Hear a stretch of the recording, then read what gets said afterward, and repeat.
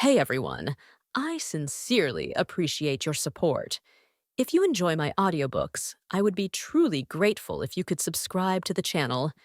And if you'd like to support even further, you're welcome to become a Patreon member, where you can access audiobooks of novels as long as they are freely available on the internet. Your kindness and support mean so much. Thank you. Lin Pei immediately distanced himself from him. You're a player eater?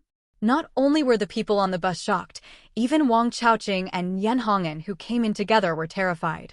Both jumped up and hid behind Lin Pei, while Ke Liang and Wu Qiuyi also stood up.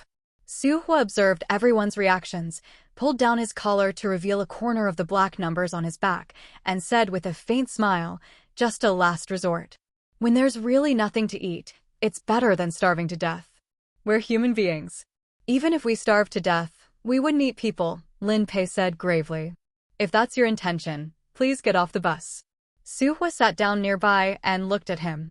"You said there were 8 people when you got on the bus. 1 starved to death, 4 died from other reasons, and now only 3 of you remain. How can you prove you didn't eat people? A normal person can survive for 7 days with only water. Evolvers can last longer, but who knows for sure? 8 days? Or 10 days. Although evolvers have stronger physical abilities than ordinary people, maintaining normal bodily functions requires consuming more energy. Player eaters need even more. Are you really sure you didn't eat people? Where are the bodies of the dead?" As he spoke, his smile gradually widened. "You claim you arrived 5 days ago and 2 days ago, but who knows if that's true?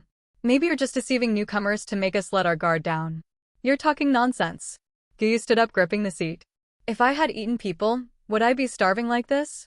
"That's hard to say." Su Hua's smile faded. "It's not only player eaters who eat people." Wang Chaoqing and Yan Hong'an no longer hid behind Lin Pei either, slowly moving to another unoccupied area and distancing themselves from everyone. The dilapidated bus continued moving slowly. Shen Xian walked over to Shen Yi, who was driving, keeping distance from Lin Pei's group of 3. Guyu sat alone in the back seat on one side, her hand fumbling for something beneath. "You're really something." Wu Qiuyi's voice was hoarse, as if she hadn't spoken for a long time. "With just a few sentences, you've destroyed the trust we built." Lin Pei's group had been on the bus first, and had already figured out Decibel Town's taboos. The later arrivals Guyu's group had also avoided death traps with their help. Through cooperation, both sides had established a certain foundation of trust. If there was any distrust, it should have been directed toward the later arrivals' Su Hua's group. No one expected Su Hua would make them suspect each other first. "Don't you want to know where the bodies of the dead went?" Wu Qiuyi pulled open the bus door and jumped down, signaling for Su Hua to follow.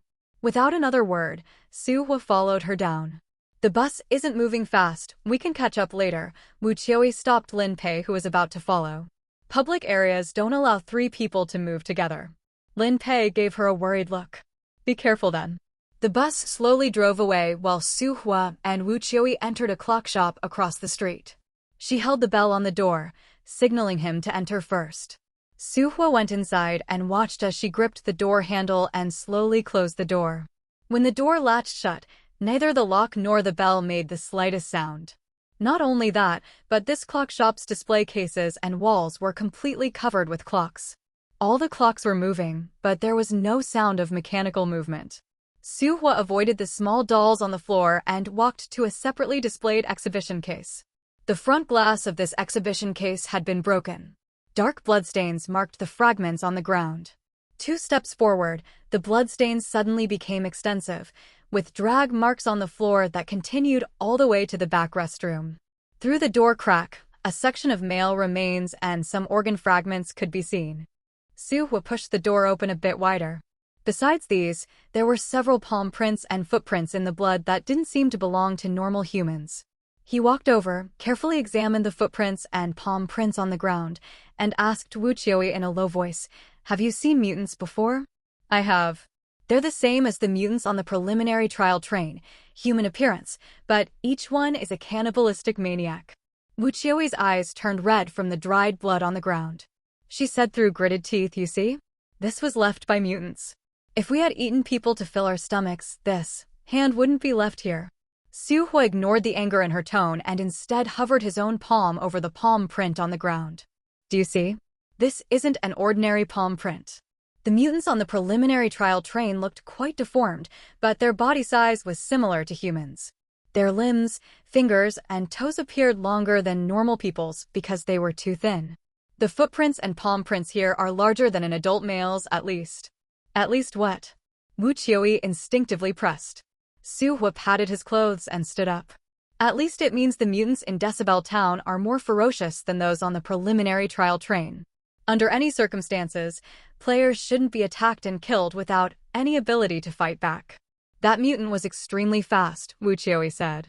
I was at the door at the time and only had time to see its shadow when I turned around. When I chased after it, this restroom was empty. It was after I left that it dragged the body back here to eat. Even now she couldn't understand why. Did your companion break the exhibition case and attract the mutant? Su Hua asked. I'm not sure. The glass suddenly shattered. Wu Qiuyi's voice sounded somewhat dejected. Those mutants are like ghosts. They can appear anywhere, anytime. As long as there's sound, they immediately show up. This isn't hard to explain. Su Hua bent down, carefully examining through the gap of the overturned photo frame in the exhibition case, while saying, Town Mayor Nies has great talent in mechanics. There must be precise sound sensors or vibration sensors beneath this town. Otherwise, it couldn't determine whether 3 people are present simultaneously in public areas. Since the town employs security to maintain order, there must be special devices that notify security when situations occur. Maybe mutants are already deployed in areas where people are active. Once the sound becomes too loud, they immediately take action. Confirming there were no other devices under the photo frame, he reached to pick it up. Don't move. Wu Qiuyi instinctively tried to stop him, but Su Hua had already picked it up. She said with mild anger, this town is full of traps everywhere. You'd better not move things randomly. Su Hua pulled off the note on the front of the photo frame. There was a riddle on it. How many clocks did the master watchmaker make in his lifetime? Wu Qiuyi had already seen this note. The whole town is full of these nonsensical questions. This is a riddle, Su Hua said as he tore off the note and put it in his pocket. This counts as a riddle? Wu Qiuyi's expression turned mocking. Putting the photo back in the exhibition case, Su Hua walked out. Wu Qiuyi rushed ahead of him and grabbed the door handle, giving him a warning look before gently opening the door. Just as both were about to exit, a hanging clock by the door suddenly announced the time. 12 o'clock, 12 o'clock. Happy lunchtime has arrived. Let's enjoy lunch while solving riddles. When the clock chimed the hour, Su Hua immediately looked at the decibel meter in the corner, 72. You don't need to worry, mutants won't appear. Wu Qiuyi laughed at his tense posture. Every few hours, a clock somewhere in town chimes, usually over 60 decibels, but it never attracts mutants. The two stepped out onto the street, and indeed everything outside was calm. Wu Qiuyi stepped onto the tracks. Let's catch up to the bus first. These tracks lead to the town's east gate, and it won't come back until at least tomorrow. If you don't want to spend the night here, we should hurry. After walking along the tracks for a few steps, Su Hua suddenly turned back, picked up a doll from the ground, and hurled it at the bell above the clock shop door. The doll's crying and the bell rang simultaneously, definitely exceeding 60 decibels. Are you insane? Wu Qiuyi desperately lowered her voice while grabbing Su Hua's shoulder. Are you trying to get me killed? Su Hua removed her hand. Calm down. The mutants didn't appear. Wu Qiuyi froze for a moment. They stood in the open street with clear visibility. Mutants could be seen approaching from any direction, yet none had appeared. Su Hua stepped over the scattered toys and walked back. Wu Qiuyi looked utterly confused and bewildered, but after a moment's hesitation, she chose to follow him. Returning to the clock shop, Su Hua walked up to the chiming clock and raised his voice. I want to answer the riddle. Pleasant puzzle time, pleasant puzzle solver, pleasant clock inspection. Please state your answer. Please repeat the question one more time. Today's question is, how many clocks did the clock master who adored timepieces make in his lifetime? Instead of answering, Su Hua waited a moment before saying, I didn't hear clearly just now. Repeat the question again. If I can't answer, will I be punished? Pleasant puzzle time. The game rules set by Clock Master Nies absolutely do not allow any puzzle enthusiast to be harmed. If I answer wrong, will I be punished? Pleasant puzzle time. The game rules set by Clock Master Knees absolutely do not allow any puzzle enthusiast to be harmed. But please note, puzzle solver, wrong answers cannot exceed 3 times. If I need to use the restroom outside midway and come back to solve the puzzle, is that allowed? Distracted puzzle solvers will lose their puzzle opportunity at the clock shop. If I stay in the clock shop the whole time, can I answer the riddle tomorrow? Pleasant puzzle time. The game rules set by Clock Master Knees absolutely do not allow any puzzle enthusiast to be harmed. But please note, puzzle solver, wrong answers cannot exceed 3 times. First attempt begins now. 137 clocks. Beep. Wrong answer. 1 clock. Beep. Wrong answer. Knees himself lost count. Beep. Wrong answer. Wu Qiuyi beside him stared daggers at Suhua, gritting her teeth as she said, "Could you be serious for once?" Pleasant answering time has ended. Unfortunately, the puzzle solver did not provide the correct answer. Please don't be sad, puzzle solver. The Pleasant Clock is willing to gift you a chocolate bar and a candy free of charge. Please keep trying. Then, the metal base beneath the clock slowly opened, spitting out a chocolate bar and a lollipop. Suhua casually picked them up, checked the expiration date, tore open the wrapper, broke off a piece for Wu Qiuyi, and said quietly, "Not expired. 10-year shelf-life chocolate, not sure if it's edible. Wanna try?" Wu Qiuyi's expression was complicated, but her body was honest. She swallowed hard, took it, and shoved it into her mouth, chewing with rapturous delight. As she chewed, tears streamed down her face. If we'd known earlier, they wouldn't have had to die. Answering time is over. Keep your voice down. Suhua held the doorbell as he stepped out first. The two ran along the tracks, catching up to the bus after more than 10 minutes. Seeing Wu Qiuyi return safely, Lin Pei and Ke Liang both sighed in relief. But Wu Qiuyi was far more excited than them. There's food. There's food in this town. We found chocolate and candy. Everyone in the bus practically turned green with hunger. Guyu, who was already dizzy and lightheaded, smelled the sweetness on her breath and immediately grabbed her hand. "Give me a piece." He found it. Wu Qiuyi pointed at Suhua. All eyes turned to him. Suhua said, "There's enough for everyone." The remaining chocolate was enough for each person to have a piece, which he distributed to Lin Pei and the others.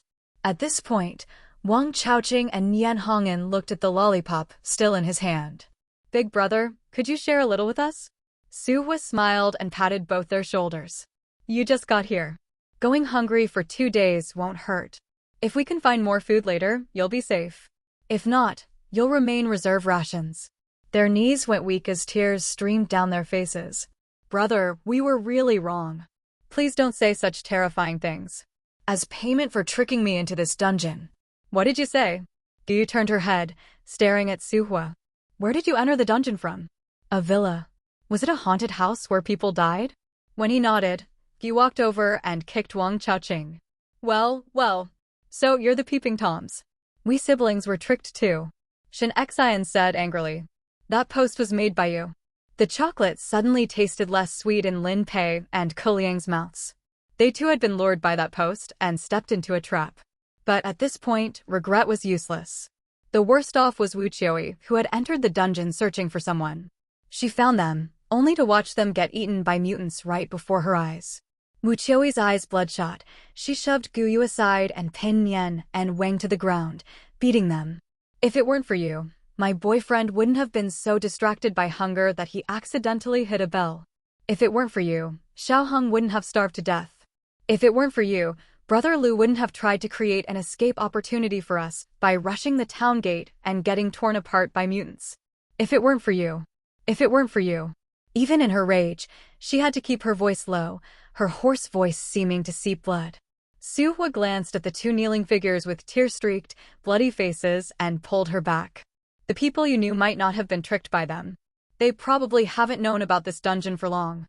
Nian and Wang, beaten until their faces were covered in blood, too afraid to cry out, quickly said, "We only started tricking players after we noticed people disappearing in the haunted house and leaving items behind. The people who came before we made that post really had nothing to do with us." Ke Liang touched the scar on his face. "So, I was the first one to fall for it." Shen Xian helped Wu Qiuyi up. "Don't waste energy on these kinds of people. The bus is almost at the east gate. Save your strength to find the exit. After sitting down, Wu Qiuyi continued glaring fiercely at Nian and Wang. The two men quite consciously shrank into the corner, not daring to be in anyone's line of sight. By the way, where did you find the chocolate? Lin Pei asked. Wu Qiuyi paused at the question, then explained the whole situation. Both Lin Pei and Ke Liang looked dazed and bewildered. Why didn't you try to answer the riddles? Su Hua inquired. Because that's what the people who came before us told us, Lin Pei said. They warned us never to attempt answering questions, or we'd face catastrophic disaster. Who would have thought answering questions would give you food?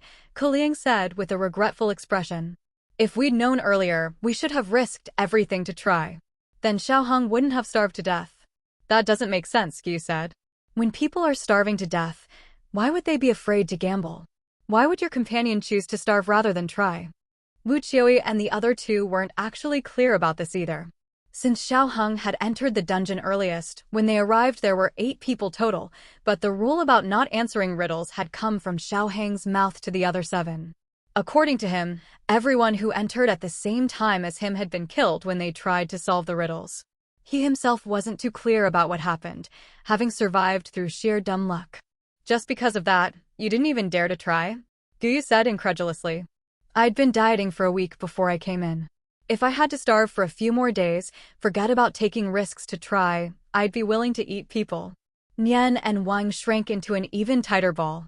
It's not as simple as you make it sound, Lin Pei said. You know someone died trying to break through the gate, but you don't understand how he died. Wasn't he killed by mutants? Shen Xian interjected. You'll understand in a moment. The bus slowly drove out of the town and into the dense forest. After about half an hour of travel, the mechanical walls hidden by the tall trees finally came into view. The massive metal walls with no visible connection points curved in an arc around the outer perimeter of the forest. Only at the center was there a metal square frame about 10 meters in both length and width embedded at the base, positioned right against the tracks, yet lacking any conventional concept of a door. It had neither handles nor switches, nor any carved indications.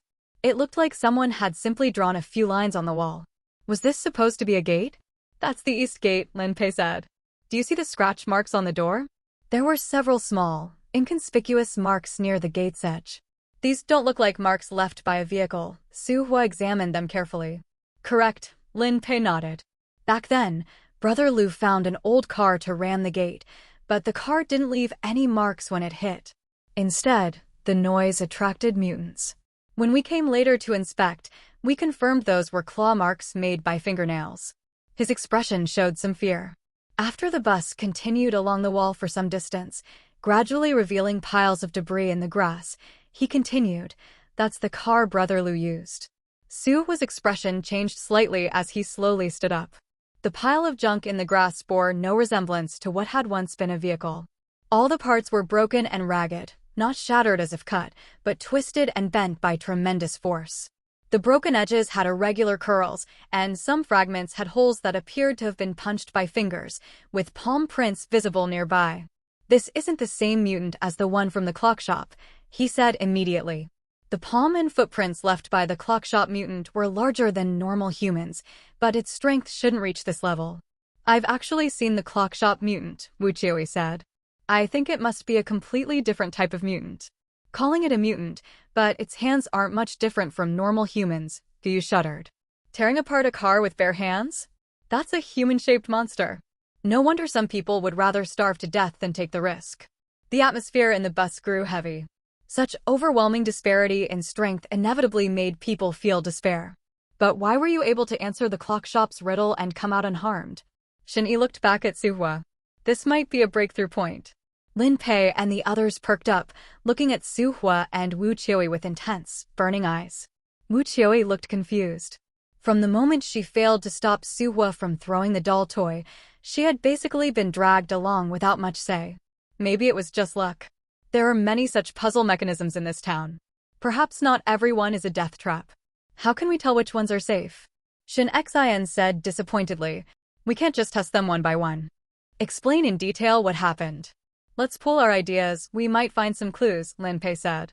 Wu Qiuyi repeated the story again. After thinking carefully for a moment, Lin Pei said, the key might be the number of people. There were only 2 of you. That's right. Liang slapped his thigh. This town absolutely doesn't allow 3 people to appear in public spaces at the same time. Maybe that's why all of Xiao Hang's companions were killed. It must be. Wu Qiui wasn't so sure. She instinctively looked at Su Hua, who was frowning as if deep in thought, and asked softly, "What do you think?" Su Hua's expression turned grim. "We need to find a way to lure out the mutant and either kill it or trap it." "Are you insane?" Gu blurted out. The others also looked incredulous. After seeing that pile of wreckage, who would want to face the town's mutants head-on? "Do you have any other ideas?" Su Hua swept his gaze across everyone and said calmly, "The walls outside the town are undoubtedly all made of this indestructible metal. There are no handholds on the surface, and the height exceeds 70 meters. Besides opening the gates, there's no other way to leave this town. We don't know how to open the main gates yet, but any attempt to investigate will definitely alert the mutants. Unless we can find a mechanism to open the doors, and this mechanism can open them silently, players and mutants will inevitably confront each other. Rather than being ambushed, it's better to find a way to kill the mutants. That would make moving around much easier." Seeing that he didn't seem to be speaking recklessly, Lin Pei exhaled and said, "This is indeed a fundamental solution to the problem. And if we kill the mutants, we can move around the town more freely. But how do we kill the mutants?" Shin Xian's eyes moved between their faces. "We're clearly no match for them. We don't necessarily have to kill them. Trapping them would work too," Wu Qiui said. "As long as we find a place to lock up the mutants, we'll have succeeded. But these past days we've looked at the town's buildings, and none seem particularly sturdy," Liang said. "Even if there were, what would we use to block the doors and windows? A mutant that could tear cars apart could leave claw marks on metal walls that even cars couldn't scratch. What could ordinary steel do against it? Are there any maps of the town?" Su Hua asked. Until late at night, the bus finally returned to the town. The mayor's office building was located in the western part of the small town, a 2-story structure with the mayor's office on the 2nd floor and an exhibition hall on the 1st floor containing a sand table model of the town and some exhibits. This time, Lin Pei accompanied Su Hua. He fumbled to turn on the main switch of the office building, and the small 2-story building instantly lit up. "This place still has electricity?" Su Hua paused his movement of taking out a lighter. Throughout the entire town, aside from those riddle mechanisms that sound off at irregular intervals, only this office building still has electricity. "These places probably have separate wiring," Lin Pei explained before walking over to the sand table. "We've already examined this sand table many times. The model matched the town's appearance completely, scaled down proportionally. Just by looking at this sand table, one could roughly sketch out the town's structure. Do all the places with small flags have riddle mechanisms?" Su Hua paid special attention to this. The town had too many riddle mechanisms, with almost half of the buildings having them. "Correct," Lin Pei nodded. The Clockmaster Nice from the game background was this town's mayor. In his later years, he became obsessed with puzzle games, so riddle notes can be found everywhere throughout the town. But to be honest, those riddles can hardly be considered actual riddles. They're just some common knowledge questions that should be very simple for NPCs in the game, like how many clocks Nice made in his lifetime, Nice's favorite flower or color. Some are even stranger, like whether Nice wore reading glasses or nearsighted glasses, how many potted plants are in the mayor's office, what time Nice went to bed yesterday, how many pies he ate for breakfast. Su Hua was mentally matching the model with buildings he had seen in town today when he suddenly looked up. "These aren't riddles." "Of course they're not," Lin Pei laughed. "Probably just the childlike whimsy of a master-level figure." "These questions are targeted at children," Su Hua pondered for a moment. "They're not real riddles, just meant to amuse children." Lin Pei's mouth fell open as he processed this. So that's how it is, no wonder they reward chocolate candy for wrong answers. He had once speculated that Nice was an overly narcissistic person, or that all the town's residents were die-hard fans of Nice who even paid attention to trivial matters like eating and sleeping. These riddle mechanisms are fixed, but their content consists of life details. Nice probably didn't come to settle in this town alone. He at least brought a child with him. Su Hua asked, "Have you seen Master Nice's residence?" "It's not on the sand table." Lin Pei shook his head. "There is a residential area in the town center, but we haven't thoroughly searched through it. Should we go look now?" The bus had already driven far away, and moving around at night was inconvenient. They had already planned to stay overnight in the office building when they got off the bus. "Let's go tomorrow," Sue said. "We'll see if there are any clues about opening doors at Nise's residence." The townspeople must have some method for entering and exiting. From the office building's windows, they could just see the large gate on the western wall. Lin Pei shook his head and said, "Can't speak loudly, can't go out in groups. To put it bluntly, even babies can't cry when they're born." The main gate is also sealed shut. This doesn't seem like peacefully spending one's later years. It's more like being in prison. Sue's eyes flickered slightly as he returned to the sand table. He carefully examined the marked photos on the model. Aside from basic living necessities, the other shops generally catered to young children. Children's clothing stores, doll shops, craft stores, picture book libraries, crayon shops. Combined with the riddles found everywhere throughout this town, it seemed this town was built for children. And, just looking at these elements, the town should be full of childlike fun. But there were walls added outside, such strange regulations within the town, and security guards hired at high prices. If you equated mutants with security guards, this wasn't about maintaining town order at all. It was about slaughtering those who didn't follow the rules. Master Nise and the town residents did not get along. The town was built for children, but a group of people moved in whose lives Master Nise completely disregarded. With such harsh rules where carelessness could cost your life, someone actually chose to live here. This town was full of contradictions everywhere. But the more contradictory a place was, the more likely it held the key to solving the problem. Sue casually tore off a riddle pasted on the stair railing, glanced at it, put it in his pocket, and quietly made his way up to the second floor. Pushing aside toys scattered all over the floor, he entered the mayor's office. Like the clock shop, the walls here were covered with clocks of various styles. The potted plant in the corner had withered and died. The bookshelf haphazardly held some books about clocks, along with some picture books and fairy tales. On the desk was an unfinished clock, with some tools scattered across the desktop and floor. All the drawers were pulled open, completely empty. Aside from the bookshelf, there weren't any other paper items in this office. Not even a single sheet of blank paper could be found. It looked like it had been ransacked. After all, he was a clockmaster. The manuscripts he left behind during his lifetime must be quite valuable. "It's normal for townspeople to steal some things before moving away," Lin Pei said. Sue nodded slightly and walked to the windowsill behind the desk. Looking out, he had a perfect view of the west gate. By the faint moonlight, he could see a faint glimmer reflecting off the wall surface, and that point of light kept moving. "It's probably the reflection from the second hand of that large clock on the rooftop." Lin Pei noticed his gaze. The tip of the second hand on the rooftop clock has a reflective surface. When the second hand completed a full circle and reached the 12th position, the doll hanging behind the office door suddenly started playing music. "It's 12 o'clock, it's 12 o'clock. The pleasant night has arrived." This is Clockmaster Nise's favorite time. Today's question is, how many clocks did Master Nise, who adored timepieces, make in his lifetime? Sue picked up a picture book from the shelf and found the largest number inside. 20,001 clocks. Doot. Correct answer. The puzzle solver has provided the correct answer. Master Nise has decided to reward you with a hand-folded little star. Sue reached out and caught it. It was just a thumb-sized paper-folded 5-pointed star, the kind children like.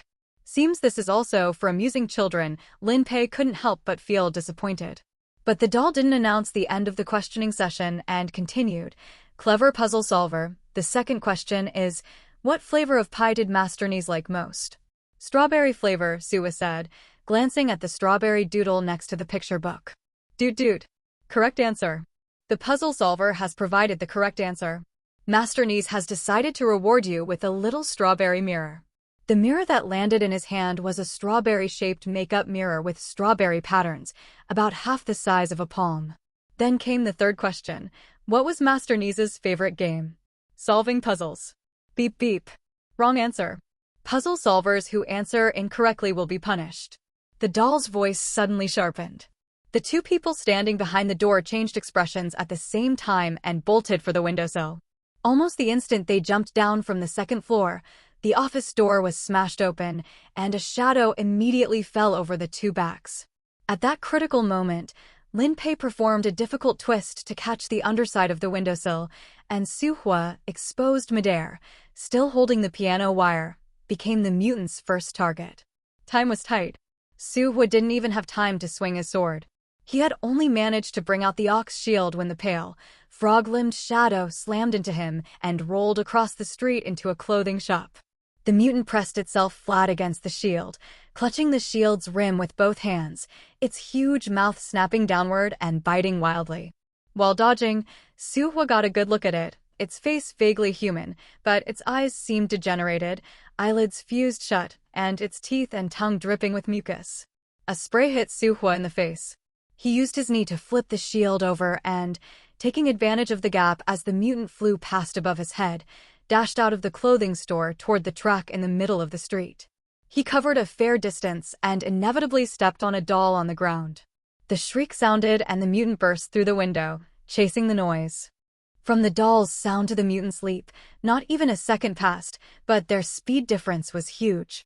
Just as Su Hua's foot moved off the doll, the mutant had already lunged in front of him. He managed to raise the shield and block, but both he and the shield were violently hurled into a tree beside the office building. He bent down to avoid the mutant's swinging arm, but those human-like nails easily gouged into the tree trunk, carving several grooves. Su Hua immediately realized that in both speed and strength he was no match for the mutant. While bending, he snatched up the doll at his feet and flung it far away. Wah! Wah! The sharp screams rang out more than 10 meters away. The blind mutant quickly turned toward the noise. It hadn't run far before being drawn again by the sound of a doll it stepped on, and it started tearing and chewing wildly on the spot. On the hard ground it raked grooves with its bare nails. Most of the surrounding dolls were torn apart and swallowed alive, but soon its emaciated chest and abdomen, ribs and hollowed stomach protruding, vomited them all back out. After vomiting, it crouched like an animal, its thin long arms on the ground, ears raised as if listening to something. The town fell silent again. Guided by the piano wire, Su Hua landed silently on the roof of the office building. He watched the person who had the same outward appearance as him, but had been completely reduced to a beast, uncertain how this would end. Somewhere in the town, a time-telling voice suddenly rang out. It's 12:15. It's 12:15. The night is so beautiful tonight, the moon looks lovely too. People who know better should be lying in bed sleeping now. At the sound, the mutant immediately ran toward it. On the way it stepped on several dolls.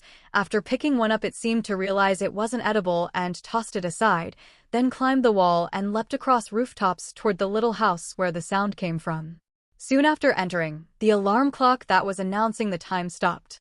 Su Hua waited a while but the mutant didn't come back out, so he moved through the air and approached that single-family house. He circled the exterior once and couldn't find the mutant, so he went inside. The lighter's flame was enough to illuminate the small room. Following damp footprints on the floor, he walked to the fireplace, hesitated for a moment, then stuck his head in and looked up into the dark chimney. The chimney opened directly outside and faint daylight could be seen. Beneath it stretched a narrow passage disappearing out of sight, the walls all etched with claw marks. Su Hua noticed the passage below the chimney differed from the chimney itself. It was made of metal. At regular intervals on both sides were rows of round holes arranged like a grill. He stepped back from the fireplace and checked the rest of the house. He noticed a lock of hair peeking out from the edge of the ash. When he dug it out, he pulled out a half-faced human head. He kept searching. Layer upon layer, he found at least 5 or 6 heads. Some had rotted to bone, others seemed to have died only a few days ago. He filmed the heads for evidence, then put them back in the ashes before leaving the small house. Just as he walked out, Lin Pei, who had escaped the mutant the moment it appeared, came out from a nearby shop. You're really lucky to have gotten away. Su Hua raised his lighter and stared at him. Lin Pei looked guilty. He said, It's not that I wanted to abandon you, but in that situation That's fine. Su Hua cut him off lightly. If it were me, I'd drop you and run too. Unsure whether he was being held grudges against, Lin Pei hesitated and then changed the subject. I saw a light over here, so I came to check. What were you looking for in there? Su Hua walked back along the track. The mutant was lured to that house by the alarm. That house is a holding place for mutants. The exit has a grill. During the daily puzzle time, the exit grill should automatically close, so mutants can't get out, making puzzle times relatively safe for players. Lin Pei hadn't expected him to have discovered such an important detail. But not every puzzle place is safe. We just got tricked a moment ago. Places where children often appear tend to be less dangerous. Suwa paused, then asked, "Do you know how many mutants are in this town?" "Probably more than 3. Lin Pei said. "They don't seem to appear all at once. Although it's called a town, the area is large and the mutants could be scattered in different spots, so each time a sound just over 60 decibels occurs, it might only attract one. But above 80 decibels it's hard to say. The game background specifically mentions 60 and 80 decibels. Loud talking, puzzles, alarm clocks, bells, and dolls are all under 80 decibels and can attract mutants. Whether very loud noise would draw every mutant is unknown, and players dare not test it." Su was stopped walking. When he had been thrown by the mutant earlier, the noise should have exceeded 80 decibels. Though the sound vanished in an instant, it did not draw a second mutant. Lin Pei's suggestion about distance was one possible explanation. Tonight's mutant and the one that ripped up a car near the East Gate were clearly different species. With 2 types of mutants and unknown numbers, killing or confining them would be very difficult, unless the original holding places had only one entrance and exit, in which case they could simply block the exit. But there were large woods beyond the town, so the mutant that attacked at the East Gate might not be staying inside the town. Could the trap cages that once held that mutant still contain it? The two returned to the mayor's office building and stayed inside overnight, only leaving the next morning when the bus came back to town. "Did anything happen last night?" Shin-Yi noticed traces of a fight on the street. Lin Pei briefly explained how the doll had lured the mutant, and then added, "It's extremely risky. If that's the case, I'd rather starve than face a mutant." Shin Xian shook her head. "Starving isn't a solution. Sooner or later we'll have to face the mutants. The sooner we act, the better." Suwa said. "Do we really have to try every riddle?" Shin-Yi looked around. "I think he has a point." Gi said. "The longer we stall, the less stamina we'll have, and the higher the risk." "Do you have a better plan?" Wu Qiui asked. One person answers the question while the others lie in ambush nearby. "If a mutant appears, kill it." Guyu is the first to suggest. "But fighting will inevitably make more noise," Shin-Yi said. "What if that attracts other mutants?" "Mutants could be distributed across different areas of this town," Lin Pei pondered. "The game said the town only hired a few security guards. Let's count ourselves as 9. If we could find where each of them hid, that would be ideal. It's just that the game has a rule. No 3 people are allowed to appear simultaneously in any one public place. That anyone is hard to define, and if we want to lure the mutants out and then track them to the pit cages, we don't have enough people to pull it off. Also, what to use to seal the entrances and exits is another problem." Shin-Yi frowned. "It has to be strong enough to hold back a mutant, but also silent. Is that even possible? Let's just start searching the whole town house by house today," Wu Qiui said. 2 people get off each time and search. "How many days would it take to search such a big town?" Guyu objected. "If we can't find them in the end, won't we have wasted our time? My method is still to lure the mutants out and take them to a place where they won't make much noise, then kill them. The woods outside town are perfect." "That won't work," Lin Pei said. "You can avoid making noise, but mutants are unpredictable. If they cross the town, they could draw out other mutants. If there is more than one of the kind that appeared at the East Gate, even if we bring more people, it could still go wrong." Guyu fell silent. After a few seconds she asked, "Then what do you propose?" "First we need to find something that can seal the pit cages." Suwa spoke up. "The metal used to build the town's walls, there might be leftovers in town. Maybe the town's basic facilities use this metal too. Leave 2 people with the bus and have the rest spread out to search." He took out the picture book and crayons he had taken from the mayor's office and roughly sketched a layout of the town. 7 people, each go in 7 directions. Any shop, gas station, the mayor's office, clinic, streets, these are public places. But if the game's public places can overlap, it means we could all be in different shops at the same time. Every location in town, every store shows signs of people. If we treat whole blocks as a public place, we won't have enough mutants for so many people. I prefer to divide streets into regions, though there are no clear landmarks. To avoid these risks, the best method is to act in shifts. Limit the time and locations of activity to prevent 3 people from being in what might be public places at once. Wu Qiuwei looked at his scattered marks of houses across town. We can follow the bus schedule. Houses aren't public areas, that works. Lin Pei said. Whether it succeeds or not, at least we search once. They set their destinations, disembark times, and limits for how long people could move in public areas. The bus must refuel once a day. At least 2 people need to stay on the bus. Wu Qiuwei glanced at Nian Hong'an and Wang Chaoqing. She didn't trust leaving either on their own, whether on or off the bus. Nian Hong'an stays on the bus. Su Hua's gaze swept across the 2 men. Nian Hong'an breathed a sigh of relief immediately, but Wang Chaoqing forced a smile and said, "Brother, how about I stay on the bus too? My trait hasn't proven useful at all. What if I cause trouble for you?" "If you cause trouble, you'll be the first to die," Su Hua said coolly. "For your own sake, refuel." 15 minutes later, Wang Chaoqing got off first with a mournful face. Next were Wu Qiuwei and Gu Yu, followed by the Shen siblings, and finally Lin Pei and Su Hua. Most houses in town were small standalone buildings, only a few were terraced. So each residence would be searched for 20 minutes. After 20 minutes, starting from the first person off the bus, every time 2 people had 5 minutes to enter public areas, finish houses, then search shops. Su Hua finished searching the first house and waited 15 minutes before entering the next. After 3 or 4 houses in a row, his unease grew. Although these places showed signs of habitation, apparently the occupants moved hastily and left most clothes, bedding, and daily necessities. The houses all shared one trait: a weak sense of living. Simple kitchens, simple bathrooms. Beyond the bare essentials, there were almost no bookshelves, no storage rooms, almost nothing placed inside. There were no traces of children. Every house was unusually clean.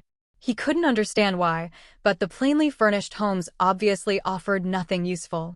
He was about to move to the next house when he suddenly noticed a glint on the roof of a small building across the street. Looking closer, it was a clock.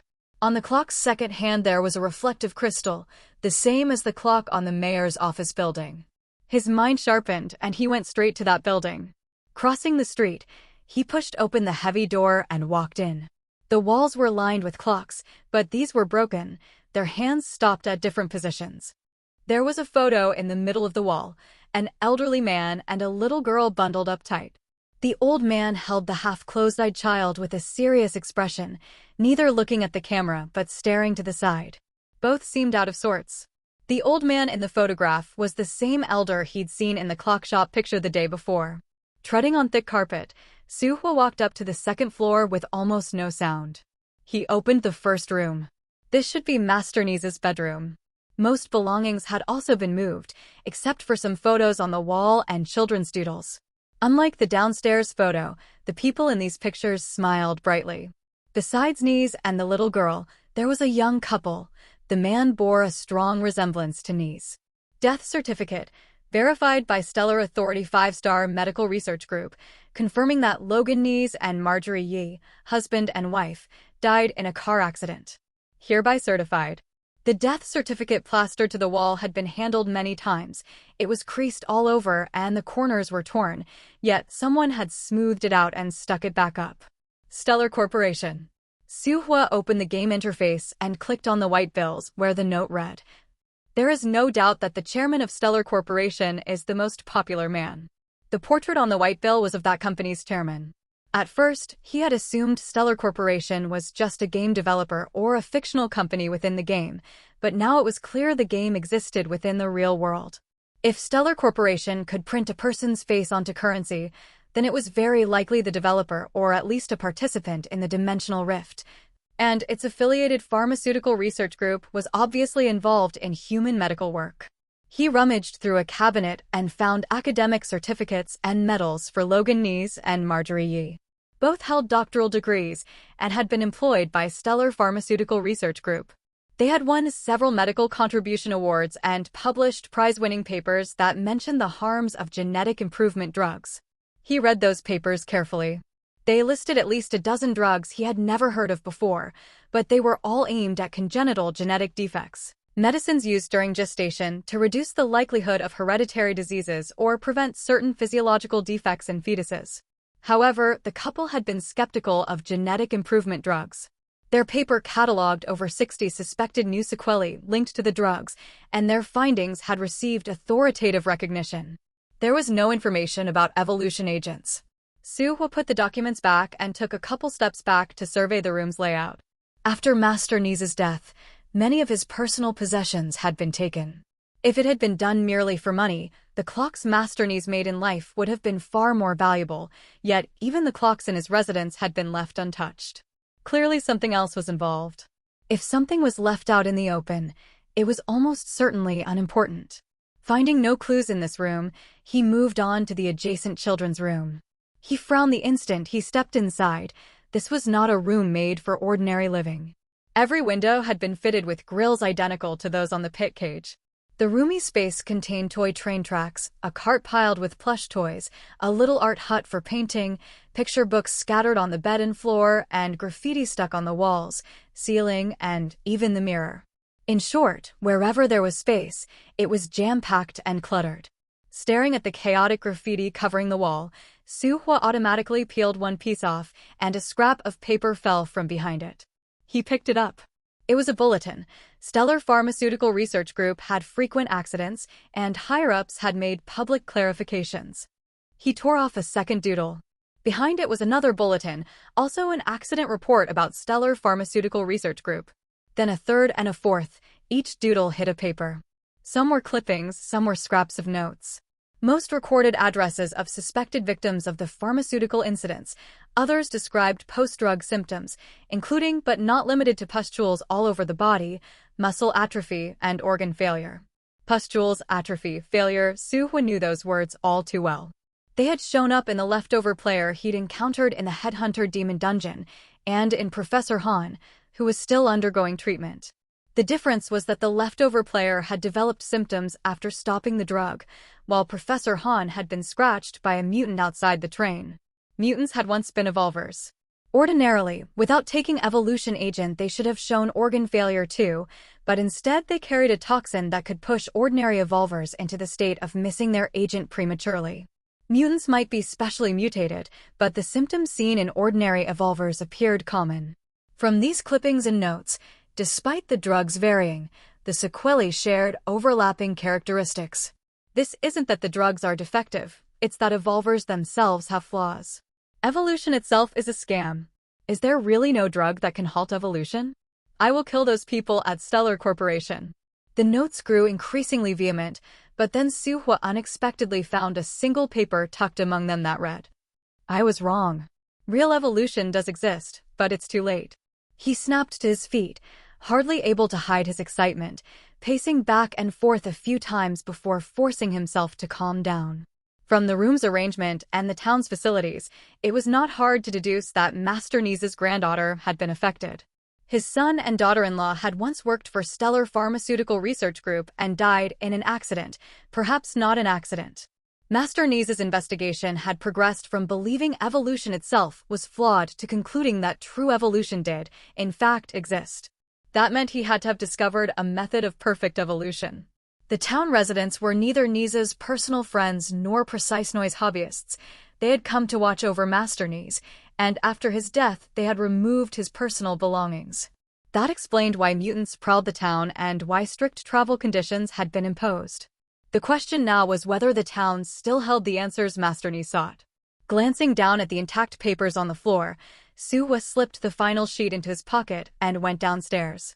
Clocks were the most common items in Master Ni's residence. If he could hide things behind graffiti, he could do the same inside clocks. He didn't leave the building after that. He almost tore apart every clock, even the broken ones in the junk room, but found nothing. He checked his phone. It was almost time to meet back at their agreed rendezvous. Suhwa put the dual-color magic cube away and began placing the clocks back on their shelves one by one. Suddenly, a stopwatch dial fell from a grandfather clock. He reached out and caught it, and the game interface popped up. 3 seconds of a life. Legend has it a person sees a carousel of memories in the last instant before death, the deepest recollections of the dying. How long does this moment last? According to experimental authorities, it ranges from 1 second to 10 seconds. Clock Masternies believed it was only 3 seconds, and thus this super item, born of an artisan's toil and a master's soul, came into being. Although it has 60-second slots, only the final 3 seconds can be used. When worn, the user's life automatically rewinds to the 3rd second before death. Each rewind consumes 3-second slots. When the pointer completes a full cycle, it will lose its soul. He hadn't found evolution-related information while using the dual-color magic cube, but unexpectedly came into possession of a super item, a dial that could rewind time. Although it only went back 3 seconds, the stopwatch dial effectively granted him 20 chances to resurrect after death. Time rewinding, a concept beyond 3 dimensions, could actually be realized through a dial. A super item like the Painting Woman was already stunning, but this kind of artifact that seemed to manipulate space-time order and could be manufactured by humans was even more astonishing. It seemed to have come into being almost unconsciously. Could hyperspatial zones create items with special properties? Su Hua murmured to himself. He found a watch case, set the dial inside, and placed it into another identical case before leaving the junk room. As he headed for the door, he glanced at the wall clock's time. He pulled the door open, and a black arrow, flying in from somewhere unknown, pierced his heart. After that fleeting moment of paralysis, Su Hua was still standing behind the door, one hand on the doorknob while his gaze remained fixed on the wall clock hanging to the side. Suddenly his eyelids trembled and his eyes regained their light. The wall clock's time rewound to 3 seconds earlier, and he returned to the moment before opening the door and being shot. The instant his reason snapped back into place, he leapt aside. But in the very moment he dodged, that black arrow inexplicably appeared behind the door, ignoring the heavy door panel and passing through it in a manner that defied reality, flying toward the spot he had just been standing. This was the very arrow that had struck him as he opened the door. An arrow that could pass through doors and walls was not something Su Hua could take lightly. He rolled into the corner, quickly braced the ox shield, blocking the front while retreating further into the house. Unexpectedly, a second arrow followed closely behind, this time penetrating from another direction and heading straight for him on the stairs. Su Hua swung the shield and knocked the arrow aside, then vaulted to a corner on the 2nd floor. This was a blind spot, no window from the house could see that position. The 2 arrows had come from different directions. He had no idea how many attackers there were. They deliberately avoided being seen. If their arrows could continue to appear and disappear like ghosts, that meant the item didn't require the attacker to see with their own eyes. He placed the shield on his back and had just picked up his bright red sword when a ripple-like wave formed on the left wall. An arrow shot out, matching the height of his crouch and heading straight for his heart. He raised the sword and slashed. The arrow pinged off. Su Hua had already jumped out the window, shield in one hand, sword in the other, and ran without pausing, using the houses for cover as he sprinted toward the main street. As he ran, he kept his eyes peeled, but he could see no one in sight. Had they left? Su Hua's thoughts shifted. Passing a street corner, he plucked the bell off the door of a clothing shop. No sooner had he stepped inside than an arrow shot through the shop's rear wall and struck his shield. The arrow pinged away and stuck in the wall. Su Hua quickly stepped out of the shop. This time he did not flee. He stood at the doorway and scanned the surrounding buildings again. There was no sign of anyone within view, and the friendliness values above their heads didn't appear either, but that didn't mean there was no one nearby. The person who ambushed him had to be close, someone hiding in the town, or a player from the same bus. He avoided the toys on the ground and moved into the open center of the street, sheathing sword and shielding and stopping where there was a clear view. 3 minutes passed without another arrow. Instead, the bus ambled back into view. Everyone who had gotten off had returned to the bus. Under hopeful stares, he boarded and stood in the aisle, examining everyone. It was unlikely that Ke Liang or Nian Hongyan had left the bus. Based on sequence, Wang Chaoqing should have been the first back on board, followed by Wu Qiuyi and Gu Yu. Those 3 wouldn't have had the opportunity to strike in that time frame, and they were farther away. That left Shen Yi, Shen Xian, and Lin Pei. He suspected those 3 because during the calm 3 minutes, with the bus not there and no other players on the street, that would have been the perfect time to kill him. If the attacker intended to be brutal and kill on first contact, they should have taken that chance. Yet they didn't act, which likely meant they needed time to return to the bus. Boarding order couldn't be random. Each player's time moving in public areas is fixed. If a player failed to appear at the expected time, others would notice first. Did you find anything usable? Wu Qiui asked. The rest of us found nothing. I found a metal room in Master Ni's house, Suwa said, sitting down with a serious expression. It looks similar to the black metal used to make the pit cage. It should be useful, but it needs cutting. Also, another matter, I was just attacked. Every face on the bus changed. Gyu asked, could there be someone else living in the town? No way. Wu Qiui frowned. Players have been here on and off for almost half a month. We've been to many places in town. If someone were hiding here, how could we not have found them? That's not certain. Shin Xian said, you guys never had more than 3 people get off at once. You just rode around the town on the bus. This place is huge. Hiding a person here is too easy. Shin Yi asked, puzzled, if such a person exists, why would they suddenly attack Suhua after so long of everything being calm? Shin Yi has a point, Lin Pei said, stroking his chin. Maybe it's a new player who randomly attacked without knowing the situation. Should we find him then? Wang Chaoqing asked. If he's wandering the streets, what should we do next? Suhua watched the friendliness values above these people's heads. Each hovered around 5. None of them showed murder intent toward him. The attacker used arrows. I don't know how many there are, he said. But I estimate only 1. Their arrow is strange. A person standing in an enclosed space, and the arrows can fly out from any angle, passing through doors and walls, spatial in nature. However, he smiled lightly. Those arrows might not work well in wide-open areas. On the road a while ago, the attacker didn't make another move. Wu Qiui's pupils flickered as realization dawned. Only someone who knew him well would avoid a face-to-face encounter. She did not state it outright, but the attacker must be among the players on the bus. But none of the players visibly used a bow or arrows.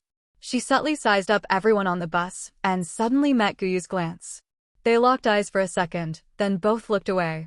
Everyone on the bus had thoughts of their own. The gullible Wang Chaoqing adjusted his glasses and said, this item is terrifying. What if, when we go back in, he's hiding somewhere we can't see and ambushes us? Then it'll be whoever's unlucky, Guyu replied coldly. I think, Shin Xian said slowly, the attacker doesn't want us to leave Decibel Town. Everyone turned to look at her. Shin Xian explained, think about it, whether it's a local or a new player, why suddenly attack Suhua? Because he found the black metal and the rest of us didn't, she said. That excuse is a little thin, Lin Pei objected. If Suhua doesn't say anything, who knows he found black metal? Maybe he has X-ray vision. Shin Xian offered a reasonable sounding point. If arrows can lock onto a target through walls, what's impossible? Suhua let their conversation drift without interrupting, watching them quietly. Whether or not someone had X-ray vision was one thing. As fellow players all trapped in this town, killing each other without cause was the least rational action. If someone chose to target him, it was simply because he had entered Master Ni's residence. Whether they were originally in the town or players who arrived later, since we can't find anyone, let's set that aside for now. He interrupted everyone. Let's focus on getting the black metal out first. Do you have suitable items for cutting metal? I do have a short sword, Shini said, but it definitely can't cut through the metal used for the town's outer walls. Look on the bright side. Maybe the black metal can. Guyu crossed her arms. But that's secondary. The main issue is sound. Demolishing a house isn't easy. Answer the puzzles, Suwa said. Not all puzzles are dangerous. Some should be like the clock shop puzzle, with absolute safe answer periods. Compared to direct action, the risk of drawing out mutants would be reduced by at least 1/3. But if we choose the wrong puzzle, wouldn't that actually lure out the mutants? Only 2 people can stay in one place at most. How could 2 people deal with a mutant? Shin Yi expressed doubt. Plus, mutants can't see and easily create noise. When they roam outside, could they attract more mutants? Players have been attacked by mutants before.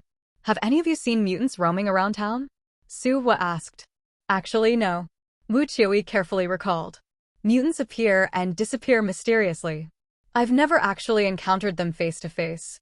After the mutant appeared yesterday, there seemed to be a time announcement sound after a while. Lin Pei thought carefully, then looked at Suhua. That sound led the mutant away. I remember there was an electronic sound soon after the mutant appeared last time too, Koliang said from the driver's seat.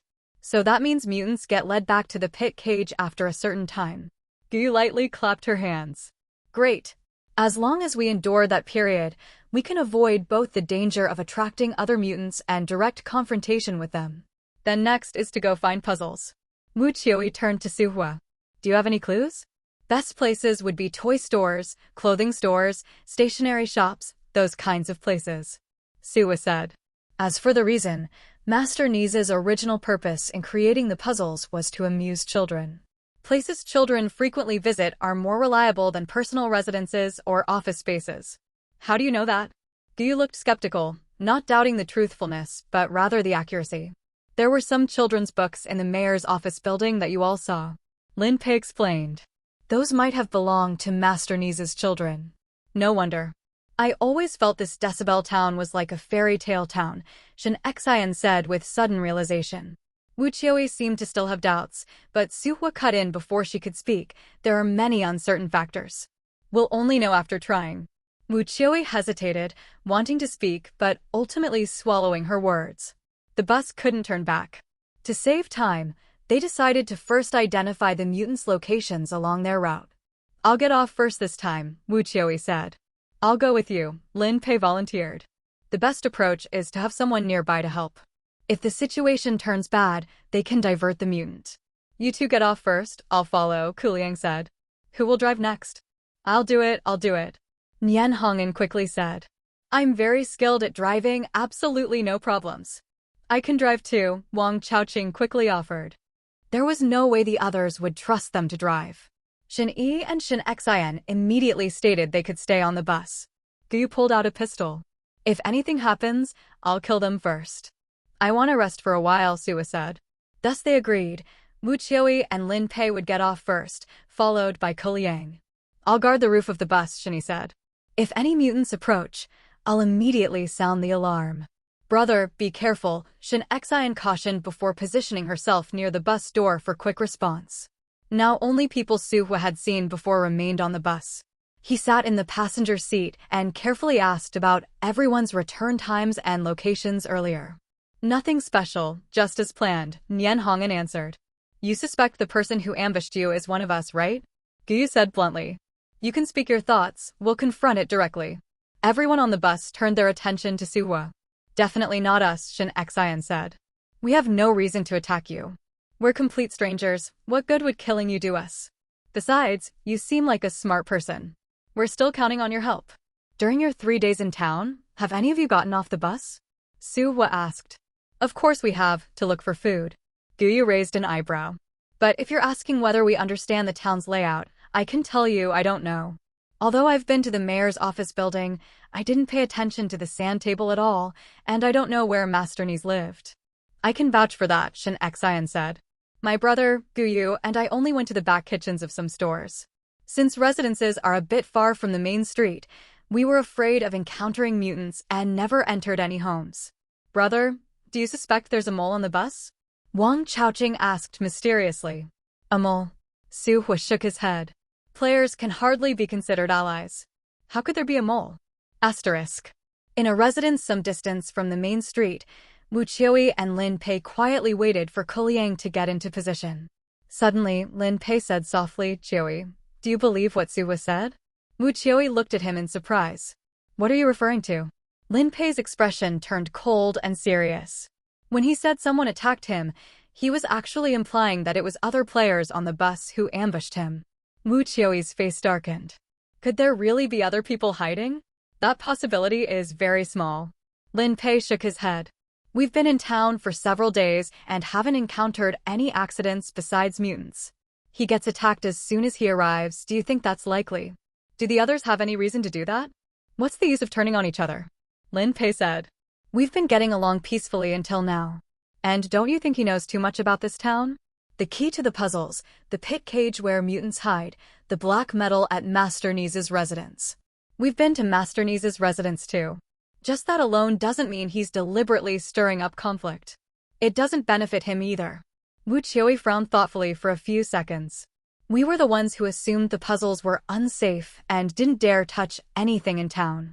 I can tell he's a meticulous person, and he didn't hide the clues from us after discovering them. But you have a point too. After entering this dungeon, I learned one lesson. You can't casually trust strangers.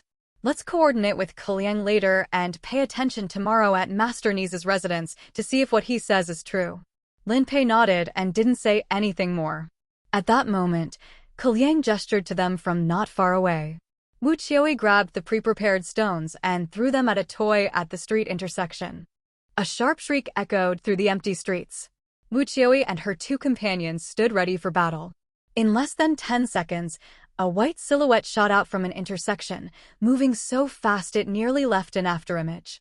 Despite its incredible speed, the slender, lightweight creature came to a perfect stop beside the noise-making toy, then slashed it into several pieces with a single swipe of its claw, its nails even leaving deep gouges in the ground.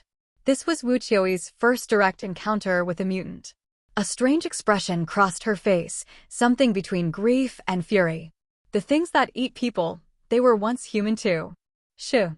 Lin Pei pressed a hand on her shoulder, signaling her to stay silent. The mutant hadn't detected their presence. It circled the area, accidentally triggering several other toys that set off a chorus of piercing screams. In a furious rage, it clawed wildly at everything around it, alternately devouring and spitting things out in its frenzy before suddenly leaping onto the rooftop and darting back in the direction it came from. Let's go. Lin Pei and Wu Qiui vaulted through the window one after another, scaling the building to give chase from the rooftops. The two leaped across roof tiles, tracking the mutant's movement based on Kaliang's directions. Surprisingly, even though the mutant lacked eyes, it rarely collided with obstacles while navigating the streets. Conventional wisdom suggested only sounds above 60 decibels could attract their attention, and their hearing was supposed to be weakened. Yet this particular mutant paused briefly at regular intervals, tilting its head as if listening for something. What is it listening for? After several instances, Wu Qiui grew less concerned about being discovered and more intrigued by the meaning behind its behavior. Lin Pei didn't understand either, but they soon located where this mutant was heading, a church. They watched as it slipped into the hollow base beneath the religious statue. Risking a closer look, they discovered a passageway below with circular holes in the metal walls, exactly as Su Hua had described. After measuring the dimensions, the two retreated from the church and searched the surrounding area for any potential puzzles before moving on to the next district. The night passed, and when the bus returned to town the next day, all three looked exhausted but noticeably more relaxed. Good news, there aren't as many mutants in town as we thought, Lin Pei announced. After testing so many locations yesterday, we only found 2, and we've already covered 2/3 of the town. This news lifted everyone's spirits on the bus. Suwa said, I'll go search for safety puzzles near Master Ni's residence later. I'll come too, Gyu added. Then we 3 will cover the remaining areas, Wu Qiui said. Can you handle it? Shin Yi asked with concern. Maybe we should switch roles today. We rested during the night, we'll be fine, Wu Qiui assured him. Our trio has good coordination and familiarity with the town. No need to complicate things unnecessarily. You could join Su Hua and Gyu to search for puzzles. What about us if you all leave? Wang Chaoqing interjected anxiously. The bus isn't necessarily safe either. We should keep at least 1 or 2 people here. Shin Xian shot him a contemptuous look before turning to her brother. Big brother, we should stay on the bus to prevent them from holding us back. No one objected, but then someone's stomach growled loudly. All heads turned toward the sound. Gyu said with slight embarrassment, What's so strange about people getting hungry? If you'd been eating like a rabbit like me every day, you might be worse off. Su Hua crushed the remaining lollipop and opened it, distributing small pieces to everyone. After nearly 2 days without proper food, Su Hua felt the gnawing hunger too. He washed down the sugar with 2 bottles of water. After we get back from this, I'm never dieting again, Gyu declared, her face pale as she clutched her water bottle mournfully. I'm going to eat fried chicken and drink cola. Since we've become players, do you still need to work? Shin Xian looked at her strangely. Shouldn't our first priority be finding ways to survive in the game? Why wouldn't players need to work? Gyu retorted with a smirk. Have you seen how few items we have? Who would want to trade those precious things for money? But people need money to live. Besides, with money you can buy items. Who would actually sell their items? Shin Yi chuckled. Usually people trade them. Wouldn't buying and selling be rather foolish? Everything has its price if you're willing to pay enough, Gyu said with the confidence of experience. The other financially challenged passengers fell silent. Shin Xian said with obvious envy, "Must be nice to be rich." "You have no idea." Gu flipped her hair casually before adding, "With enough money, you can even hire people to help you clear dungeons." Lin Pei looked surprised. "But capable players are mostly allocated by the government now, aren't they?" "You pay to communicate with the government," Gu explained. "The government needs massive funding to research players and the game, and they want to learn more about dungeons too. If your offer is attractive enough, they can arrange their own train tickets." Su Hua looked up at this. "Are there many tickets for the same station?" "From what I know, it's rare for players from the same area to meet in dungeons," Lin Pei commented. "It's difficult within a city or province, sure," Gu said. "But looking nationwide, finding 1 or 2 tickets for the same station isn't that hard." "You're not from Capital City, are you?" "What I'm describing is already common knowledge there. Some well-funded corporations have even started hiring players to explore dungeons for them. They call it future prospects, staying ahead of the times." The others felt like they'd received a revelation. While they were still struggling to conceal their identities and desperately fighting for train tickets, some people had already begun organized dungeon exploration. To Su Hua, this actually made perfect sense. Evolvers had only emerged in the last month or so, but sharp-witted government agencies and well-connected powerful individuals would have launched investigations immediately. The game world held significant exploration value. If nothing else, the physical enhancements of Evolvers alone were enough to make people rush headlong into it. For thousands of years, humanity had continuously evolved but never fundamentally transcended the concept of ordinary people. The emergence of Evolvers would likely drive those with capital and power to absolute frenzy. Though Guyu acknowledged the value of monetary transactions, she scoffed at the idea of becoming a hired player. Those people don't understand that players risk their lives every time they enter a dungeon. Only low-level players would be tempted by their offers. Once player ranks rise higher, we'll see who's really calling the shots. That's true, Lin Pei suddenly smiled. The world belongs to the strong, and the strong of the future will definitely be players. Guyu wholeheartedly agreed. So those big corporations putting on airs now, they'll be begging players later. This thought balanced everyone's emotions, but Su Hua had different perspective. As long as Evolvers remained dependent on evolution agents, it was uncertain whether they would be controlled in the future, let alone reverse the power dynamic. Still, some deeply entrenched aspects of society were bound to change. "What's your evolution rate?" Gu suddenly asked. Although evolution rate isn't directly tied to player level, higher evolution rates make players stronger, and leveling up is just a matter of time. Gu spoke frankly. "I'm currently at 16%. With a few more P1 potions, I can reach 20%, which is considered relatively high in Capital City. If your evolution speed is fast enough, the government might even provide potions for free." "Is that true?" The Shin siblings' eyes lit up. Gu glanced at them. "If you don't believe me, just ask any players from Capital City. But this standard requires official assessment." The siblings looked at each other, both appearing excited. They had been lucky enough to obtain potions earlier, so their evolution rate had increased relatively quickly. If things were really as good as Guyu described, they could head to Capital City. Wang Chaoqing looked at them enviously. "I'm only at 6% so far." While Wu Qiui and the others had higher evolution levels, Lin Pei specifically asked the silent Su Hua. "Just reached 10%. Su Hua had only used potion once, so his evolution rate had remained stagnant. "Your evolution rate shouldn't be low either, right?" he asked Lin Pei. "I'm slightly higher than Guyu," Lin Pei said, then paused before adding, "Exceeding 10% requires P1 potions. I don't have any P1s left, but I do have 2 bottles of P0 potions. Brother Lin, since you can't use them anyway, why not sell them to me?" Wang Chaoqing quickly said, "If my evolution rate improves, I can be more helpful to everyone." Shinny pushed him back into his seat. "We haven't settled accounts with you yet, and you're already trying to take advantage." Facing their cold gazes, Wang Chaoqing said awkwardly, "After all, we've shared hardships together." Soon the vehicle approached Master Ni's residence. Su Hua stood up and got off first, with Guyu following behind them. Some areas with puzzles had notes posted nearby, making them relatively easy to find. However, these puzzles didn't announce themselves at fixed times. You had to wait for them to pose a question before answering would be useful. The town had no shortage of clocks. Just around Master Ni's residence, there were chimes every hour on the hour. sometimes from one clock, sometimes 2 or 3 together. This differed from what Wu Qiui had described. Wu Qiui had said that clock chimes only occurred in town every few hours. Why are the chimes so frequent here? Guyu also found it strange. I didn't hear this many before. Probably because it's safer the closer you get to Master Ni's residence, Suwa said.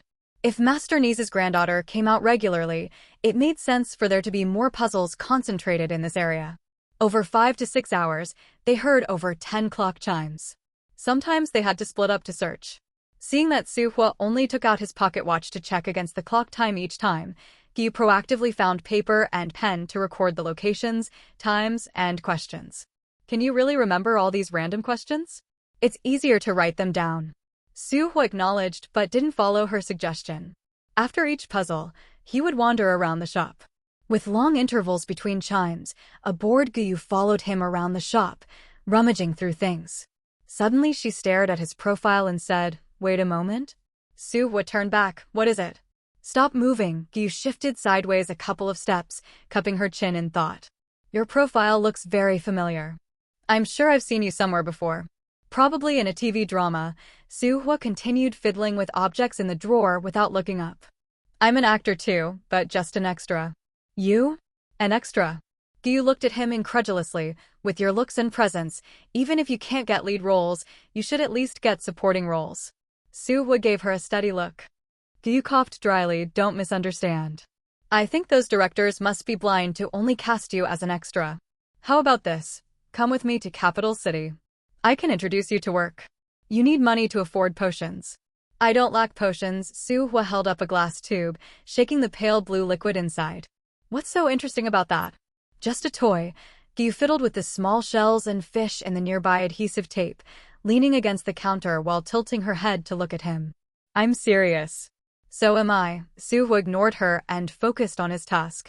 After talking around him for a while without getting a response, Guyu gritted her teeth and turned to leave. When Suhua exited the shop, he found she had already disappeared. Standing at the shop entrance and looking around, he headed directly toward the nearest chiming location. Guyu entered the shop shortly after, noted down the puzzle, and said, "We still have plenty of time anyway. Let's check Master Ni's residence. I have a special item that could help melt metal. If it works, we'd be more confident about sealing the pit cage." Only then did Suhua give her his full attention. Agreed.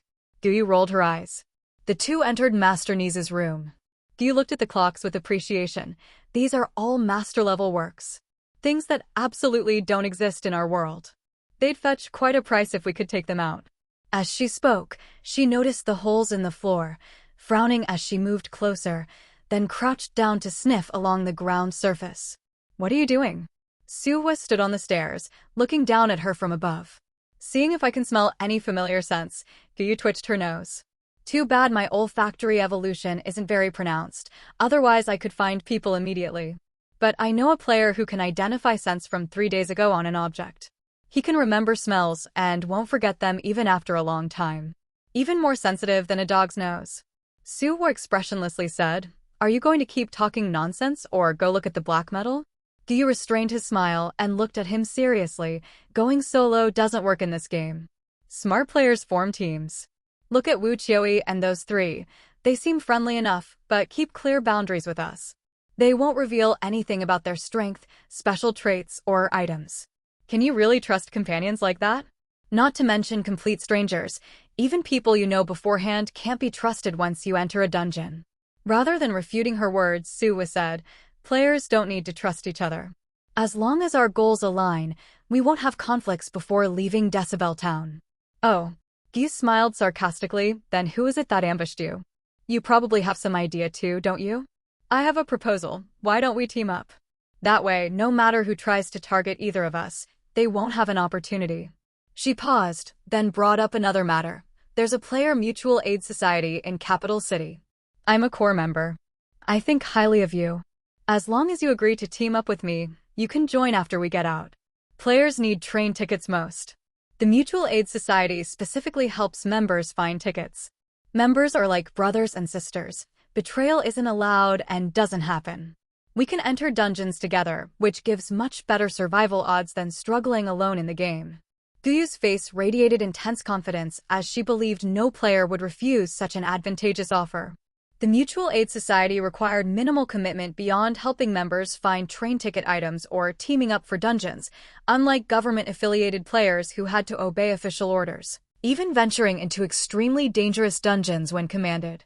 Where else could one find such a beneficial arrangement that demanded little sacrifice while ensuring survival? If you're referring to novice players huddling together for warmth, then no thank you, Suwa said as he turned to walk upstairs. Guyu paused in surprise before quickly catching up. Why? Your evolution rate is only 10%. Most Mutual Aid Society members exceed that number and are stronger than you. At the very least, someone would step up when you need help. Suwa merely smiled. You only get one life, yet dungeons are filled with endless dangers. How many times do you think your Mutual Aid Society members could actually provide meaningful assistance? If every new member requires veteran members to carry them, your handful of core members won't be enough to serve as cannon fodder for the dungeons. Of course, we wouldn't expect veterans to guide newcomers through every dungeon, Guyu countered. But the society can provide channels for items like train tickets, or at least offer trading platforms. These are genuine conveniences. So besides you, who else leads this Mutual Aid Society? Suwa asked. Guyu gritted her teeth. There's one D-level player, also a close friend of mine. Which means, Suwa stated bluntly, you provide the funding while they supply the muscle, using mutual benefit and assistance as a slogan to recruit masses of players and control resources. Correct? Must you phrase it so harshly? Guyu's expression darkened. Shouldn't players unite together? The Dimensional Rift game has become a catastrophe for all humanity. Besides black and white players, player eaters and player eater evolvers keep emerging endlessly. If we don't band together early on, things will only get harder later. Your statement contains both truth and falsehood, Suwa said, stopping on the stairs and looking down at her from 2 steps above. You're right that players will face increasing difficulties, but if you genuinely believe you can turn the tide for all humanity, frankly, that's impossible. Guyu lifted her chin defiantly. You're underestimating women. This has nothing to do with gender. No single individual could accomplish that. You think becoming a player makes you strong? Setting aside other factors, you can't even manage the trading platform aspect. A D-level player could be handled by just 2 or 3 E-level players. Furthermore, do you know how many player eaters have been killed by the government? They died under the gunfire of what you call ordinary people. So what? Guyu hissed angrily, keeping her voice low. Should we abandon our efforts because it's difficult? Are my goals laughable simply because I'm weak? Players might not be strong enough yet, but there are far more ordinary people. Should they just wait to die? Suwa chuckled in surprise. That's not what I meant. Guyu pushed past him, taking 2 quick steps. Forget it. Talking to someone who's content to muddle along is a waste of breath. She entered the room first without looking back. Is this the room you mentioned? Yes, before Suwa could finish, he saw her produce a gun and fire 3 consecutive shots at the wall. The weapon resembled an ordinary firearm in appearance, but produced minimal sound when fired, more akin to a paintball gun. The projectiles it launched also carried distinct colors. 3 cyan bullets liquefied upon impact with the wall, instantly dissolving the wallpaper covering the black metal and revealing the dark metallic surface beneath. Still not working? Guyu frowned, then adjusted a colored dial beneath the gun's grip to the white setting before firing at the wall again. The white bullet also dissolved like the cyan ones, but unlike its predecessor, the white liquid etched a shallow depression into the black metal wall. The mixture of liquids dripped to the floor where it quickly dried, solidifying into a metallic strip. Guyu tested it, unbreakable by hand, and smirked triumphantly at Suwa. I acquired this gun through the Mutual Aid Society's channels. Impressive, Suwa replied perfunctorily as he approached to examine the edges of the peeled wallpaper. Hey, there are drawings on this, Guyu commented, peering closer. Blueprints, Suwa corrected. During his initial room inspection, he had only lifted the wallpaper corners, never expecting the center section to conceal such secrets. He asked Guyu to move objects away from the wall, then carefully removed the entire wallpaper section, revealing the complete schematic. What are all these circles and lines supposed to be? Guyu asked, unable to decipher the drawing. Circuit diagrams, though different from what we commonly use. Suwa pointed to 3 specific locations. Each of these spots contains a pit cage with corresponding electrical switches nearby. The diagram displayed the entire wiring distribution of Decibel Town, showing electrical lines running beneath every inch of the town's territory, even extending to the surrounding forests and the outermost perimeter walls. Strange, he murmured, his gaze fixed on the diagram's edges. Gyu, who had been trying to locate the switches, paused. What's strange? There are too many electrical switches along the walls. Electrified gates for opening mechanisms made sense, but having switches every 20 meters along the perimeter walls seemed excessively abrupt. Maybe they're mechanically assembled, installed, but removable later, Gyu suggested. Otherwise, how would they install 70 to 80-meter walls? But all those switches are useless now anyway. The whole town has no electricity except those clocks that keep ringing. If the pit cage switches still work, we could simply turn them off instead of dismantling buildings. Can't be turned off, Suhua stated. Those are automatic switches. They close when the clocks chime and reopen afterward. Since the town's clocks remain functional, the pit cage switches should also be operating correctly.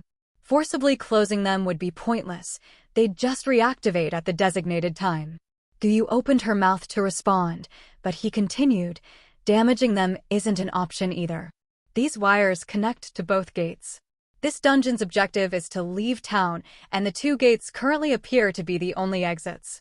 Risking gate mechanism damage wouldn't be worth it. Besides, the switches are probably underground. In a town this size, where would we even begin searching for access points? All that excitement for nothing, Gyu finally managed after a long pause. She began slowly moving room items to other chambers, planning to remove all wallpaper sections for inspection. Since they needed to clear the room anyway, Suhua assisted, carrying toys, bedding, and even the notes on the floor that Gyu had overlooked. Soon the room stood nearly empty. Together they removed the wallpaper, though this time they found nothing particularly useful. Time's almost up, Suhua said. We need to head out. When they returned to the main street, the bus was already accelerating toward them. Lin Pei and the other two were aboard. They had completed exploration of the town's final area. Lin Pei reported, the mutant we just discovered was the same one that attacked us at the mayor's office building. Currently, it appears there are only 3 mutants in town. Suhua and Gyu also mentioned the blueprint matter. Wu Qiui quickly pressed, does it have the gate switch on it? Haven't found it yet. Suhua unfolded the blueprint he brought out. I previously checked the area where the mutants hide. No electrical switches or similar mechanisms were found nearby. The mutants' containment and release is automated. The electrical switches are probably underground. However, the east and west gates are essential for daily entry and exit from the town, so the opening mechanism should be somewhere within the town itself. Could it also be underground? Shin Xian hesitated before saying, should we go underground to search? Underground definitely has passageways for the mutants to move through, but what we'd face down there wouldn't be as simple as just one mutant. Lin Pei was the first to oppose. Besides, although we've found 3 mutants so far, none of them feel like the one from the East Gate. After containing these 3 mutants, we still need to try luring it out before we can investigate around the main gate. They had been searching for the gate switch all along, not just them, but also the players who died earlier had been looking. After failing to find it for so long, they gradually began to suspect this switch might differ from conventional switches they knew. But now another possibility emerged, that the switch was underground. If it truly was underground, this completely contradicted their preset approach. Blocking the mutants underground would also block their own way out. I don't think the switch is underground, Gyu said. I believe Suhua is right. That would make entering and exiting the town extremely inconvenient. Even if coming here is like being imprisoned, there must be provisions for food and clothing, plus all those shops here. If we still can't find the opening mechanism in the town, we'll have to go underground eventually, Lin Pei sighed. There's a clumsy approach, Ku Liang spoke up. We find and kill the mutants one by one, then go down through the pit cage. The group gathered around the blueprint, searching for circuits that might connect to the main gate. However, finding the corresponding line among these thousands of lines was as difficult as climbing to heaven, especially since there were no clear markings. No good, no good, my eyes are going blind, Gyu retreated after searching for a while. What kind of crappy blueprint is this? The person who drew it must have mental problems. How can anyone tell these apart? Suhua noticed Wang Chaoqing peeking around nearby. Did you notice something? Wang Chaoqing's cheerful delight was impossible to hide. He cleared his throat and said, "Actually, these lines do have differences." "What differences?" Gu glanced at him. "You'd better not waste everyone's time." Wang Chaoqing shrunk his neck back and quickly said, "Different pens were used. At first glance, they all look like pencil, but the color depth and hardness vary, like 2B pencil versus HB pencil. But there are several types of pens in this drawing, not the common ones we use." "How can you tell?" Wu Qiui looked at him doubtfully. To her eyes at least, the lines on the blueprint showed no difference, even the thickness was roughly the same. Wang Chaoqing's delighted excitement was impossible to hide. He cleared his throat and said, "Actually, these lines do have differences." "We believe you." Lin Pei and Shen Yi each pressed down on one of his shoulders, pushing him toward the blueprint. The latter said, "Quick, look where the main switch is." "Don't know," Wang Chaoqing said bluntly. "I can only recognize pens, I can't read circuit diagrams." "Useless." Gu looked at him like garbage, clearly still angry. Wang Chaoqing had repeatedly harassed Gu with some ulterior motives, and afraid of getting beaten, he could only keep apologizing. "Then look at which pen type has the most and least lines, and point them out," Suwa said. Wang Chaoqing carefully examined for a while, then hesitantly said, "There aren't any particularly many or few. Except the perimeter wall used a separate pen type, the interior is divided into roughly equal fan-shaped sections." Suwa separated the circuit diagram based on the approximate positions Wang Chaoqing indicated. With his informer's perspective trait, his eyes could discern microscopic differences. Once Wang Chaoqing mentioned it, he gradually began to see some distinctions too. "The perimeter wall circuitry appears to be separate," Lin Pei pondered. "We still need to search near the wall area." Gu now brought out her notes. "Let's handle things one by one. First, block the pit cage." "But what items should we use?" Lin Pei asked. "I don't have any blade-type items." Gu pointed her chin toward Wu Qiui and the others. "How about you?" "Neither do I," Wu Qiui said.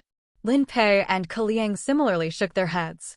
The latter said, "I have a few items, but they're not useful for this." He simply took out his items, an open mini parachute, a nunchuck, and a folding fruit knife. "But what item should we use?" Lin Pei asked. The group turned back to look at Suhua. "You have a suitable item?" "What is it?" Lin Pei asked. The atmosphere grew somewhat awkward. Ke Liang smoothed things over. "We all want to leave this town. Let's not dwell on it too much right now. Anyway, we'll try one by one. If Suhua's item doesn't work, we'll think of another approach." Lin Pei tactfully changed the subject. Next, the group gathered to discuss the most likely locations for safe puzzles, then split into groups to return to Master Niza's residence. "You have a suitable item?" "What is it?" Lin Pei asked. Once the six were in position, soon a clock from a toy store rang out. The doll holding the clock moved its mouth up and down. 6 o'clock, 6 o'clock. Pleasant dinner time has arrived. Let's solve puzzles while enjoying dinner. Today's question is, what was Master Niza's favorite food? Wu Qiui took a deep breath and walked over, staring at the nearby decibel meter as she spoke. "I want to answer the puzzle, but I have a question." Wu Qiui nodded toward Lin Pei. Lin Pei then signaled to Shen Xian in the shop across the street. Shen Xian gave an okay gesture to Shen Yi standing on the adjacent rooftop. Shen Yi turned and waved both arms toward Master Niza's residence. All set, Gu entered the room through the window. Suhua held a crimson sword. The light released from the ruby on its hilt illuminated the entire room. With several crisp zheng zheng zheng sounds, 6 sword beams, 2 vertical and 4 horizontal, swiftly flashed across. 3 perfectly square sections were cleanly cut from the interior walls. Guyu, who was waiting nearby, looked astonished. She had secretly tried this thing before. Ordinary item knives couldn't cut through it at all. "Your sword is actually more powerful than my D-grade rainbow gun." Gu never intended to succeed on the first try anyway. After all, a player with such low evolution rate like Suhua couldn't even get his hands on a basic potion, let alone acquire powerful items. She had pinned her hopes on Lin Pei and the others. Those people were definitely holding back and hiding their capabilities, but there was no need to rush. Since everyone wanted to get out, if their items didn't work, they'd have to squeeze Lin Pei's group until they revealed their trump cards. She never expected such a pleasant surprise to come so suddenly. Looking at the man who remained stern and unsmiling under the red light, His previously annoying and rigid demeanor suddenly took on an air of profound mystery. No wonder you wanted me to come along. You were also afraid of Lin Pei's group seeing you have such a powerful item, right? Su Hua, who was dismantling the black metal, suddenly heard Gyu say, "You're guarding against them. You don't trust them either." Her eyes sparkled brightly. "Don't worry, I'll absolutely never reveal your item. From now on, we're allies."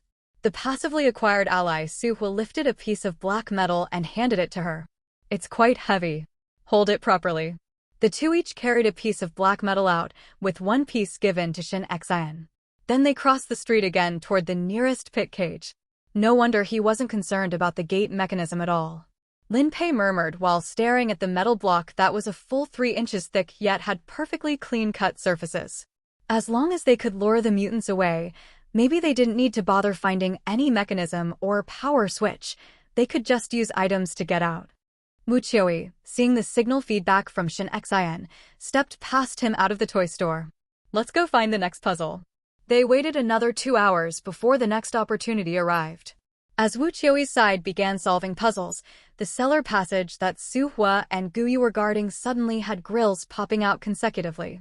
Arranged both horizontally and vertically, they sealed the tunnel with multiple layers. Without needing a signal, Su Hua and Gyu immediately lifted the metal block and placed it over the entrance. The slightly oversized metal block perfectly covered the edges of the opening. Gyu fired a shot at each side, watching as the metal block fused with the edge of the entrance, but didn't completely seal it tight. She was hesitating whether to add a few more shots when Su Hua stopped her. "Don't waste bullets." Gyu nodded and followed him outside to find several blankets to cover the metal block, hoping they would provide some sound insulation. Then Su Hua used materials from the surroundings to create several simple mechanisms. If any mutants broke out and pushed open the metal block, the ropes tied to the 4 corners of the blankets would trigger the surrounding sharp knives and the heavy objects suspended directly above. "Will these be useful?" Gyu asked doubtfully. "Even if all these knives stab into the mutants, it won't be fatal." Su Hua checked the mechanisms while responding, hurting it is useful enough. When it truly comes to life-or-death combat, even the thinnest line between strength and weakness could become an opportunity. Gyu immediately became serious. She originally wanted to help, but she had no experience with mechanisms and traps. Her only impressions came from movies and TV shows, excellent for entertainment value but practically useless in reality, as some seemingly impressive mechanisms were simply impossible to achieve in real life. But the small mechanisms Su Hua created were quite meticulous. She watched him pull one of the ropes, and a kitchen knife at the other end shot out powered by a spring he had removed from a sofa. Catching the flying knife midair, Su Hua placed it back in position. "You even know how to do these things," Gyu said, looking at him curiously. Without looking up, Su Hua replied, "As an extra, you need to know a little bit of everything." Gyu choked on her words, muttered, "Not even prop masters are as capable as you," and then fell silent. After they arranged everything, they slowly retreated from the house. On the other side, Shin Yi, who had already received the signal, had taken the other metal piece to the next pit cage location. This time, Lin Pei and Wu Qiui were on lookout duty, while Su Hua and Shin Xian solved puzzles. Their next destination was a home goods store. Shin Xian followed the notes on the slip of paper and entered the store that had a clock displaying blue wreaths. 9 o'clock, 9 o'clock. Time for peaceful sleep. Lovely little ones should be in bed at this hour, while naughty little ones are secretly answering puzzle questions. However, Master Knees, who dearly loves puzzle games, shows unusual tolerance toward fellow enthusiasts. Today's question is, what is Master Knees' favorite game? Su Hua's expression changed as soon as he heard the first sentence. This location's puzzle wasn't within the scope of what he had previously investigated. Instead, Wu Qiui had told them that she had heard clock chimes before, and the original question should have been about Master Knees' favorite shoes. Yet they were immediately confronted with a life-or-death question. He had answered this question incorrectly at the mayor's office building. Signaling Shin Xian to stay quiet, Su Hua prepared to quietly retreat from the home goods store. But unexpectedly, a wooden plank in the corner suddenly slid and fell to the ground with a loud noise. Today's question is, what is Master Knees' favorite game? Shin Xian looked at him in terror. Su Hua raised his hand to signal her to stay calm, then spoke, "Will there be punishment for wrong answers?" However, unlike before, the clock didn't say pleasant puzzle-solving time. Instead, it directly repeated, today's question is, what is Master Nisa's favorite game? The puzzle solver has 5 seconds remaining. The second hand on the clock face swung back and forth. With only 5 seconds, there wasn't even enough time to run outside and make hand signals. Shin Xian didn't dare speak. She knew that wrong answers would attract mutants. Clutching her baseball bat tightly, she stared fixedly at Suhua. 5 seconds. They had to provide an answer regardless of right or wrong. If they were lucky and mutants came toward them, they would have a brief reaction time. But if Shin-Yi and Guyu startled mutants, those right at the mutants' doorstep would be practically offering themselves as delivered meals. Save my brother. She mouthed the plea for help. But Suhua wasn't looking at her now. Only after gripping his sword and shield did he finally answer, making clocks. Ding dong. Correct answer. Both people in the room breathed sighs of relief.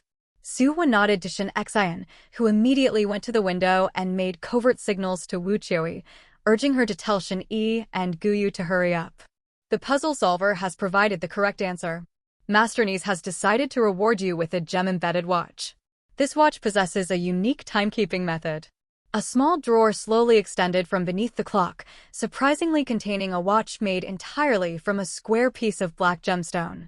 The watch face was semi-transparent, allowing a clear view of the watch's internal mechanisms. Similarly, black hands moved silently, the time running about 10 seconds slower than the clock on the wall. The clock soon chimed again. Clever puzzle solver, the second question is, who is the person Master Nise hated most in his life? Suhua didn't answer the question immediately, instead waiting for it to ask a second and third time, until the final countdown. The puzzle solver has 5 seconds remaining. Suhua replied, Chairman of Stellar Corporation. Beep. Correct answer. The puzzle solver has provided the correct answer. Master Nise has decided to reward you with a small magnifying glass. The magnified world is more beautiful than the normal world. Suhua took the magnifying glass as usual, then turned to Shin Xian and said, Guyu's side should have succeeded by now. If each instance only attracts nearby mutants, then even answering wrong for the remaining questions won't be dangerous. Just to be safe, you should exit first. Shin Xian was full of questions, but now wasn't the time for detailed explanations. She wisely retreated from the household goods store. Be careful yourself. Clever puzzle solver, the third question is, if a mutated evolver stands before you, would you uphold justice and kill it? This time, without waiting for the clock's countdown, Suhua answered directly, no. After visiting Master Nise's residence, he had gained some understanding of this highly skilled craftsman. First, he was passionately devoted to making clocks, and the timepieces he created could qualitatively transform into special items carrying spatial and temporal powers. Second, his deceased son and daughter-in-law both opposed the abuse of evolution drugs, and he himself had invested tremendous effort into this cause. Third, during the evolution process, some people would die while others would mutate into monsters, and he was desperately searching for a perfect evolution method. Understanding these points, looking back at this question made it clear that Master Nise had built this town for his mutated granddaughter. This childlike, fairy tale town was meant to make the little girl happy, but the black metal room and the high walls surrounding the town were to prevent her from escaping if she lost control. After his son and daughter-in-law's deaths, the little girl was probably Master Nisa's only remaining family. He wouldn't kill his mutated granddaughter, and of course he wouldn't sanctimoniously demand that others kill mutated evolvers either. Especially since he had ultimately found the perfect evolution method and already possessed the means to save mutated evolvers. Beep. Correct answer. The puzzle solver has answered correctly. Master Nise has decided to reward you with AP0T evolution injection. This injection can be used when evolution rate is below 15%, allowing evolvers to break free from the agony of long-term evolution agent consumption. Today's question time has ended. Suhua tightly grasped the green injection in his hand. Evolution agents couldn't be discontinued. Did breaking free from this agony mean this was an injection that could compensate for evolutionary defects? Could this be the perfect evolution method that Master Nise had found? Holding the injection up to the light for examination, Suhua slightly narrowed his eyes, staring at the flowing green liquid inside, his expression changing several times. What are you looking at? Lin Pei appeared at the household goods store entrance, staring at the item in his hand. An evolution agent for use below 15%, Su Hua said casually as he put away the injection. Lin Pei studied him. Aren't evolution agents all blue? Maybe it's an enhanced version, Su Hua said, unconcerned by his gaze as he walked past him. In another shop, Shen Xian was giving Wu Qiuyi trouble. Don't tell me you just remembered wrong because of poor memory. We considered that you and Lin Pei had been starving for several days, so we let you handle the puzzles near Master Ni's residence. That area was most certain and safest. And how do you repay us? Nearly costing all four of us our lives. Wu Qiuyi's face flushed red. I absolutely did not remember wrong. There are 2 household goods stores here total, with similar layouts and decorations. The clocks are the same too, only the wreath colors above them differ, one purple, one blue. The blue one's question was about Master Ni's favorite shoes. Then how do you explain the question changing to favorite game? And what a coincidence, just when we were about to leave, a board fell down, forcing us to stay and answer. How should I know?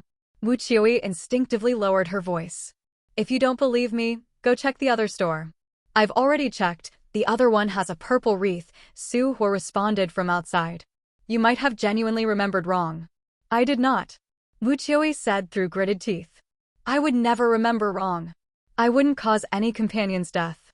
Seeing her angry yet sorrowful expression, Shen Xian was momentarily speechless. Instead, Lin Pei comforted. We were all dizzy and lightheaded from hunger those past few days. Mixing up the 2 colors is completely normal. This time Wu Qiuyi didn't speak.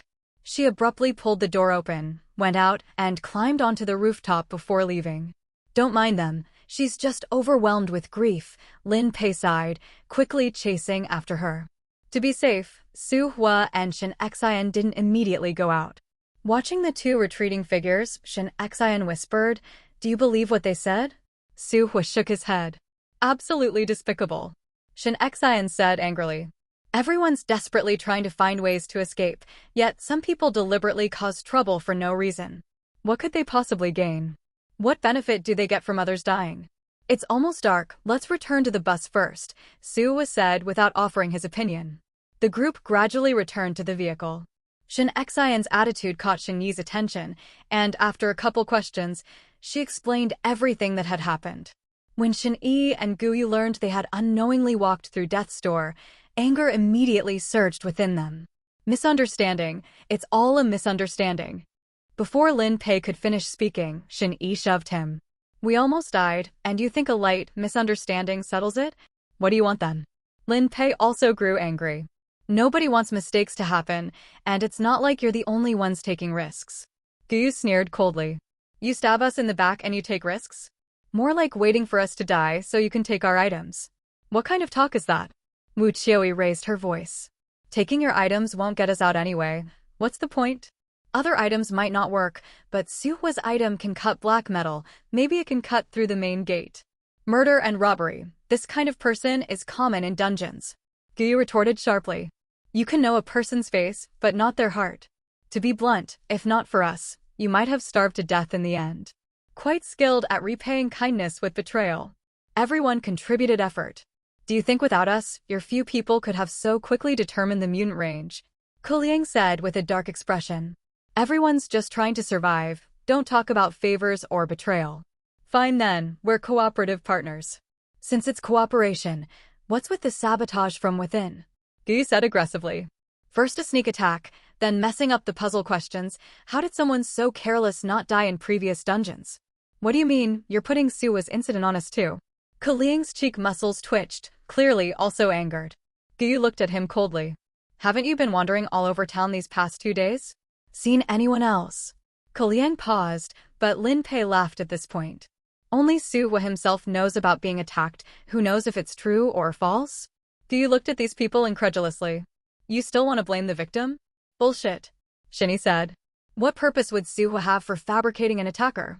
Of course there's a purpose, Lin Pei said mockingly, looking at them. Wu Qiuyi misremembering the location was originally just a small matter, but now you're making a big deal out of it and demanding an explanation. Isn't this exactly the opportunity you wanted? And just now, Su Hua should have gotten some good items from Master Ni's for solving the puzzle, right? Those were obtained through our cooperation and should have been divided equally, but now you have no intention of sharing them at all. Clatter. The black gemstone watch, magnifying glass, and syringe were all thrown onto the seat at once. Everyone looked up to see Su Hua leaning calmly against the door, leisurely lighting a cigarette for himself. He blew out a puff of smoke and looked at them through the haze. If you want them so badly, Lin Pei, I don't mind giving them all to you. Lin Pei's expression stiffened slightly as he slowly suppressed his emotions, his gaze turning cold and hard. Whether we use items to break open the door or go find the door latch, we need to make sure there are no mutants nearby.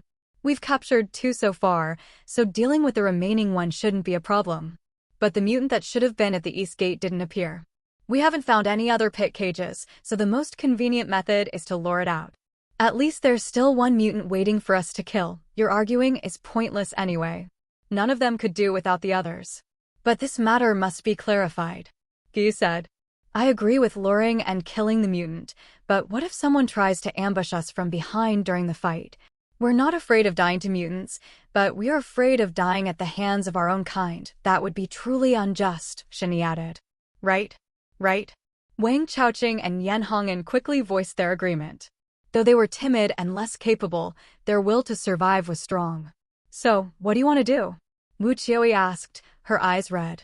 Show us your traits, Guyu said immediately. Earlier, several of us revealed our traits and items to some extent, but you two have kept yours completely hidden. If you have nothing to hide, let's be open and honest with each other. Anyone who doesn't dare to speak up is the one who would stab us in the back. Even if what Su Hua said is true, it could still be you. Lin Pei glanced at Guyu and the other two. We can prove our innocence, the Shin siblings immediately declared. With the conversation reaching this point, if Wu Qiuyi and Lin Pei refused to agree, it would only make them appear guilty. I agree, Wu Qiuyi said first. The mutant at the East Gate is difficult to deal with. Knowing everyone's traits and items in advance will make coordination easier. However, I can only reveal the general direction of my trait, not my profession. I can give a brief demonstration. No problem, Guyu readily agreed. Who wants to go first? I'll go, Kuliang said first. My trait is related to jumping ability. My highest record is 12 meters. Should I demonstrate? Of course, Guyu said, widening her eyes. Kuliang immediately got off the bus and jumped from a standing position. Though he didn't seem to use much force, he easily cleared the height of the bus and landed lightly without a sound. I can imitate animal sounds, especially bird calls, Wu Qiuyi said, immediately imitating 3 different types of bird songs. Next was Lin Pei. I'm skilled at tracking. I can pick out the same person's footprints from among hundreds or thousands of them. He paused. I don't need to demonstrate this for you on the spot, do I? Guyu pursed her lips. I'll go next. You all know I'm a celebrity, and there's no need to hide my profession. I'm a star.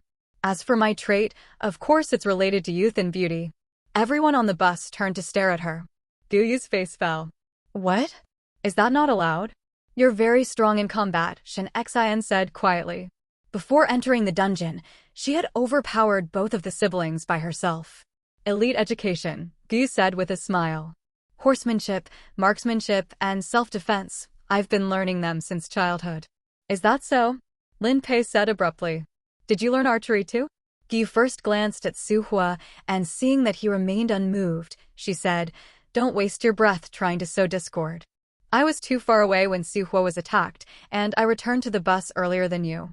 The people on the bus can vouch for me. Wang Chaoqing and Yan Hongyan nodded beside her. Based on the time the bus picked up Su Hua and going back 3 minutes from that, Guyu had already been on the bus by then. It seems we're suspects too, Shinny said, interlocking his fingers and cracking his knuckles. I used to work as a zookeeper, so my trait is related to that. I have a strong affinity with animals. Me too, Shin Xian followed up. Your professions and traits are the same? Guyu asked, looking at them strangely. Is there something wrong with that? Shinny asked. Guyu shook her head and looked at Su Hua. I have strong legs and am good at running, he said. I can run for an hour or 2 without any problem. That's comparable to a marathon runner, Shinny commented. Finally, it was Wang Chaoqing and Yan Hongyan's turn.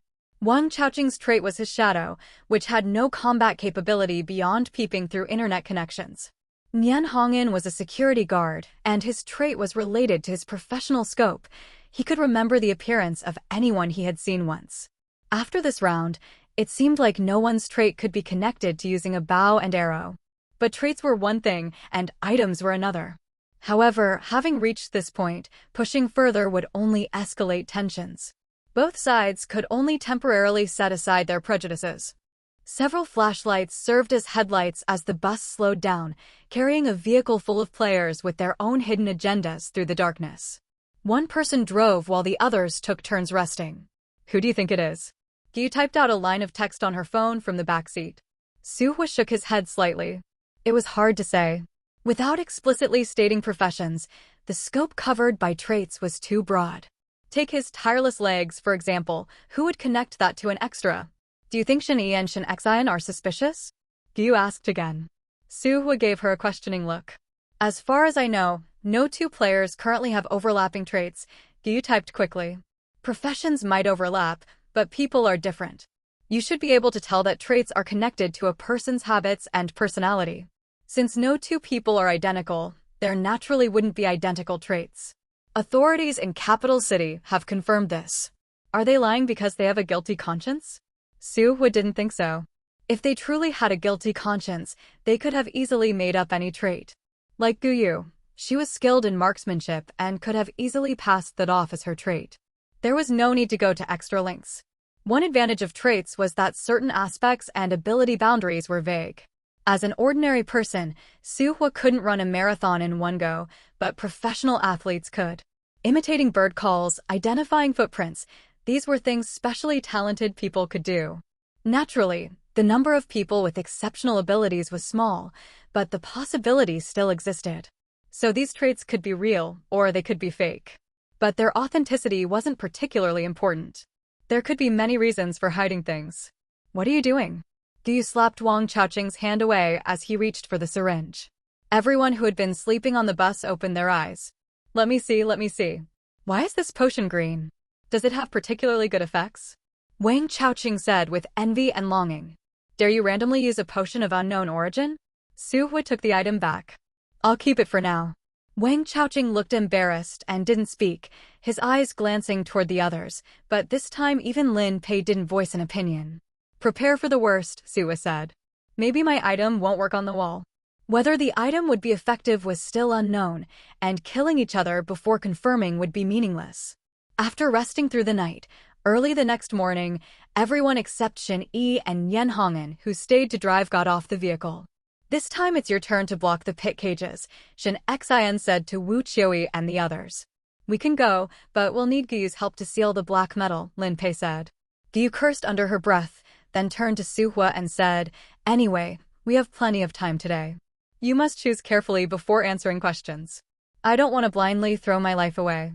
There weren't many puzzles near the mayor's office building, so the four of them had to split up to search, still working in pairs of two to guard against unexpected situations. Suhwa focused on listening to the occasional clock chimes nearby, occasionally taking out his black gemstone wristwatch and pocket watch, comparing them with the times of several nearby clocks. None of them match up. The clocks in this town are all inaccurate.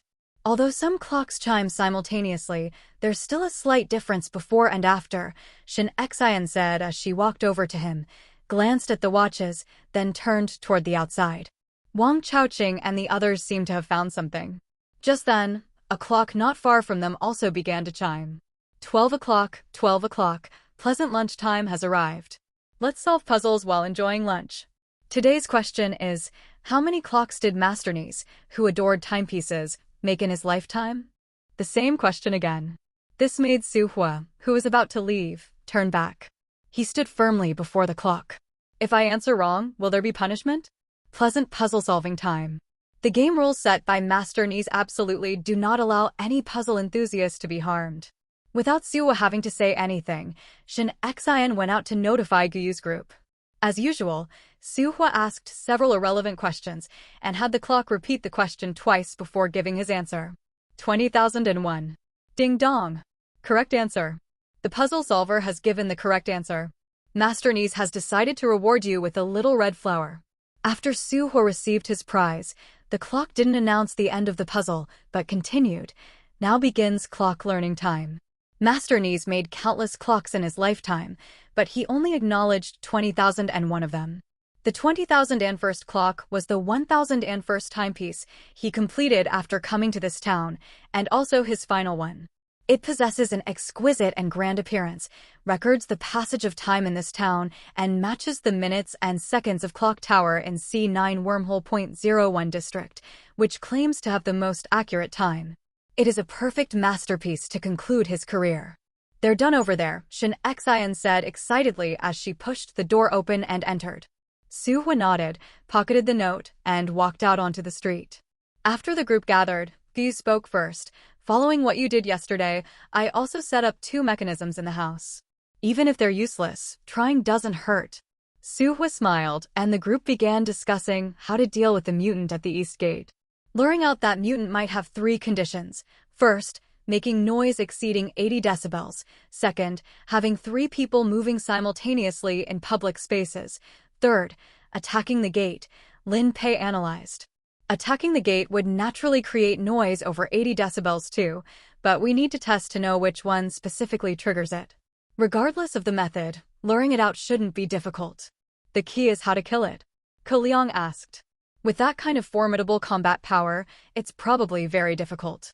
Actually, I have a method, Gu said. One that can both kill it and ensure our safety as much as possible. She pointed to the gas station's location on the map. The gas station is in the East Gate direction. As long as we find a way to lure the mutant into the gas station, one spark can solve the problem. Even if it doesn't die in the explosion, it would still be severely injured. That could work, Shin Yi pondered before saying, I'm worried the explosion might damage the underground circuits. Don't forget, there are several other mutants underground. Let's treat it as a backup plan, Lin Pei said. Prepare in advance at the gas station. If we can't handle that mutant, immediately lure it over there. Anyway, the other 3 mutants don't stay out for long. As long as we survive the most dangerous period, we'll have opportunities. What do you think? Wu Qiuyi clearly agreed with having 2 preparations, so she asked Su Hua and the others. Guyu and the Shin siblings had nothing to add, and all 3 turned to Su Hua. How much gasoline is at the gas station? Su Hua said. Each person take a canister, find some cloth to soak in oil, and arrange it along the town's pathways. Let's burn it first and see what happens.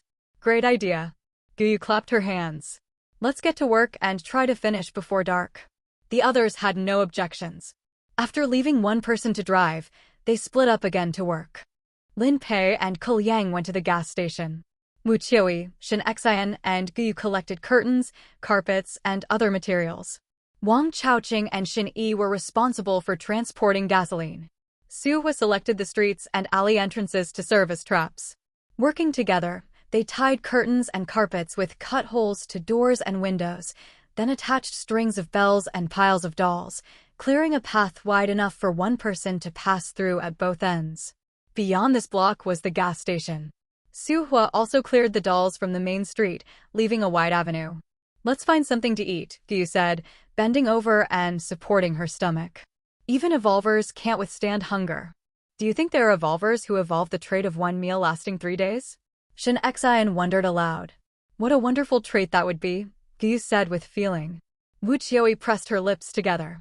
That's not very likely. Normally, evolvers require more energy than ordinary people. That's why you feel so weak. Guyu and Shin Xian exchanged glances and fell silent. Wu Qiuyi's expression darkened. What did they mean by that? Targeting me? They're not targeting you. They're targeting serious and earnest people, Su Hua said, turning to Guyu. Answering questions should be safe now. Go find food yourselves. Guyu and Shin Xian left together. Wu Qiuyi said, Isn't this something that should be taken seriously? You're absolutely right. Wu Qiuyi frowned. You're brushing me off. Su Hua stopped fiddling with the clock hands, closed the glass door, and said, Yes. Why? Wu Qiuyi suddenly became angry. So many people have died, yet you can still joke and laugh as if nothing happened. Today it's people around us who die, tomorrow it could be ourselves. She was like a tightly drawn string, ready to snap at any moment. Your condition is very poor, Su Hua stated matter-of-factly. Wu Qiuyi was provoked by his calmness, her eyes red as she said, Just 1 month ago I was an ordinary office worker with a harmonious family and happy life. Now, my family, my boyfriend, they're all dead. All dead. My condolences. Condolences. Wu Qiui laughed bitterly in anger, throwing a punch at Su Hua. He caught her fist with one hand, then grabbed her other wrist and pinned her firmly against the glass cabinet. Do you still want to live? Su Hua asked from behind her. Everyone I care about is dead. Why should I keep living? Wu Qiui struggled fiercely. Then why haven't you died? Su Hua said calmly. If you truly couldn't go on living, you would have committed suicide when you found your boyfriend's body. You've survived until now because you want to live. There are many ways to live. Others can't control you, and you can't control others. We're just strangers who met by chance. I have no obligation to counsel you. Wu Qiui laughed bitterly. How realistic. Evolution hasn't been around for long, yet we've already lost the most basic human compassion. Su Hua released her and stepped back. If you want human compassion, you've come to the wrong place. Yeah. Wu Qiui turned to look at him. A game like Dimensional Rift suits people like you perfectly. Only cold-blooded, heartless people can thrive in a killing game. Think whatever you want. Su Hua pushed the door open and went out, just as Guyu and the others returned with biscuits. Seeing Wu Qiui's red eyes as if she had just been crying, they immediately pulled her aside and looked suspiciously at Su Hua. Did you take advantage of her? I despise men who bully women the most. Su Hua, if you're that kind of person, my earlier offer of alliance is void. Su Hua looked at them steadily for a few seconds. I should have gone to the gas station earlier. Nothing happened. I was just thinking about my boyfriend, Wu Qiui explained proactively. The three women reconciled instantly, amiably distributing the food among themselves. Su Hua alone climbed to the rooftop of a nearby small building. Looking across the entire town, the most prominent clock was the large one atop the mayor's office building. That large clock should be the 20,001st timepiece, Master Niza's final masterpiece. Its time perfectly matched the black gemstone watch. What special significance did these two specially calibrated timepieces hold? Just as Su Hua considered investigating the mayor's office building again, a sharp whistle sound suddenly came from the east gate direction. He turned abruptly to see dust rising from the woods, followed immediately by a scream. It was Nian Hong'an. In that instant, players scattered throughout the area simultaneously appeared on different rooftops, rushing toward the east gate. But just as they reached the town entrance, a body flew out from the woods and crashed directly before them. Nian Hong'an was unrecognizable, his head twisted 2 full circles and dangling behind his back, several finger-sized bloody holes puncturing his shoulders and throat, one arm completely missing. His entire body bent backward like a broken popsicle with his heels touching his shoulder blades. The sound of twisting metal continued to emerge from the woods. Without even looking, they knew the mutant had appeared. At this point, the players couldn't care less about Nian Hong'an's horrifying death. They immediately turned and fled back into the town. Execute the plan. Su Hua shouted. I'm out. You go if you want. I'm hiding. The terrified Wang Chaoqing fled in another direction. Su Hua moved closer to Xin Yi. That thing is busy dismantling the car right now. If we scatter, we still have time. Only by luring it into town do we stand a chance. Are you in? I'm in. Xin Yi gritted his teeth. I'll take point. With that, he leaped onto another building and frantically pulled the strings of bells hanging from the carpet. The twisting sound stopped. A white shadow shot out from the woods, moving so fast its form was almost indiscernible. Even more terrifying was that its speed didn't decrease at all after entering the town. Using its powerful physical body, it smashed through walls, doors, and windows, charging recklessly toward the source of the bell sounds. The cries from the dolls scattered across the ground didn't distract it in the slightest. From the rooftop, Su Hua watched it tear through 5 or 6 buildings to reach the trapped street. The moment it leaped onto the carpet, he raised his lighter and shouted, "Burn!" The gasoline-soaked carpet erupted in flames. Though its rationality was gone, its instincts remained. The mutant tore through the carpet, covering it in mere moments, then leaped upward without any assistance, landing directly on the 3rd-floor rooftop and pouncing towards Su Hua. The crimson sword was already in his hand. As the short mutant charged head-on, Su Hua swung his sword with full force. Given their distance and the mutant's speed, this strike should have been unavoidable. But unexpectedly, it seemed to sense danger. Its toes dug into the ground, forcibly changing direction to avoid the frontal assault and launching a surprise attack from the side. The mutant's grotesque face rapidly filled his vision. The instant Su Hua raised his shield, he was knocked off the building, and it leaped down after him. Bang! Bang! 2 gunshots rang out as a green bullet and a black bullet exploded against the mutant's face and chest respectively. Gyu stood on the opposite rooftop shouting, "Pull him up quickly." A spring rope shot from Shen Yi's hand, wrapping around Su Hua's waist and yanking him upward, while the mutant fell to the ground below. Watching it tear away the melted flesh from its face without any sign of pain, the wound on its chest barely bleeding, Su Hua grabbed Shen Yi and Gyu the moment his feet touched ground and ran forward. They had only covered 2 or 3 meters when the spot where they'd just stood suddenly exploded. Amid flying bricks and debris, the small-statured mutant burst through the wall, lunging straight for their backs. Die! Gyu fired several shots, all missing their mark. The spring rope Shen Yi threw was instead caught by the mutant, which pulled it back violently. In that split second, he was lifted up like a kite. Even releasing the rope immediately couldn't counter the inertial force. As he was about to collide head-on with the mutant, Su Hua flung out piano wire that hooked around his neck and pulled back. Shen Yi's forward-leaning body jerked backward, narrowly avoiding the mutant's claw. At that moment, Shen Xian rushed out, shouting "Panda Impact" as she launched herself like a cannonball, smashing the mutant 2 buildings away. With the mutant's condition unknown after crashing into the wall, Shen Xian quickly picked up the spring rope. "Run, run! That mutant is too fierce." The 4 immediately fled toward another building. With the trap clearly ineffective, Su Hua had to improvise. "Lure the mutant over. We haven't used all the gasoline yet, douse it." "What if it doesn't work?"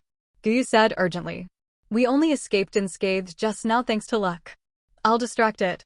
Wu Qiuyi appeared several dozen meters away, pulling the nearest string of bells. "If it doesn't work, ring bells elsewhere and we'll find another way to lure it to the gas station. Get it to the main street first." Su Hua changed course alone. "You stay and help Wu Qiuyi. If one strike doesn't work, don't waste time. Use the bells to lead it over." Su Hua separated from the others as Gu Yu and the Shen siblings, Shen Yi and Shen Xian, rushed toward Wu Qiuyi's side. At the same time, Lin Pei and Ke Liang, who had split off from them, appeared on either side of Wu Qiuyi. The 6 of them began to flank the mutant from both sides. In terms of speed, they were far slower than the mutant, so when the mutant arrived at the target location from several blocks away, they had just reached the small buildings on either side. This mutant, less than 1.6 meters tall, was first injured on the face and chest, then it smashed through a small building, but its running speed did not slow at all. It seemed smarter than other mutants. Although it was attracted by the bells ringing, it didn't directly approach the sound. Instead, from over 10 meters away, it used its running momentum to casually pull out a nearby trash bin and threw it forward. The bell string and the curtain fabric were swept away, flying off wildly. The dolls lined up along the street screamed one after another, their piercing cries providing Wu Qiuyi and the others an opportunity. Shen Yi and Ke Liang grabbed oil buckets and poured the contents downstairs. The mutant, which was pricking up its ears to locate the dolls, got drenched directly. Everyone cheered, and Lin Pei immediately threw a lit lighter. As the flames caught, the mutant burst into a blazing fire. "It worked!" Lin Pei exclaimed excitedly. The mutant, engulfed in flames, writhed in pain on the ground, occasionally tilting its head to emit sharp, high-pitched screams. Taking advantage of the moment, Gyu fired 2 shots at its legs. 2 bursts of blood mist exploded, and the mutant screamed again before diving into a nearby building. "Finish it while it's weak." Ke Liang leapt down and charged in, followed closely by Shen Yi. "Don't go in." Lin Pei shouted from upstairs, but it was too late. Ke Liang, who had gone in first, rushed out carrying a solid wood cabinet. He collided directly with Shen Yi, who had followed moments later. The 2 of them tumbled onto the opposite street. Before they could get up, the mutant crashed down on the cabinet, pinning them. The mutant that reappeared had its flames extinguished. Gyu fired 2 more shots from upstairs, but unexpectedly, the mutant turned back and caught both bullets with its hand. The Rainbow Gun's bullets were not unlimited.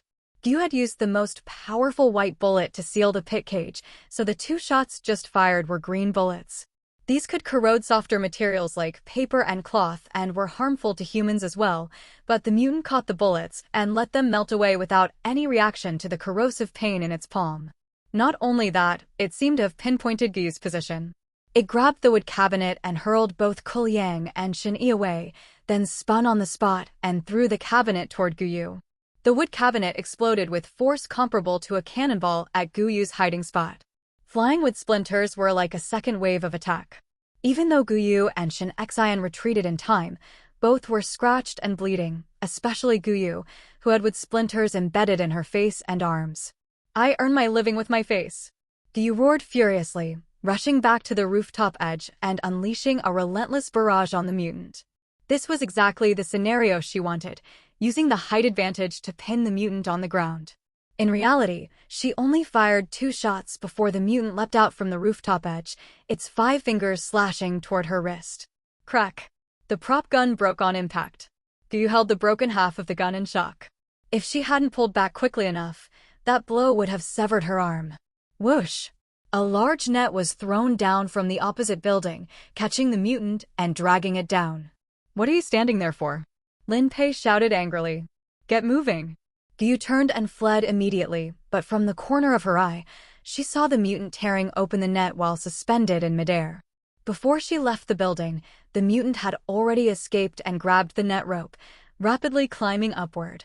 Lin Pei, shocked, quickly threw a prop, but the mutant had already caught the rooftop edge. It swung the net rope, flipping him onto the ground, then jumped down the building, dragging Lin Pei toward the ground. "Catch it!" Shen-Yi yelled from nearby. Lin Pei looked up at the sky, and suddenly a spring rope shot out. He hurriedly grabbed it, and the other end was held by Kuliang, who shot out over 10 meters and tightened the rope in one go. Lin Pei was suspended at the height of the 2nd floor. His feet dangled from the net rope, hands gripping the spring rope. He hung diagonally in the air, still in a dangerous situation. At that moment, the mutant suddenly released its grip, and Lin Pei uncontrollably shot toward the rooftop. He hit the wall and rolled down, landing exactly where Shen-Yi and Kuliang had collided in chaos. One foot was pierced by a metal strip. The sharp object went through his foot, pinning Lin Pei in place. He swallowed the pain forcefully and looked back at the mutant, only to see it had been knocked flying. Shen Xian stood there, signaling him to stay quiet. Chirp! A loud, piercing cry sounded, like that of a bird. The mutant that had just crawled out of the ruins was immediately drawn to the sound. It turned toward the source and ran away without looking back. "What's going on over there?" Lin Pei pulled out the metal strip from his foot. "It's Wu Qiuyi. She said she wants to lure the mutant toward the main street," Shen Xian quickly replied, then said, "I'll go help." The others arrived one after another. Kuliang paused as he passed by. "Can you still walk?" "You go ahead, I'll be there soon," Lin Pei replied. Once his figure disappeared, he turned in the opposite direction. Meanwhile, Wu Qiuyi was desperately fleeing for her life. She sprinted down the street, imitating bird calls whenever the mutant tried to break free. The mutant seemed especially sensitive to this sound. Although it was attacked multiple times and tried to switch targets, it would immediately turn around and chase after her once it heard the calls. She used this tactic, combined with Guyu and the others delaying the mutant's pace, to dangerously lead it onto the main street. The obstacles on the main street had already been cleared. Su was stood in the center, holding a bright red sword. Seeing Wu Qiuyi repeatedly and fearlessly draw the mutant back to the center of the street, he shouted, "Clear the way." Wu Qiuyi wanted to step aside, but the mutant's speed was too fast. She had no chance to escape. Simply not getting caught and killed drained all her strength. As the mutant closed in on Su Hua, she made a sudden decision. "Attack. Cut me down together with it." "What nonsense are you talking about?" Guyu's angry voice echoed from the rooftop. "Shen-Yi, pull her up." Her voice momentarily drowned out the other noises. The mutant chasing Wu Qiuyi turned its head. Chirp. Wu Qiuyi caught the spring rope Shen-Yi tossed her while drawing the mutant's attention back. "You go first." Su was stepped back onto a pile of dolls. Dozens of them screamed simultaneously. The distance between the two sides kept closing. Wu Qiuyi planned to retreat once she thought the timing was right, but suddenly a beast-like roar burst from the town, accompanied by loud crashing sounds. It was the mutants inside the pit cage. The fighting outside had still disturbed them. "No worries, They won't get out anytime soon. Su Hua was about to finish speaking when a small mutant suddenly let out an angry roar and slammed hard into the street with an emergency stop. The sudden turn of events caught everyone off guard. Although the mutant was injured, its combat power wasn't diminished. On the contrary, fighting with all their strength while hungry and fatigued made it difficult to gather energy for another round. Mounting the same battle a second time would be extremely challenging, especially now that they had lost items and sustained injuries. If the mutant escaped, all their previous efforts would be wasted. They couldn't let the mutant escape like this. They had to make one final attempt. Panda Impact. Shin Xian, holding up a metal cabinet door, leaped down from the building and collided with the mutant that had launched itself from the ground. Boom! 2 consecutive loud crashes echoed as Shin Xian was sent flying into the building while the mutant smashed into the ground. Chirp, chirp, chirp, chirp. Wu Qiuyi emitted a high-pitched cry, drawing the mutant's attention back from the pit. This time she didn't stop, continuously producing sounds as she charged towards Su Hua, her gaze firm and determined. Su Hua's eyes remained fixed on the rampaging mutant. The range limit of the Crimson Sword's attack was 50 meters horizontally and 20 meters vertically. This height could also be considered as width. While Wu Qiuyi had the resolve for self-sacrifice, his sword couldn't slash through 2 targets simultaneously. The Crimson Sword could only cut through the first object its blade energy contacted, which was why he had cleared the main street of dolls earlier. With Wu Qiuyi blocking the path now, striking would be useless. The main street's width, excluding potted plants on both sides, was only about 10 meters wide. The mutant was less than 15 meters away from him. Quickly calculating in his mind, he swung his sword horizontally and shouted ahead, "Get down." The moment Wu Qiuyi threw herself to the ground, a semi-transparent film spread horizontally through the air. Unlike a normal slashing plane, it formed a rectangle over a meter wide, connected at one end to the sword and the other to the mutant's body, resembling a taut blanket. Shoo! Blood seeped from the mutant's waist and abdomen, slowly forming a red line that encircled its body. Then, starting from that red line, the mutant's upper torso gradually slid sideways, its intestines and organs splitting apart along with its body as it was cleanly severed in 2. Wu Qiuyi, who had curled up on the ground, lifted her head just in time to be struck by the mutant's severed hand. She cried out in alarm, frantically kicking away the mutant's lower body that was toppling toward her. Seeing the gruesome contents spilled across the ground, she knelt and dry-heaved. Su Hua quickly strode over, kicked the mutant's upper torso farther away, and pulled her up. He called out to Guyu, who was helping Shin Xian up not far away, "Be careful. Head to the gas station." The 4 of them split into 2 groups and entered different shops. Kuliang and Shin Yi remained on the rooftop. All 6 waited motionless for several minutes until Su Hua threw another doll toward the adjacent street. When no second mutant appeared after its cries ended, they finally relaxed. "It seems the mutants in the pit cage haven't escaped," Wu Qiuyi said with a smile. "Thank you for saving me. I'm sorry for my earlier attitude." Su Hua shook his head to indicate it didn't matter. "The bus is unusable now. We need to head to the gas station." Wu Qiuyi wasn't injured, but Shin Xian, who had collided head-on with the mutant, was seriously wounded. Kuliang and Shin Yi also had injuries of varying severity. When Wu Qiuyi thought about going out to help, she instinctively paused upon opening the door and turned back to ask Su Hua, "Is it safe to go out now?" For safety's sake, no more than 2 people should be active in public areas simultaneously, Su Hua said, concerned that Guyu's bullets might not be reliable. Wu Qiuyi nodded and went over to Guyu's side. Shin Xian had injured her ribs and leg. Even after drinking 2 healing potions, she still couldn't stand or walk.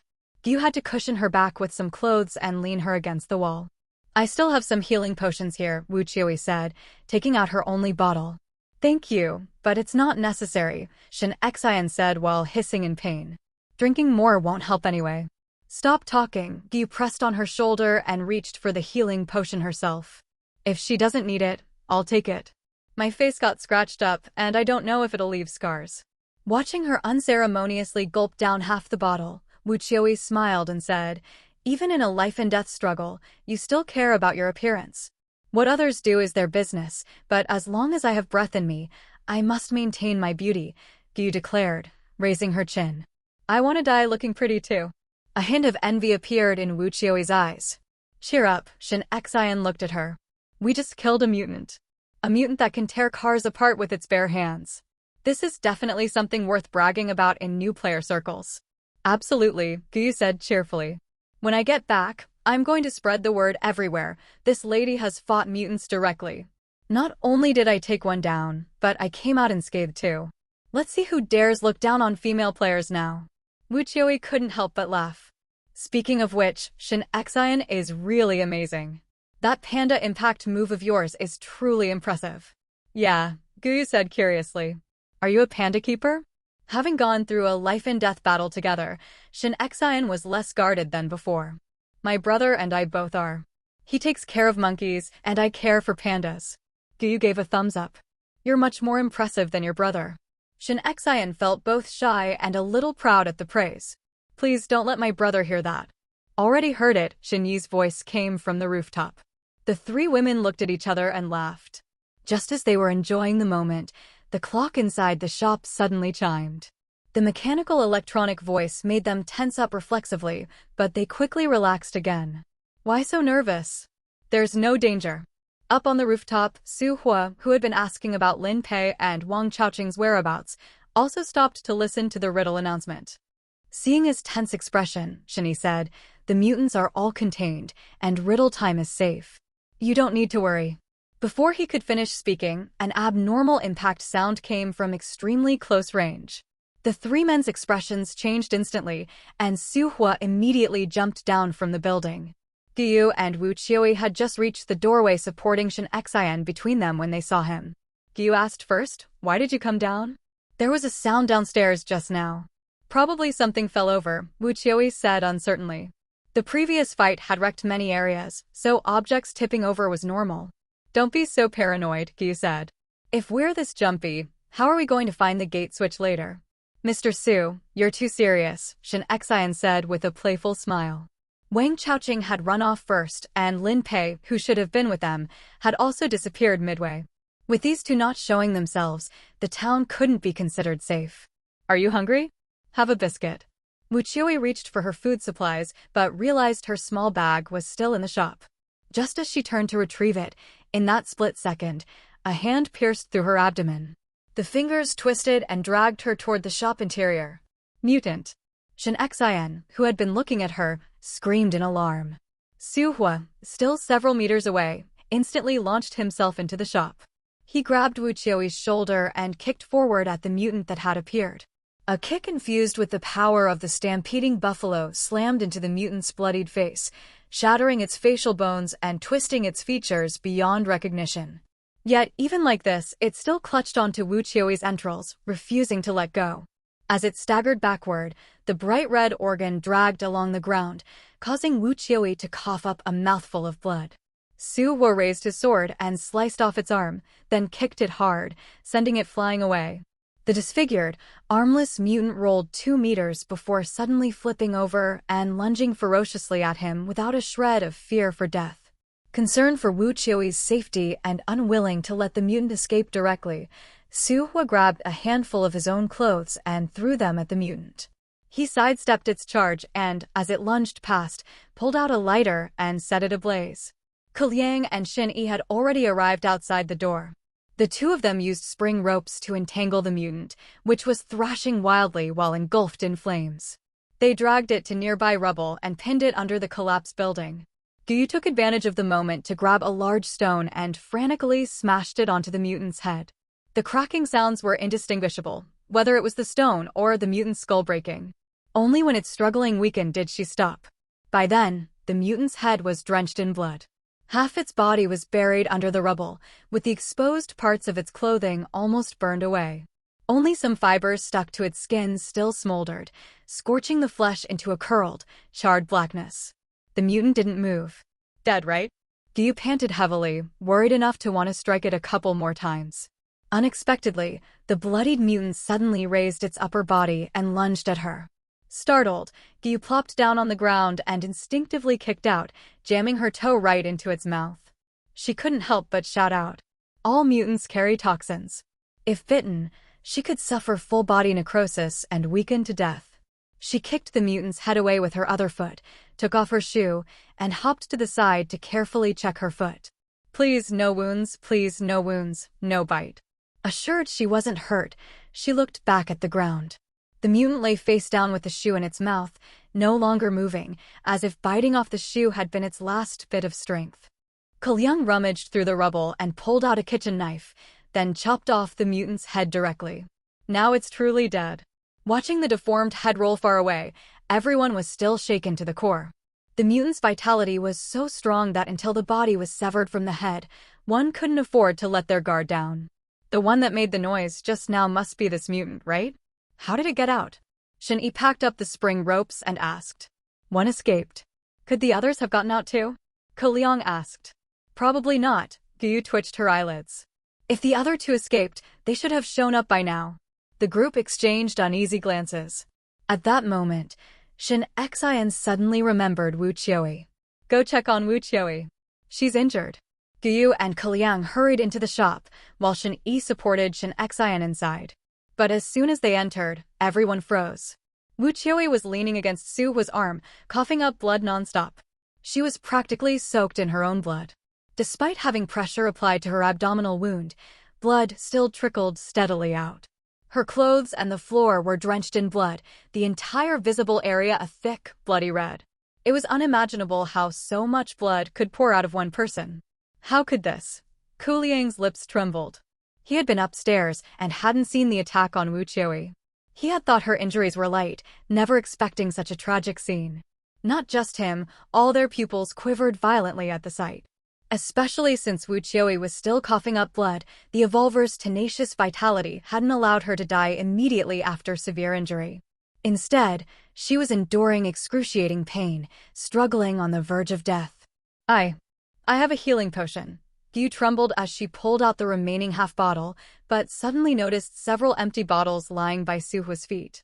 It's useless. Su Hua set Wu Qiuyi down and, with a bloodied hand, grabbed a small package from the corner. Under her desperate gaze, he took out a photo and placed it on her chest, then lifted her hand to rest on it. Wu Qiuyi clenched the photo, seeming to smile faintly before blood foam trickled from her mouth. Her eyes glazed over, staring blankly at the ceiling as her breath gradually faded away. Everyone, whether standing or crouching, had tears welling up. Shin Xian even burst into sobs. Why did this happen? We already killed the strongest mutant. Shin-Yi comforted his sister. It was an accident. Nobody could have predicted this. Su Hua closed Wu Qiuyi's eyelids and stood up. I'm going to check the pit cage entrances and look for Lin Pei and Wang Chaoqing while I'm at it. Gyu snapped back to reality. I'll go with you. It's unsafe alone. Split up. Kalyang said, you two check the pit cages. I'll look for people. Shin Xian's injured and can't move well. Shin-Yi, take her to the gas station. Bring Wu Qiuyi along too. We can't leave her alone here.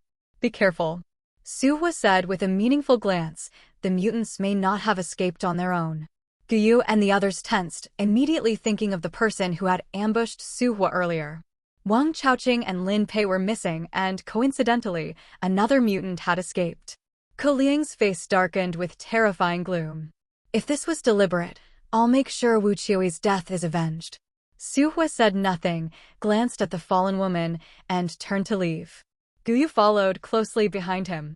The two walked in silence until they reached the nearest pit cage. Sure enough, the metal panel had been broken open, the cage entrance wide open, and knives scattered everywhere. This looks like it was broken by force. Gyu examined the metal plate uncertainly. The edges of the break were jagged, without cut marks.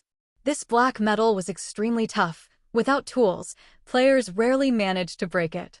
Su Hua wasn't sure either, so they proceeded to check the next pit cage. Fortunately, the other two pit cages were intact, their seals firmly closed. Could it be due to distance? Gyu said, these two pit cages are farther from the gas station, so maybe the mutants' reactions weren't as intense. Not necessarily. Su Hua pointed at dust marks on the edge. These show mutants tried to break the metal plates here too, but failed. Since we heard the noise, it's unreasonable for only the closest mutant to escape. Look at the melted metal, any signs of fractures? Gyu leaned in for a closer look. None at all. See, I told you my item isn't that lousy. So you think one of Lin Pei or Wang Chaoqing released the mutant? She turned back to ask. But why would they do that? Given the previous situation, if mutants escaped, everyone would be in danger. Once the mutant leaves the pit cage, it quickly returns. As long as you avoid its active period, the danger is almost zero. Su Hu explained. Though it was perilous earlier, no danger came to those who weren't there. Gu was silent for 2 seconds. Wang Chaoqing doesn't look like the type. You think it was Lin Pei? Su Hu sneered coldly. We'll find out when we get back. He should be at the gas station by now.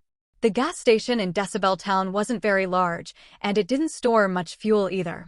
After deducting what was used by the bus earlier and for setting traps, there wasn't much gasoline left. Even if it exploded, players could safely retreat, which was why they had considered detonating the gas station in the first place.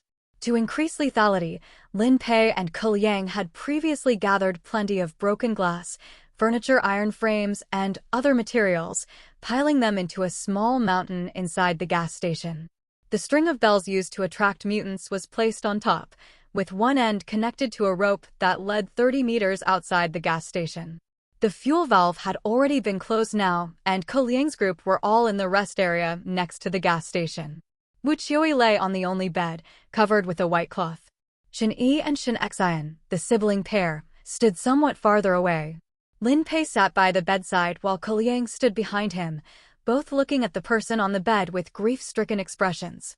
Su Hu pushed the door open and entered.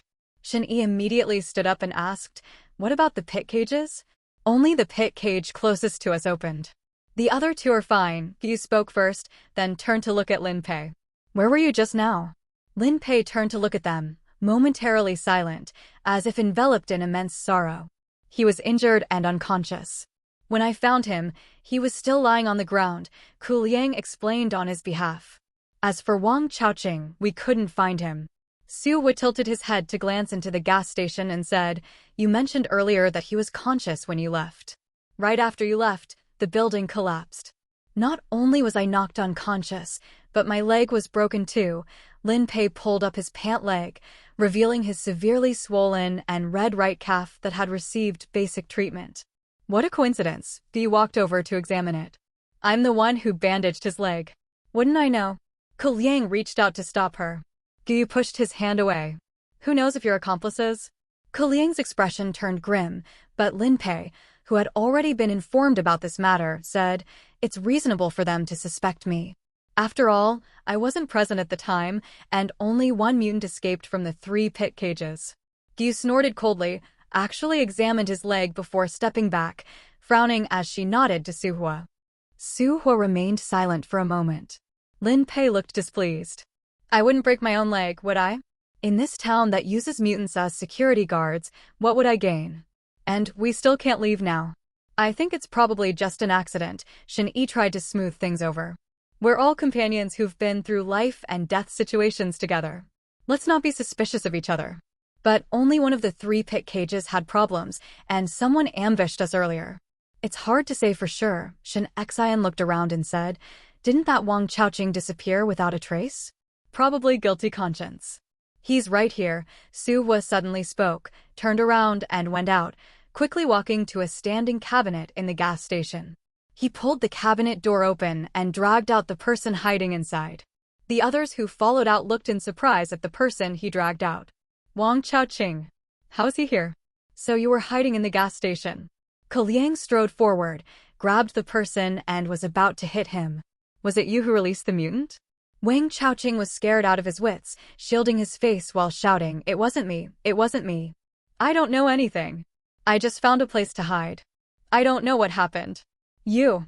Ke Liang was still about to strike, but Su Hu reached out to stop him. What good would forcing him to confess do? Ke Liang's eyebrows knitted together, his scarred face showing a fierce expression. "If we don't interrogate him, how do we know it wasn't him? You can suspect Lin Pei, so why can't we suspect him? Didn't we end up in this damned place because of him? He'd be thrilled if more of us died so he could take our items. If we die at the hands of mutants, where would he go to get items?" Su Hu paused before countering him. "Do you want to avenge Wu Qiui, or are you just looking for a punching bag?" Ke Liang slowly unclenched his fists. He threw Wang Chaoqing to the ground, stepped back 2 paces and said, You were the one who suspected someone sabotaged the pit cages. Now when I want to interrogate Wang Chaoqing, you stop me. What exactly do you mean? Su Hua didn't directly answer his question, instead saying, what if there's someone else in this town besides us? Ke Liang was momentarily stunned, then said, impossible. We've searched everywhere in this town. And come to think of it, first you suspected Wu Qiuyi of deliberately giving the wrong puzzle clock, then you thought it was one of us who ambushed you. Now I agree with you too, the pit cages might indeed have been sabotaged. Lin Pei can prove his innocence, but when it comes to Wang Chaoqing, you suddenly say there might be someone else. He suddenly laughed coldly, then stared at him with a grim expression. Are your words true or false? I was mistaken earlier, Su Hua rubbed his temples. The other party didn't show themselves, so I suspected our fellow passengers. But if they did it on purpose, deliberately making us suspicious of each other while finding ways to open the pit cages and release mutants, then it makes sense.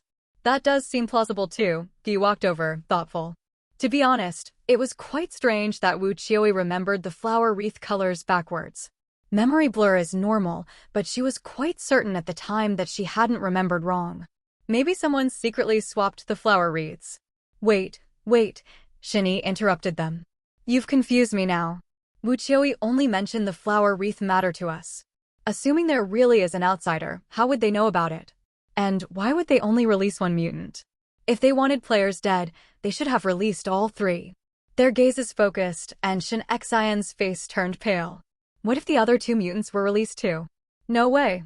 Shin Yi exclaimed first. What should we do now? Don't panic yet. This doesn't make sense at all. Lin Pei said sharply, then looked at Su Hua. If there were other people in this town with means to open the pit cages, we wouldn't have had any chance to seal them shut in the first place. Whether Wu Qiuyi misremembered the flower wreath colors or the mutant escaped from the pit cage, both could be coincidences. Other than that, is there any other evidence pointing to an outsider or to a traitor among us? Just as Guy was about to speak, he cut her off first. I know you want to mention the ambush, but aside from Su Hua himself, who actually saw that happen? Nobody saw it, but that doesn't mean it didn't happen, Shin Xian said. Right, nobody seeing it doesn't mean it didn't happen. But don't forget, whether suspecting an outsider or a traitor, it's all based on him being ambushed. If this incident hadn't happened, would you suspect me or Wang Chaoqing just because a mutant escaped? Lin Pei retorted forcefully. Motive? He must have some motive for doing this, Guy said. What you're saying is just your conjecture, not fact. To make us fight among ourselves so he can have an opportunity to strike, Lin Pei said coldly. Isn't deception and betrayal between players completely normal? Now Wu Qiuyi unexpectedly died, I'm injured, and Ke Liang wasn't out of your sight at the time. Him trying to pin this on some non-existent outsider is just an attempt to hide in the shadows and strike when the chance comes. Ke Liang and the others, along with Wang Chaoqing who was kneeling beside Su Hua, all showed subtle changes in expression. If you put it that way, wouldn't blaming Wang Chaoqing be perfect? Su Hua only spoke after hearing him. After all, there's no one to testify to his death. Do you think everyone else is an idiot? Wang Chaoqing isn't that kind of person. You do make a fair point. Su Hua swept his gaze over them. But right now, only my sword might be able to cut open the gate. Do you have any other way? It's just an item. Even if you kill me, you can still use it. Lin Pei's eyes turned cold. Ke Liang stepped back behind Su Hua. Hey, guys, we're talking. Why are you suddenly going to act? Shin Yi raised his voice. Unfortunately, no one paid him any attention. Su Hua looked at Lin Pei in puzzlement. What if my sword can't break the gate either? What do you plan to do then? Of course, we go look for the switch. Lin Pei sneered. You don't really think you're the only one capable, do you? Then what were you doing the week before I arrived? Su Hua stared without blinking. Seeing that his expression didn't change, he suddenly understood. So you thought that if you killed me, you'd definitely be able to get out. Under normal circumstances, when there's suspicion that others might exist, teammates shouldn't attack each other so easily. You don't even have a shred of solid evidence, just guesses and assumptions, yet you decide I'm lying and insist that the town has no one else. You immediately call for my death. You think the item I got from Master Nisa's place is the key to leaving the town, right? And you ambushed me earlier just for that item. At the time, you were the one allocating the search areas. Maybe you'd already discovered that Master Nisa's residence contained an item or something you thought important, but you couldn't find it. So you gambled by leading me to look, and then tried to assassinate me as I was about to leave to confirm whether I'd obtained it. But it's a pity, the item I found has nothing to do with leaving the town. Of course, it's also possible you simply wanted the item for itself. He sounded disappointed. He'd hoped Lin Pei had other motives, perhaps something related to perfect evolution, but it turned out he was after a single item. Maybe Lin Pei knew a clue about the dungeon, but certainly not much. Suhua paused, then turned his attention slowly to Guyu and the others. You people don't trust those who fought beside you, yet you wholeheartedly believe someone who disappeared and then returned playing a martyr act. This is a game world, serious wounds can heal, death can be reversed. Could you stop using your brains as ornaments? Forget it, there's no point saying more. Anyway, you're all injured. The mutants are mostly dealt with, and places that don't need you to fight can be handled without you. Killing you all is fine. Guyu and the rest hadn't finished processing that chain of revelations. The Master Knees item, the supposed key to leaving the town, Lin Pei being the one who ambushed him. How did he know about the item? Was he really uninjured? And now they were slapped with Suhua's line about killing them all. Their faces flushed. They were shaken, but they would never join Lin Pei in killing people, nor would they stand by if he were murdered. Before they could explain, Suhua's killing them all is fine left their heads reeling. Why? Didn't that earlier unveiling show that Lin Pei was the villain and Suhua was on everyone's side? Why would he want to kill everyone instead? Lin Pei was also caught off guard. While Suhua exposed his purpose, Lin Pei had been thinking how to persuade Kiliang and the others to side with him, but that process could be skipped now. Suhua had no intention of debating. He was going to wipe them all out. Of the players present, everyone except Guyu was injured, and Guyu had lost a powerful item. Her combat effectiveness was significantly reduced. Suhua, on the other hand, only had light injuries and possessed an unknown powerful item. Should they flee or wait? Before Lin Pei could decide, a piano wire looped around his throat and yanked him off the ground. Suhua immediately used the piano wire to control him, then planted the heels of his feet twice on the ground and, in a lightning-fast move, kicked both Kiliang and Shin Yi who were rushing in, sending them flying. His speed was so fast the two couldn't react. One rolled more than 10 meters, the other slammed into a concrete pillar and couldn't get up for the moment. Suhua had one hand clamped on Guyu's throat while turning his head to look at the half-crouched Wang Chaoqing. The moment Wang Chaoqing met those eyes, all thought drained from him. He forced a fawning smile. "Brother Su, I'm firmly on your side." Suhua tilted his head and pointed at Shin Xian. Wang Chaoqing immediately jumped up, twisted her hands behind her back, pinned her shoulders and barked, "Behave." Shin Xian struggled, breathing heavily as she spoke. "Suhua, I was so wrong about you. I really thought you were a good person. Let go of my sister." Shin Yi hoisted up a cabinet to smash through, but Wang Chaoqing, somehow instinctively, clamped Shin Xian's neck and turned to face him. "Don't move. Or I won't be polite." Shin Yi hesitated and had to let go of his weapon, staring at Wang Chaoqing with hatred. "You better watch out. If anything happens to Shin Xian, I'll die with you." Kiliang on the other side likewise didn't dare act recklessly. His gaze flicked between Guyu and Lin Pei. Ugh. Guyu clawed at Suhua's arm blindly, tears welling at the corners of her eyes. She glared with hatred at the man's cold face, wishing she could dig her nails in, but her arm was too short. She could only reach under his shoulder. Suhua ignored the person rolling his eyes in his grip and instead said to Lin Pei, "These people are useless to me even if I can't use the item. Your elaborate scheme to pull them in looks ridiculous." Lin Pei, expecting his injured leg would keep him from futile struggles and hoping companions would save him, stopped resisting in vain. He drew his legs up, twisted midair to slip out of the piano wire, and as he hit the ground a longbow materialized in his hands. He notched an arrow and fired at Suhua. Suhua had already prepared, sidestepped, and the arrow embedded itself in the ground. He glanced, a hint of amusement on his face. "Your arrow lost its auto-targeting? Looks like this open, wall-less gas station doesn't suit you." Lin Pei's pupils constricted violently. The look he gave Suhua held a grinding, gnawing hatred. Only one encounter, and this man had already seen through his item's characteristics. "You're clever. Why don't we team up?" he called out loudly. "Kill these people, split the items, then go our separate ways after we get out." Kiliang and the others were livid. Su Hua released Guyu. A blood-red sword suddenly appeared in his hand, cutting down through the air. Boom! The break room several meters away was sliced in two, and Lin Pei, who had been standing in front of it, pushed off with his injured leg, leaped onto the gas station roof, shot an arrow behind him, and turned his back to flee deeper into the town. Su Hua dodged the flying arrow, and by the time he climbed higher, Lin Pei's figure had already disappeared into the building. He didn't give chase, instead turning back to Wang Chaoqing and asking, "You can crawl through network cables, but can you crawl through power lines?" Wang Chaoqing looked somewhat bewildered. "Maybe I can." "Track down Lin Pei and see where he's hiding," Su Hua said as he put away his item and reached out to pull Guyu, only to have his hand slapped away. "But don't I need to hold the hostage?" Wang Chaoqing asked professionally. "For against two would be quite inconvenient without me." Su Hua cracked his neck. "What do you think?" Watching Shen Yi and Ko Liang approach him, Wang Chaoqing awkwardly released his grip and walked over to a nearby clock, placing his hand on it. A dark, gauze-like substance then emerged from his hand and seeped into the clock. Meanwhile, Shen Yi pulled Shen Xian close, warily watching Su Hua. "What exactly are you trying to do?" "Eliminate some unnecessary trouble," Su Hua replied. "Make things clear in the shortest time possible." "And this is your method?" Guyu said with anger in her voice. "Why didn't you discuss this with me beforehand?" Su Hua slightly frowned but didn't answer.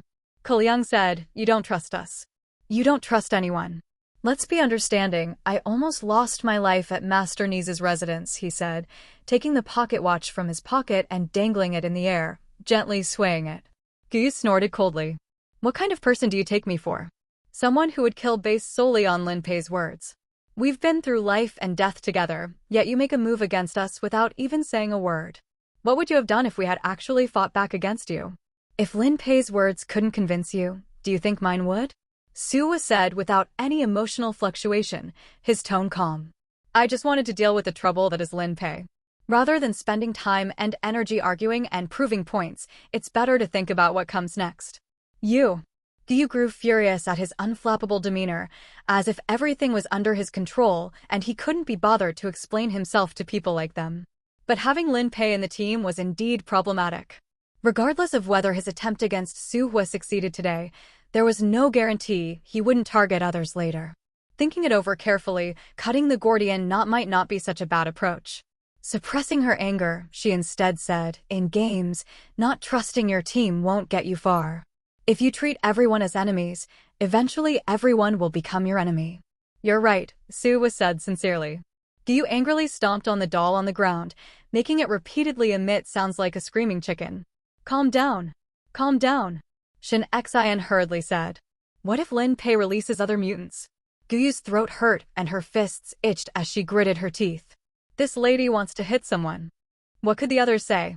Su Hua's method hadn't considered their feelings, but it had reduced potential danger, and they were beneficiaries too. Is this the item Lin Pei was talking about? Shen Yi was captivated by the pocket watch in Su Hua's hand. He couldn't help but ask, "What exactly is this item that made him attack you repeatedly?" "I'm not sure either," Su Hua said with a slight smile. "This is just a pocket watch I picked up casually. There are plenty more at Master Ni's place. My guess is," he explained, "all players are strangers with no grudges between them, and he's not trying to prevent others from leaving this dungeon.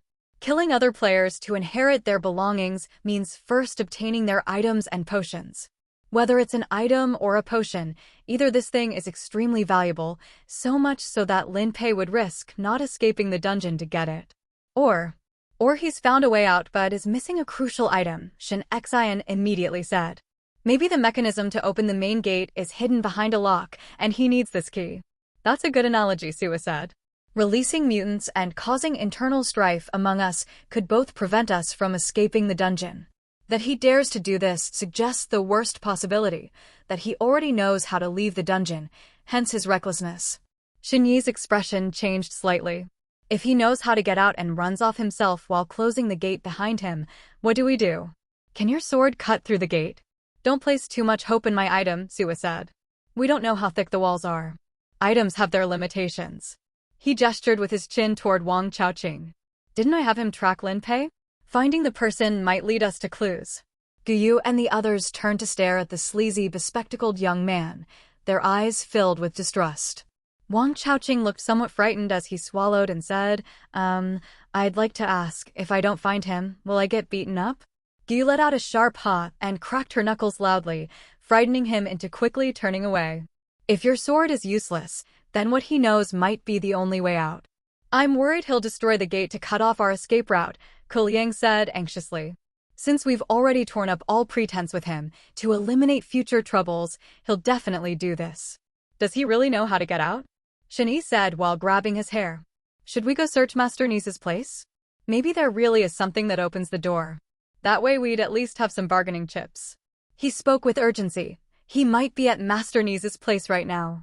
If we go there, we might still catch him. This is just my speculation, Suwa said. We've been to Master Ni's place many times too. Without a specific target, we don't even know what to look for. And going there now won't help us catch him anyway. If we can't find Lin Pei either, does that mean he doesn't actually know what to look for? Shin Xian's eyes sparkled with hope. In that case, we're not completely without hope.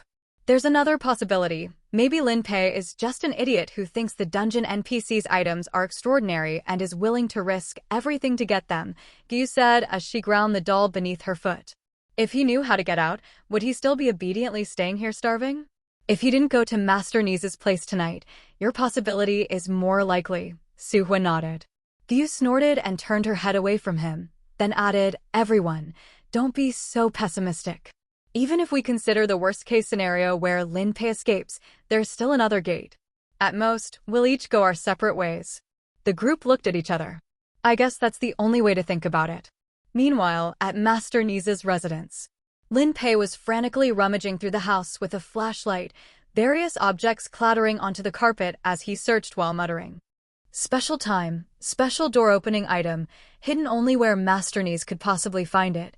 Unique shape, unique position, the one and only key to leave this town.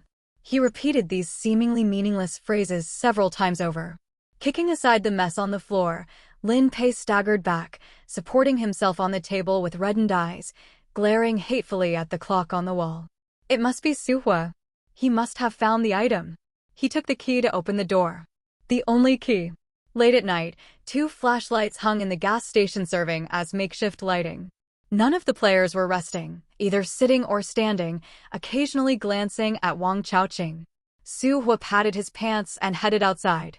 Gu quickly called out to him, "Where are you going?" "Having a smoke." Suhua didn't go far, just crossed to the opposite street. After a while, Shen Yi came over, handed him a bottle of water, and asked to borrow a light. The two squatted by the roadside smoking. "That kick you gave me earlier was pretty brutal." Shen Yi rubbed his ribs, and seeing Suhua turn his head, added with a smile, "Don't misunderstand, I'm not blaming you. The game is a life-and-death struggle. Doing whatever it takes to survive isn't strange. Your intention was good, and you didn't really mean to harm us. On the contrary, if we'd followed Lin Pei, we might have ended up like Wu Qiui." Suhua's fingers paused momentarily, his gaze falling on the break room across the street. That room had been sliced in half by him, and Guyu had already carried Wu Qiui out. "Why bother?" he murmured softly. Shen Yi heard his muttering and said self-deprecatingly, "For us, it's a form of solace. Before coming to this dungeon, my sister and I joined a local players association, formed spontaneously by several players with the aim of sticking together for warmth. To help each other through difficulties, we searched everywhere for same station tickets. But before we could find any tickets, several companions got dragged into a random dungeon and all died. You didn't see how they looked, their bodies chewed up without a single patch of good flesh left. Not torn by large animals, but by small creatures like cats or dogs. One of them was still breathing when he came out, falling right into his mother's cooking pot. His mother thought he'd been out fooling around. We don't know which day we'll die too. When that time comes, we hope at least someone can give us a bit of dignity. Not left exposed in the wilderness, that's the minimum requirement." Suhua flicked his cigarette ash. "After players die, they might get eaten by mutants, devoured by player eaters, canned like preserves, or served on dining tables. Compared to those, being exposed in the wilderness is more dignified." Shen Yi choked up, finally saying after a long pause, "Talking with you is really uncomfortable." Suhua smiled slightly. After finishing their cigarettes, Shin-Yi went back to rest, and Gu-yu and the others gradually dozed off. The night passed without any other movements in the town. Time to get up. Su-hua nudged Wang Chaoqing, who was dozing under the clock. Wang Chaoqing was in the middle of a sweet dream, but jumped up immediately upon seeing him, wiping drool as he said, "Morning, Brother Su. Found anyone yet?" Su-hua narrowed his eyes at him. Wang Chaoqing put on an ingratiating smile. "Brother Su, look, the town's so big. It takes time, you know." Surprisingly, Su-hua didn't press him, instead asking, "Did you find anything unusual underground?" "Unusual things?" Wang Chaoqing looked completely blank. "No, everywhere was pitch black. Couldn't see anything." "What about Master Ni's residence?" Su-hua raised an eyebrow at him. Wang Chaoqing didn't dare admit he hadn't gone there. It was just turned upside down inside. "Didn't see Lin Pei." Su-hua nodded, then turned to Gu-yu and the others. "Let's check the east gate first." Both gates have been quiet. The game hasn't announced anyone clearing the dungeon, so it seems Lin Pei hasn't left the dungeon yet. Shin Xian said with visible relief. After resting through the night, her spirits had improved considerably. Random dungeons don't have rankings. Besides, none of us are ticket holders. Even if someone clears it, the others might not know. Gu had broad connections and understood random dungeons relatively well. If ticket holders clear it, random players can follow through, but random players don't seem connected to each other. They can only clear it on their own. So we can't be sure if Lin Pei has already left. Better be cautious. The group set off for the east gate. To guard against possible mutant appearances, the six split into two groups, maintaining some distance between them. The town's outskirts were piled with abandoned vehicles. Kaliang went ahead to find usable cars while Wang Chaoqing and Shin-Yi buried Nianhong'an. Although the gas station was relatively close to the east gate, they still had to pass through a sizable forest. Using vehicles would save time and be relatively safer. This one works. Gu found a small truck that started when ignited. Working together, they cleared the road. Kaliang drove with Shin Xian in the passenger seat while the others rode in the truck bed. The familiar engine sound echoed through the small forest. Gu looked around nervously, occasionally startled by sudden noises from the vehicle. Seeing the others watching her, Gu smiled and said, "After being here a few days, I've grown unaccustomed to sounds. I'm just afraid loud noises might draw out mutants. If there were still mutants wandering in town, they wouldn't wait until now to appear." Shin-Yi comforted her. "I'm afraid Lin Pei might release the mutants," Gu said. "He wouldn't dare." Kaliang rested one arm outside the window, his tone mocking. "As long as he still has to hide from us, he won't dare release the mutants. Fighting alone, he wouldn't last long enough to warm up against mutants." The vehicle soon passed by the scrapped bus and reached the wall gate. They jumped down one after another. Shin Xian gazed up at the cloud-piercing wall. "No matter how many times I see it, it always feels breathtaking." Su-hua stopped 5 meters from the gate. His crimson sword descended carrying dark red light, a semi-transparent rectangular cutting surface emerging from the blade edge, yet dissipating like dust upon touching the gate. Gu rushed forward to touch the struck area, disappointment in her voice. "Not even a mark left. Try other spots." Su-hua attempted areas beyond the gate, even directly hacking at it with his sword. Several strikes later, only cat-scratch-like marks remained on the gate wall. The others tapped and knocked on the wall surface for a while, but found no hidden doors or secret mechanisms. "Seems we still need to search back in town." This was within Su-hua's expectations. He appeared less disappointed than the others. "Let's go to Master Ni's residence first." The vehicle chugged back to town. Master Ni's residence was indeed as messy as Wang Chaoqing had described, fine display pieces smashed to fragments, even the clocks not spared. He really was searching for something. At this point, it can't possibly be just for an item, right? Could there really be something like a key? Or is the gate mechanism here? "Split up and search," Su-hua said. His understanding of super items wasn't comprehensive, and he wasn't clear what information Lin Pei possessed. Whether Lin Pei was risking everything for a super item or to escape the dungeon remained uncertain. But since Lin Pei was so fixated on this place, he would definitely come back for them. They repeatedly crisscrossed the room, searching every corner, but found no mechanisms, hidden passages, gate openers, or key-like objects. Really strange, so many doors in this house yet not a single key. Guyu complained. Does this town never lock its doors at night? These doors don't need keys to open. Shin Xian pushed a door. The keyholes are just decorations. The keyholes are just decorations. Su Hua repeated these words, suddenly realizing the wall gate fit together seamlessly, appearing like embedded components different from ordinary doors. The method to open it could also be unconventional. We've fallen into a misconception. His brows slightly furrowed. We thought opening the main gate must require some kind of switch mechanism or a key at the very least, one crucial item similar to a key, and that without it, the gate couldn't possibly be opened. But this information came from Lin Pei. What do you mean? Was he deliberately misleading us? Guyu stopped what she was doing. Not necessarily. He might genuinely believe he's looking for a key himself. We assumed he was looking for a key, so we started looking for a key too. But leaving the dungeon might not necessarily require opening the main gate. Are you saying there's another way to exit the dungeon? Guyu thought for a moment. That doesn't make sense. If there really was another way, why would Lin Pei go through the trouble of helping us lure the mutants away from the gate? He didn't seem like he was acting when we were killing the mutants, Shinny added. Suwa said, Lin Pei learned of a method to leave the town through some unknown channel, but his method isn't necessarily correct. Everyone present was stunned for a moment, then Shin Yi slapped his own forehead. Right? We've been talking all this time assuming he definitely knows how to get out and that we need to beat him to it. We never stopped to consider if he might be wrong. How stupid. We actually trusted that scoundrel Lin Pei completely.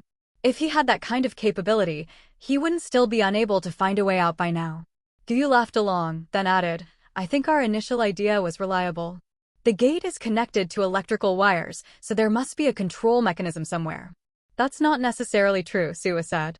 If there was a switch mechanism, even if it wasn't in an obvious place, it should have been found by now.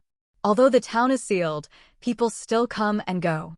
There's no need to make the gate mechanism extremely hidden. The reason we can't find the key anywhere might be because the main gate simply doesn't have a key, just like the rooms here. Are you saying the door should actually be easy to open? Liang asked doubtfully. But we tried every method just now and couldn't open it. Dong. Dong. It's 9 o'clock. 9 o'clock. It's the perfect time for studying. A child who learns one new thing every day is a good child. Today's question is, which hour of the 12 does Master Ni's cherish the most? The electronic voice sounded from next door.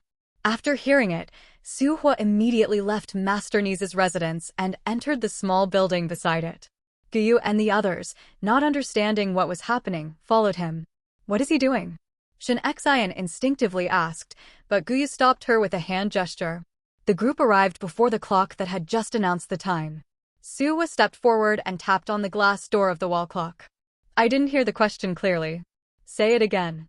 Su Hua stared at the hands on the clock face, one hand slipping into his pocket, gem watch, magnifying glass, candy, little strawberry mirror.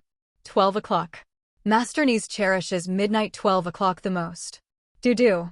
Answer correct. The puzzle solver has provided the correct answer.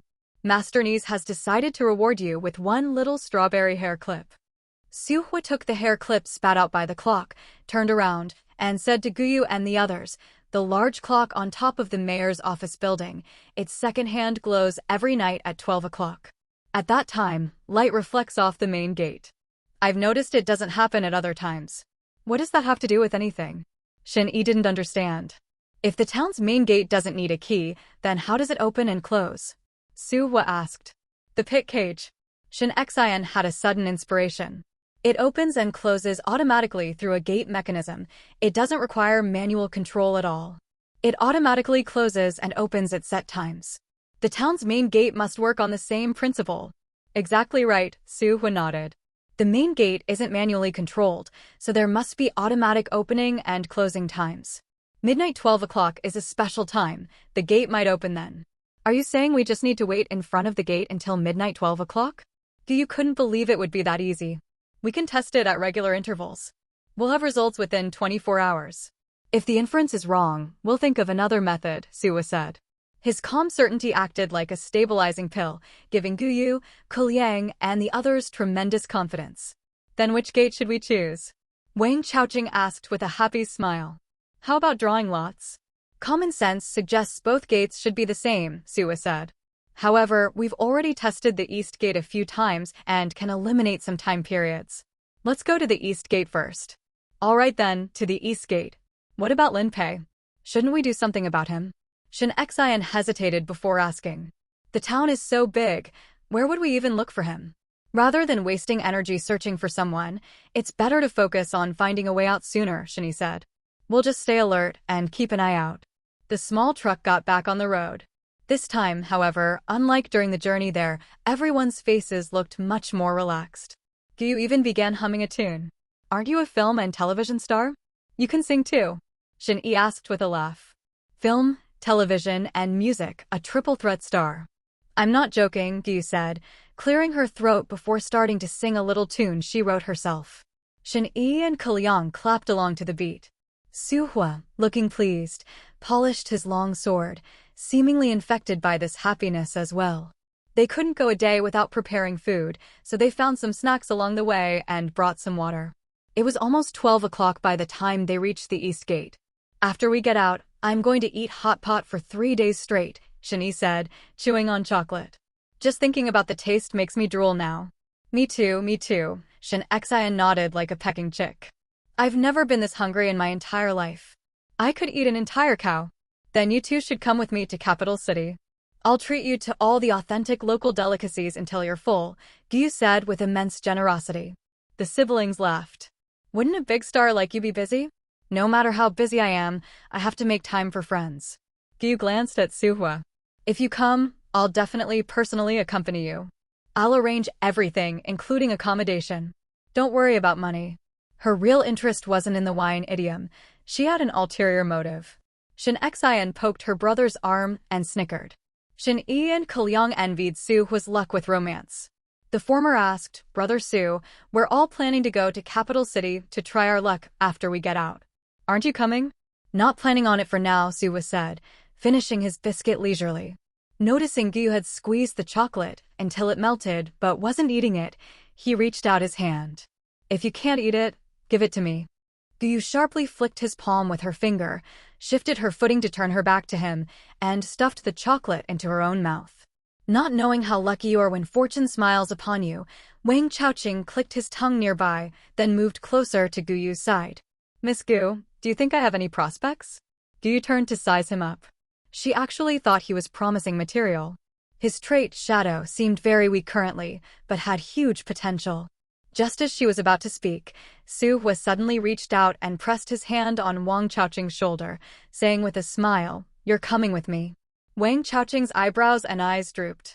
Brother, small places have no future for making money. Your little brother here wants to earn big money. Don't worry, I'll introduce you to a place where you can earn big money later, Suhua patted him.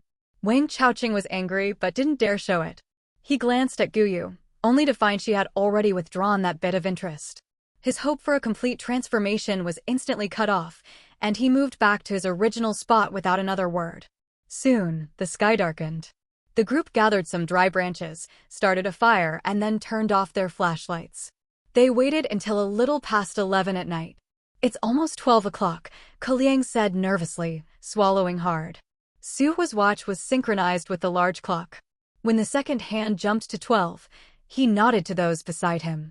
Together with Kalyang and Guyu, he stepped forward to push the gate.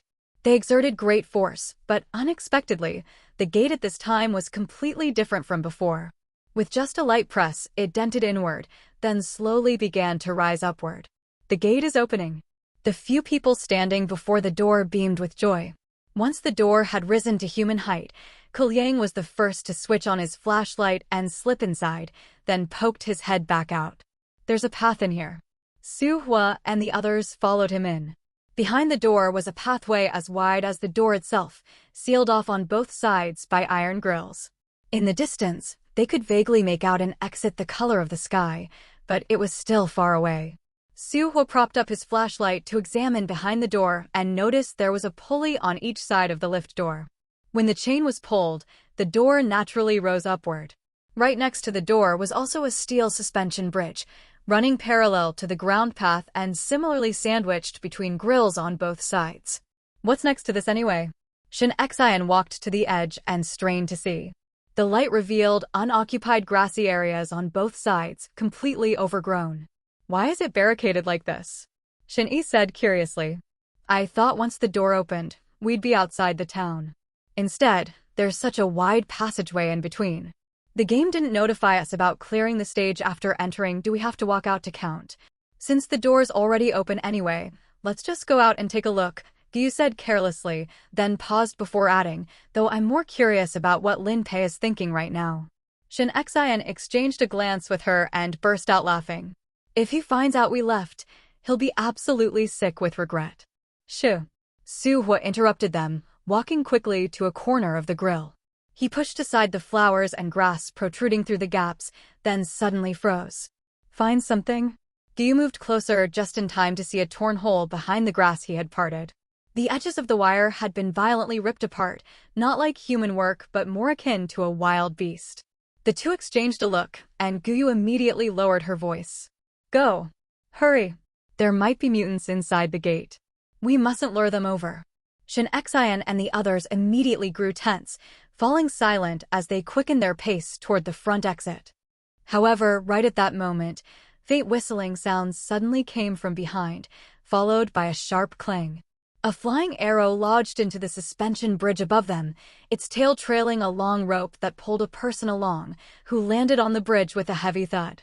The sound wave from the heavy impact on the thin, brittle iron plates traveled much farther than expected in the narrow, enclosed space, like ripples spreading out layer by layer. But within the returning echoes, there was an added rustling commotion. Without bothering to look at the person on the suspension bridge, Su Hua charged forward without turning back. Run. The people on the ground broke into a sprint, glancing to both sides as they ran. The previously empty grassy areas suddenly sprouted pairs of reflective glowing dots, densely packed everywhere. What are those things? Shin Xian, on Shin Yi's back, instinctively shone her flashlight over, but to her shock, in just an instant, the mutants, as if stimulated by the light, suddenly lunged from the grass, crashing against the grills. The finely woven iron grills deformed under the impact. The mutants' eyes bulged violently as their teeth desperately gnawed at the wires. Their tongues slithered out from mouths filled with sharp teeth, twisting and stretching forward, flinging foul-smelling saliva everywhere. Even though they were several meters away, Shin Xian was still terrified into screaming. She had thought the eyeless mutants were horrifying enough, but she never imagined the ones with eyes would be even more terrifying. Don't look at them, Shin Yi said gravely. Look ahead. Shin Xian mustered her courage to look forward, but by now more and more mutants were emerging. They piled on top of each other, swarming over the grills on both sides in the blink of an eye. They roared, howled, constantly shaking and tearing at the bars, all their eyes fixed on the few people in the center of the path. The iron grills won't hold much longer. Faster! Su Hua, who had already pulled far ahead of them, shouted back. The others behind, Gyu and the rest, were already running for their lives, but as more and more mutants appeared, the iron grills began teetering on the brink of collapse, while the exit ahead still seemed impossibly distant. Rip! A tear opened in the iron grill ahead. Su Hua abruptly halted, watching as the tear gradually widened under the pulling of 3 or 4 mutants. He took 2 steps back and turned around. Go back! Almost the instant he shouted, the section of grill merely meters away from them was completely torn open. The piled-up mutants spilled out, scrambling over each other to lunge toward the players before even fully getting up. Wang Chaoqing screamed. We're dead, dead, dead. We're done for. Fall back first. Gyu shouted loudly, but then Shin Xian's trembling voice came from ahead. They're out over here too. The group looked up and saw it was exactly the torn hole Su Hua had discovered earlier. 3 mutants were stuck in it, straining to break free. Before they could safely reach the door, the mutants would likely swarm out again. Go up top. Su Hua, gripping the omnipresent string, lifted off the ground, casually scooping up the nearby Gyu as he rose. The moment the two were airborne, Wang Chaoqing lunged over and grabbed their legs. Bro, take me with you. The string had a limited weight capacity. Su Hua kicked him toward Ke Liang's trait was his jumping ability. Leaping onto a 7 or 8 meter high suspension bridge wasn't a problem for him. He had originally planned to help the injured Shin Xian, but the situation was critical. With Wang Chaoqing crashing into him, he had no choice but to catch him. As those two jumped onto the suspension bridge, Su Hua and Gu Yu also landed steadily on it.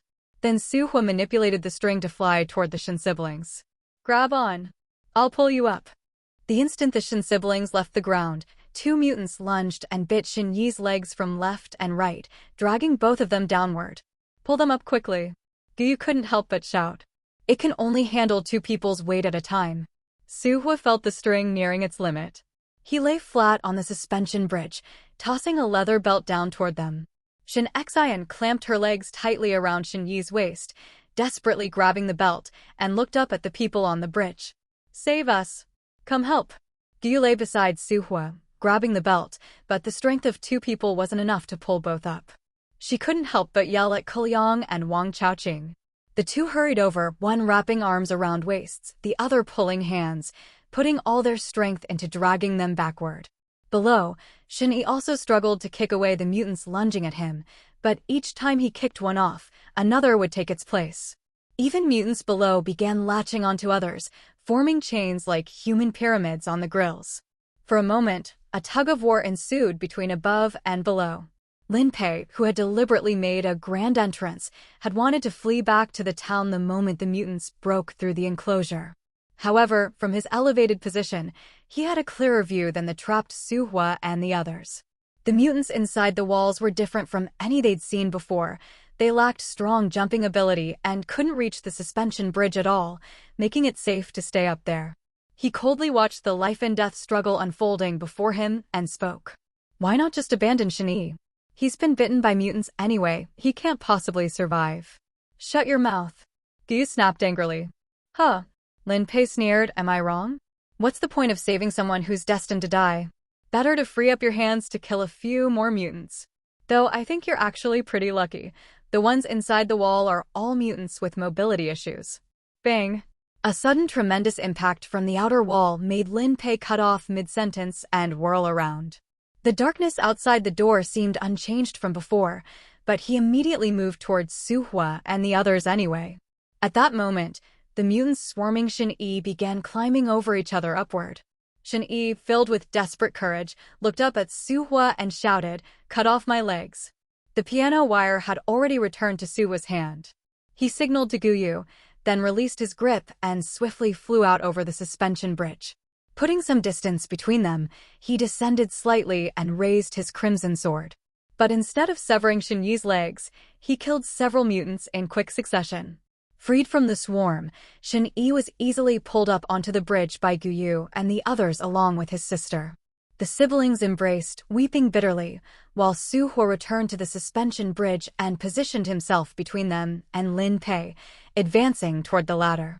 Lin Pei stood his ground, eyes fixed on Su Hua, but controlled his flying arrow to target Shin Yi, who was comforting Shin Xian behind them. "Brother." Shin Xian let out a heart-wrenching scream as the cold arrow pierced through her brother's temple. Everyone present was caught completely off guard.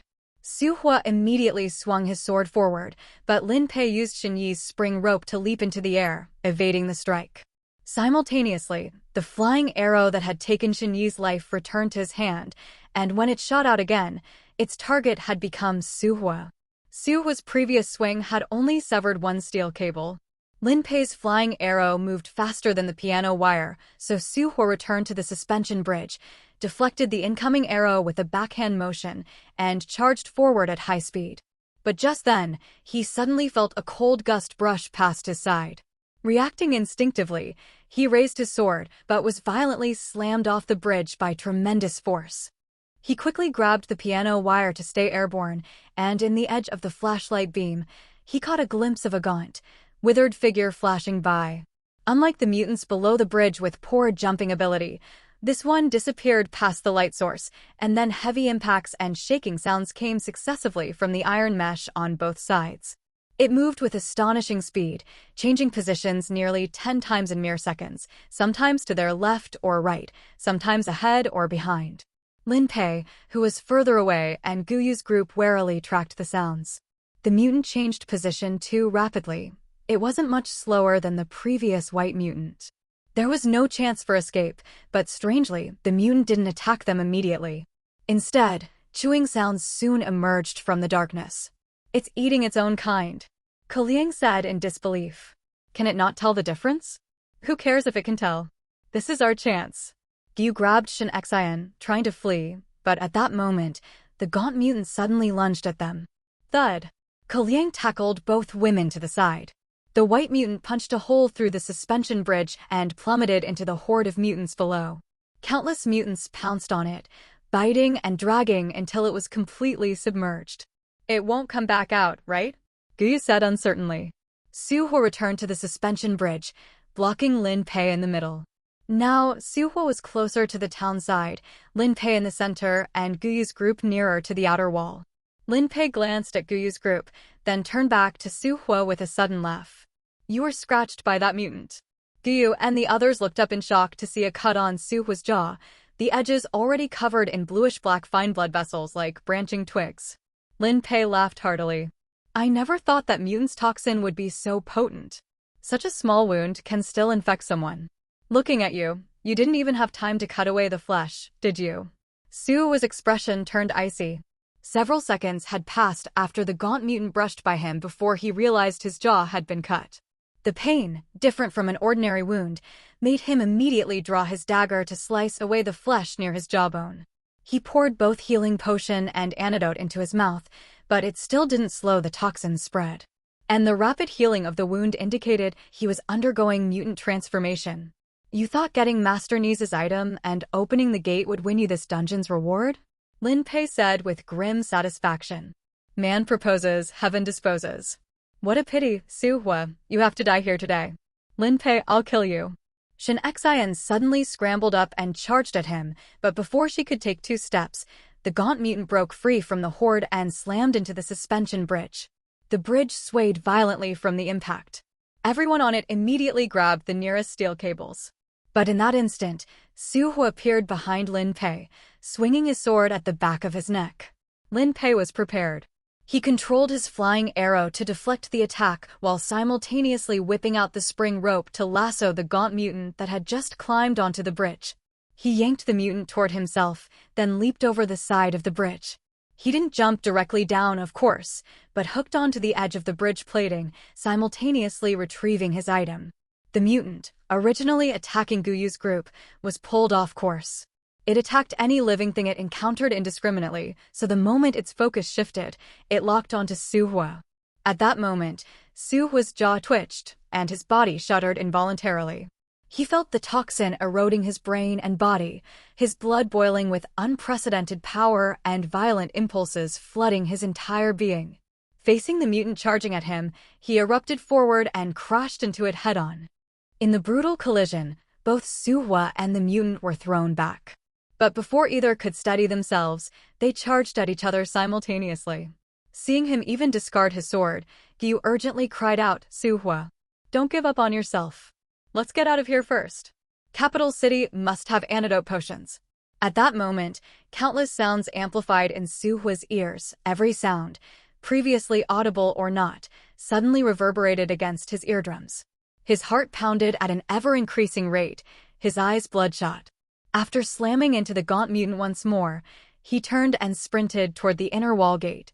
The mutant poison affecting him was different from the slow-acting toxin Professor Han had on the preliminary trial train. If there was any way to save him, it had to be inside Decibel Town. But as he turned, the gaunt mutant pounced on him from behind, tackling him to the ground.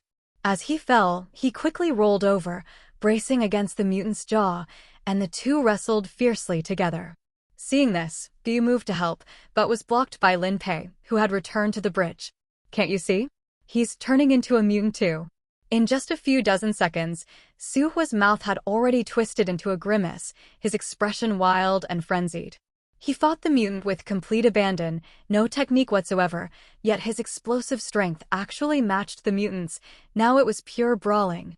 Enjoying the sight of his painful, grotesque state, Lin Pei added triumphantly, Special time, special item, hidden only where Master Ni's might be found, unique shape, unique position, the only key to leave this town. That's a riddle I found on a slip of paper in the mayor's office building. Originally, with this riddle in hand, I could have left the dungeon quickly. It's just a shame that no matter how hard I searched, I couldn't find the item mentioned in the riddle. In the end, you got the advantage.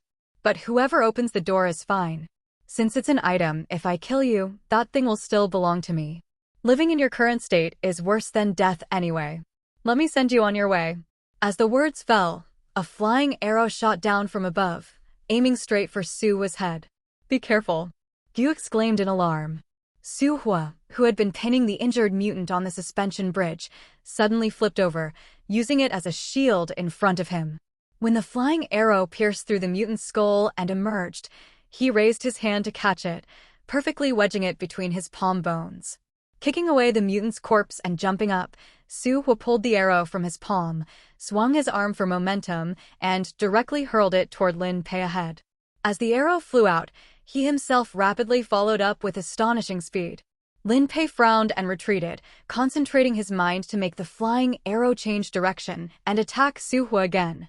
But this time, Su Hua picked up the crimson sword, deflected the flying arrow while kicking both feet into Lin Pei's chest, forcing him back several meters.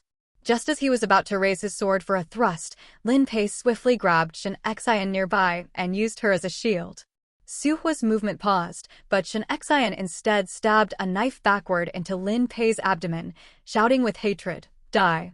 In pain, Lin Pei threw Shen Xian toward Gu Yu and the others coming up from behind while recalling the flying arrow with a hand gesture.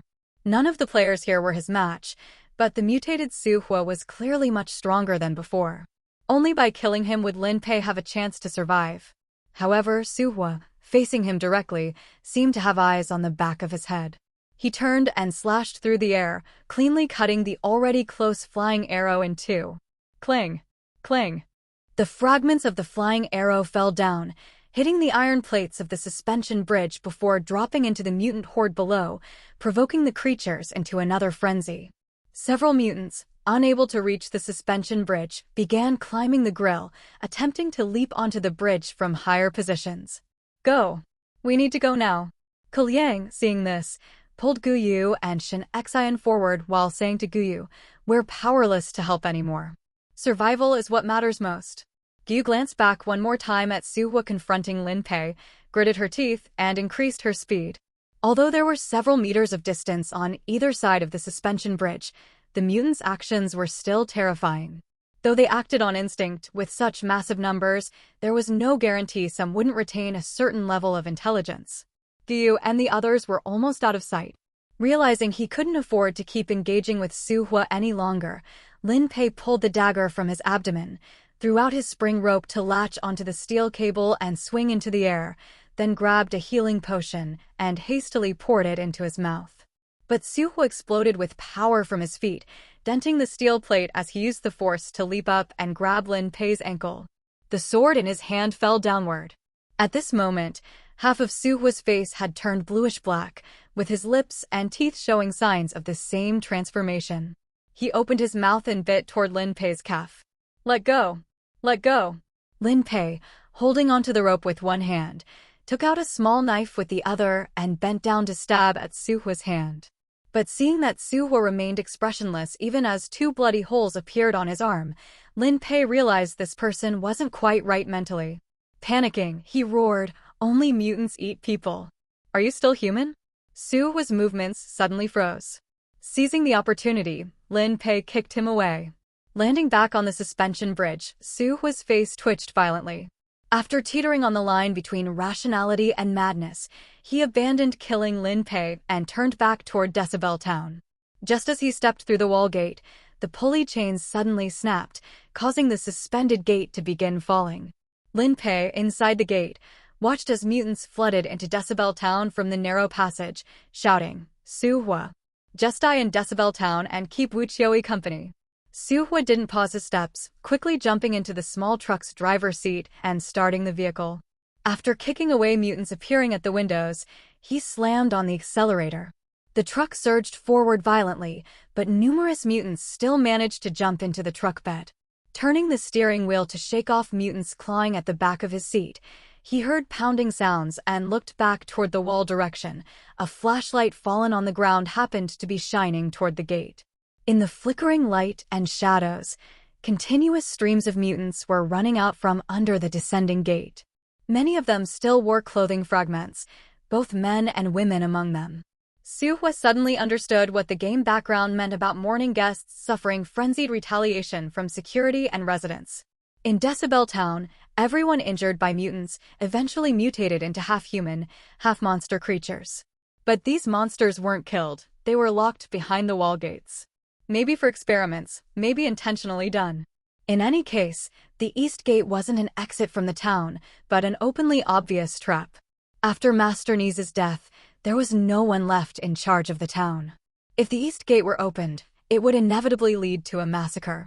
With such large numbers of mutants hiding behind the massive wall gates, for a town that had lost its value, rather than spending effort to exterminate them all, it was better to seal the place off. He had found it somewhat strange earlier. There were only 4 mutants in the town, not difficult to kill, yet the townspeople chose to relocate, leaving these mutants behind. So, this was the real reason. There was no grave for Master Neese in the town, and his residence had been intact previously, indicating someone had taken his body away. Why take his body? There were too many possibilities. That short mutant might have been Master Neese's granddaughter, but it was clearly more powerful than other mutants. Was this individual variation or an experimental result? Master Neese must have tried many methods in his attempt to save his granddaughter, possibly experimenting on others and even on himself. If he truly obtained a method for perfect evolution, would he have tried it on himself? He didn't want the Stellar Corporation to know about this method. Did that mean the method was still hidden somewhere in the town? Suhua convulsed violently. In the rearview mirror, the bluish-black veins on his face were spreading toward the right side. Losing control, he grabbed a mutant stuck in the window barking wildly at him, snapped its neck with one hand, then kicked both it and the car door it was stuck in flying out. Watching the mutant crash against a tree, its abdominal cavity bursting open from the dented car door and dying, he paused. His left hand pressed against the other car door and clenched forcefully. A palm print immediately appeared on the steel-made door panel. Frenzied evolution.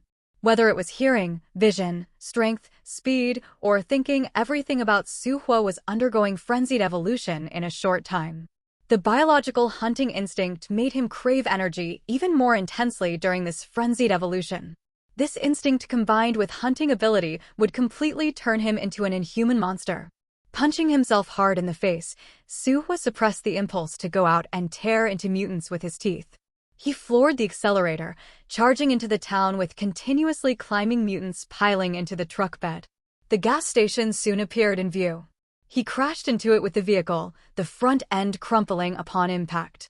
Using his tremendous strength to counteract the inertia that would have thrown him forward, he leaped out through the front window, jumped up to grab the gas station canopy's steel frame, kicked 2 feet to create a large hole in it, then grabbed his piano wire to swing upward while lighting his lighter. Burn. Boom. Kaboom. The mutants gathered around the small truck caught fire, with the leaking fuel truck being the first to ignite. The moment open flames appeared, the prepared detonation fuse immediately began burning. Within mere seconds, the gas station exploded, engulfing all mutants in flames. Suhua used the Ox shield for protection, but was still blasted dozens of meters away by the explosive shockwave, crashing into a residential building before being buried under the collapsing structure. Under normal circumstances, he would have been dead or severely injured at minimum. Yet in less than a minute, he regained consciousness from the impact, pushed aside the rubble covering him, reset his dislocated arm, and walked out from the ruins. Staggering to the nearest pit cage, he found its entrance wide open, the metal plate used to seal in mutants overturned to one side. While it had appeared completely normal earlier, Suhua now detected a faint medicinal scent around the seal. Bzzz. A high-frequency sound emerged from deep within the pit cage, instinctively drawing him forward with an overwhelming urge to approach and destroy the source of this noise. Drip. Drip. Blood flowed from his nose and mouth, mixing with the blood streaming down from his head as it continuously dripped to the ground. Suhua wiped his mouth, looked at the blood on his hand, and his eyes, which had gained slight night vision capability, suddenly experienced temporary blindness. Shaking his head, he jumped into the pit cage passage and quickly crawled along the tunnel toward the sound's origin. With only one underground path, he could advance even with closed eyes. After 3 minutes and 16 seconds, he reached the sound source, a high-frequency instrument sealed behind ornate iron bars. The window showed signs of violent pounding, but the equipment inside remained undamaged. Su Hua unscrewed the nearby bolts, punched through the black instrument tormenting his nerves, swept away the debris, and discovered an empty space behind it. Squeezing through, he found himself in a surprisingly spacious room. As he squeezed through the narrow passage and landed, he bumped into the room's only table. The leather case on top fell to the ground, several differently colored syringes rolling out along with a notebook that tumbled down. Collapsing onto the floor, Su Hua barely managed to open the notebook while covering his continuously bleeding nose and mouth, fighting through dizziness to examine its contents. Inherent flaws in the evolution serum, death and mutation during evolution process. Initial mutation stage displays perfect evolution characteristics, accompanied by photophobia, vision deterioration symptoms. Different mutation individuals exhibit varying states. Quickly flipping through several pages, the content began to change. Dr. Wu, P0S serum, light blue, perfect evolution serum. After use, no longer dependent on oral agents, and halted evolution won't cause mutation or death. Completed version of P0 serum must be used at evolution's beginning stage. After consuming P1 evolution serum, once second stage evolution begins, evolution process becomes irreversible, S version serum ineffective. Trembling, Su was scrambled on the floor searching for the light blue one. His vision was nearly gone now, mental confusion combined with visual impairment making him finally identify 2 blue syringes, yet unable to distinguish which was the correct P0S serum due to his color blindness. Cough, vomiting a mouthful of blood, he suddenly collapsed to the ground, limbs convulsing uncontrollably. Gag. Gag. Gushing blood clogged his throat, the overwhelming metallic scent numbing all senses and perceptions. Feeling his humanity slipping away, Su Hua desperately grabbed both syringes and injected them into his arm. In the pitch-black underground passage, empty syringe tubes clattered to the ground. The person lying beside them continuously emitted pained groans, his curled-up body convulsing violently as he vomited blood in great spurts against the floor. Blood vessels throughout his limbs pulsed repeatedly like young snakes squirming beneath his skin, rushing along his body toward his heart and brain before seeping out through pores, mouth, and nose. The sounds inside alerted mutants outside the other 2 passage entrances. They frantically kicked at the iron bars, the noises from both sides alternating. Initially, the interior sounds overwhelmed the exterior, but gradually the outside noises overpowered the inside until eventually the interior sounds faded away completely. Asterisk. Within the walls, Wang Chaoqing knelt on the suspension bridge holding a flashlight, staring hopelessly at the broken chains. This gate simply won't open. We can't get out. We're trapped here. Ko Liang's palms were covered in blood as he gasped, if the gate won't open, did we miss the timing and it locked permanently? Should we wait until tomorrow night? He glanced down at the mutants still following them below. Seems like there aren't any other mutants. They can't climb up here either. Gu Yu, who had adjusted her watch's time, said, "It's not about timing. This gate is too heavy, and with the chains broken, the few of us simply can't move it. What should we do then? Should we turn back?" Ko Liang looked behind them. After running so far, I really don't want to go back. I wonder how Su Hua is doing. At the mention of Su Hua, Gu Yu's eyes flickered. She glanced at the unconscious Shen Xian beside them and said gravely, "We have to try regardless." Ko Liang kicked Wang Chaoqing. "Go carry Shen Xian." Wang Chaoqing threw down his flashlight in defeat. "I won't carry her. We finally reached the exit. If we go back, will we ever get out again?" Ko Liang grabbed him by the collar. "Are you stupid? Will staying here get us out? This side's chains are broken. Only by returning to the town can we escape through the west gate." Wang Chaoqing suddenly understood and scrambled up to move Shen Xian. Right. There's still the west gate. Let's go." Gu helped support Shen Xian as they began retracing their path along the suspension bridge. They hadn't gone far when footsteps sounded ahead of them. "Su Hua, Guyu rushed forward eagerly, but when the light illuminated the approaching figure, it revealed Lin Pei, holding Suhua's sword. It's you. She and Koliang immediately went on alert. Why do you have Suhua's item? Lin Pei smiled coldly. What do you think? Impossible. Guyu slapped the belt around her waist. This is also Suhua's item. If he died, it should have become ownerless. You're not wrong, Lin Pei said coldly. But so what? He's already infected with mutant poison. Death is just a matter of time. Where is he? Guyu demanded. Who knows? Probably hiding in some corner of Decibel Town waiting to die. He returned to Decibel Town? Guyu recalled what Suhua had said earlier and guessed he might have gone searching for an antidote. She stared at the bloodstain on Lin Pei's abdomen.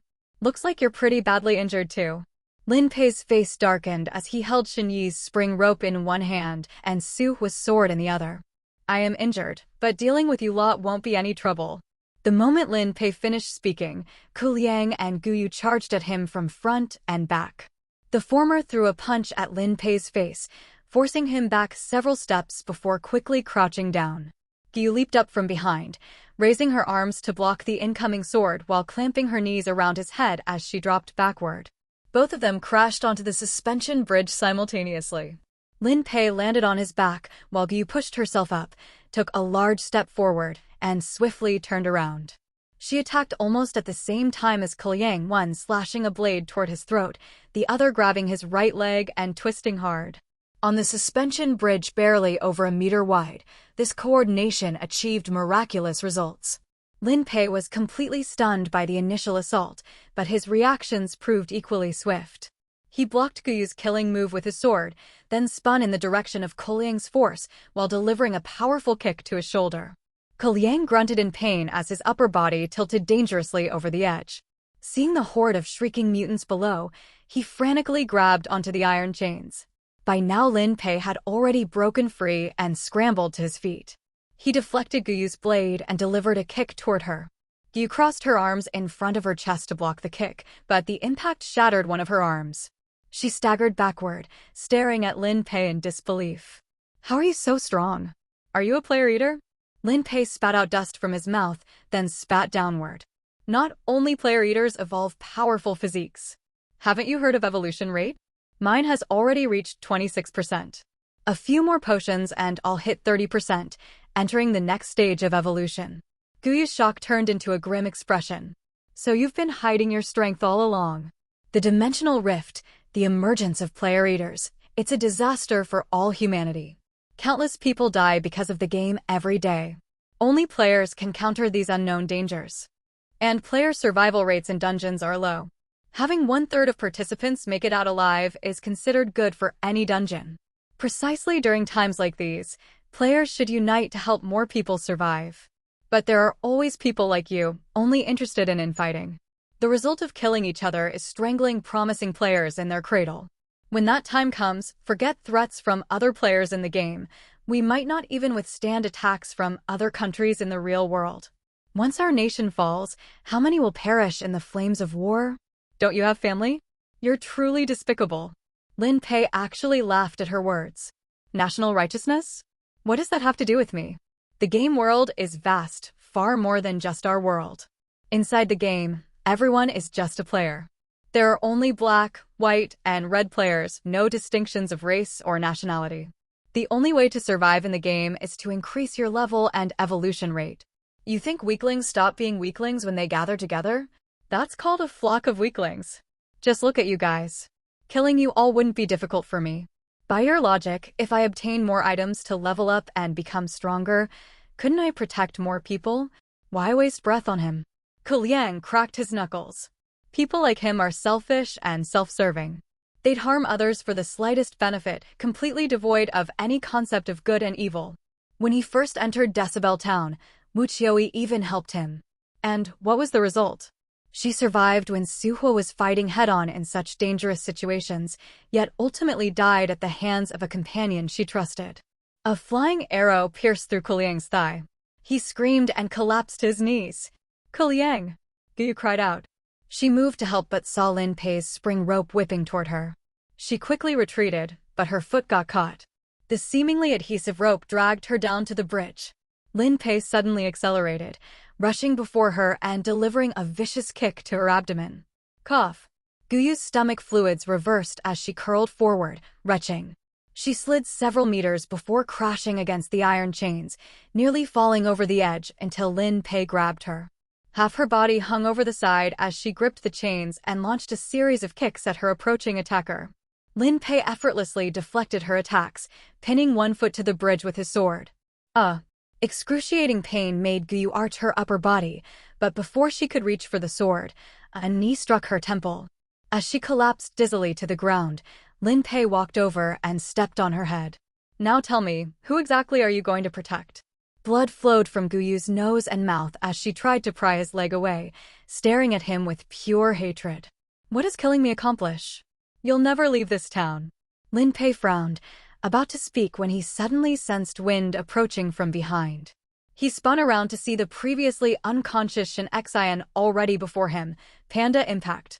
Panda Impact. Shin Xian delivered 3 consecutive charges. The first forced Lin Pei to rapidly pull his sword from the bridge and still sent him sliding back 7 to 8 meters. The second sent him completely airborne. The third came as Shin Xian leaped up to deliver a mid-air follow-up. 3 consecutive impacts nearly made Lin Pei vomit blood. He desperately used his spring rope to mitigate the momentum, but only after snapping 3 iron chains did he manage to dissipate most of the force. Even so, he still went tumbling halfway across the bridge.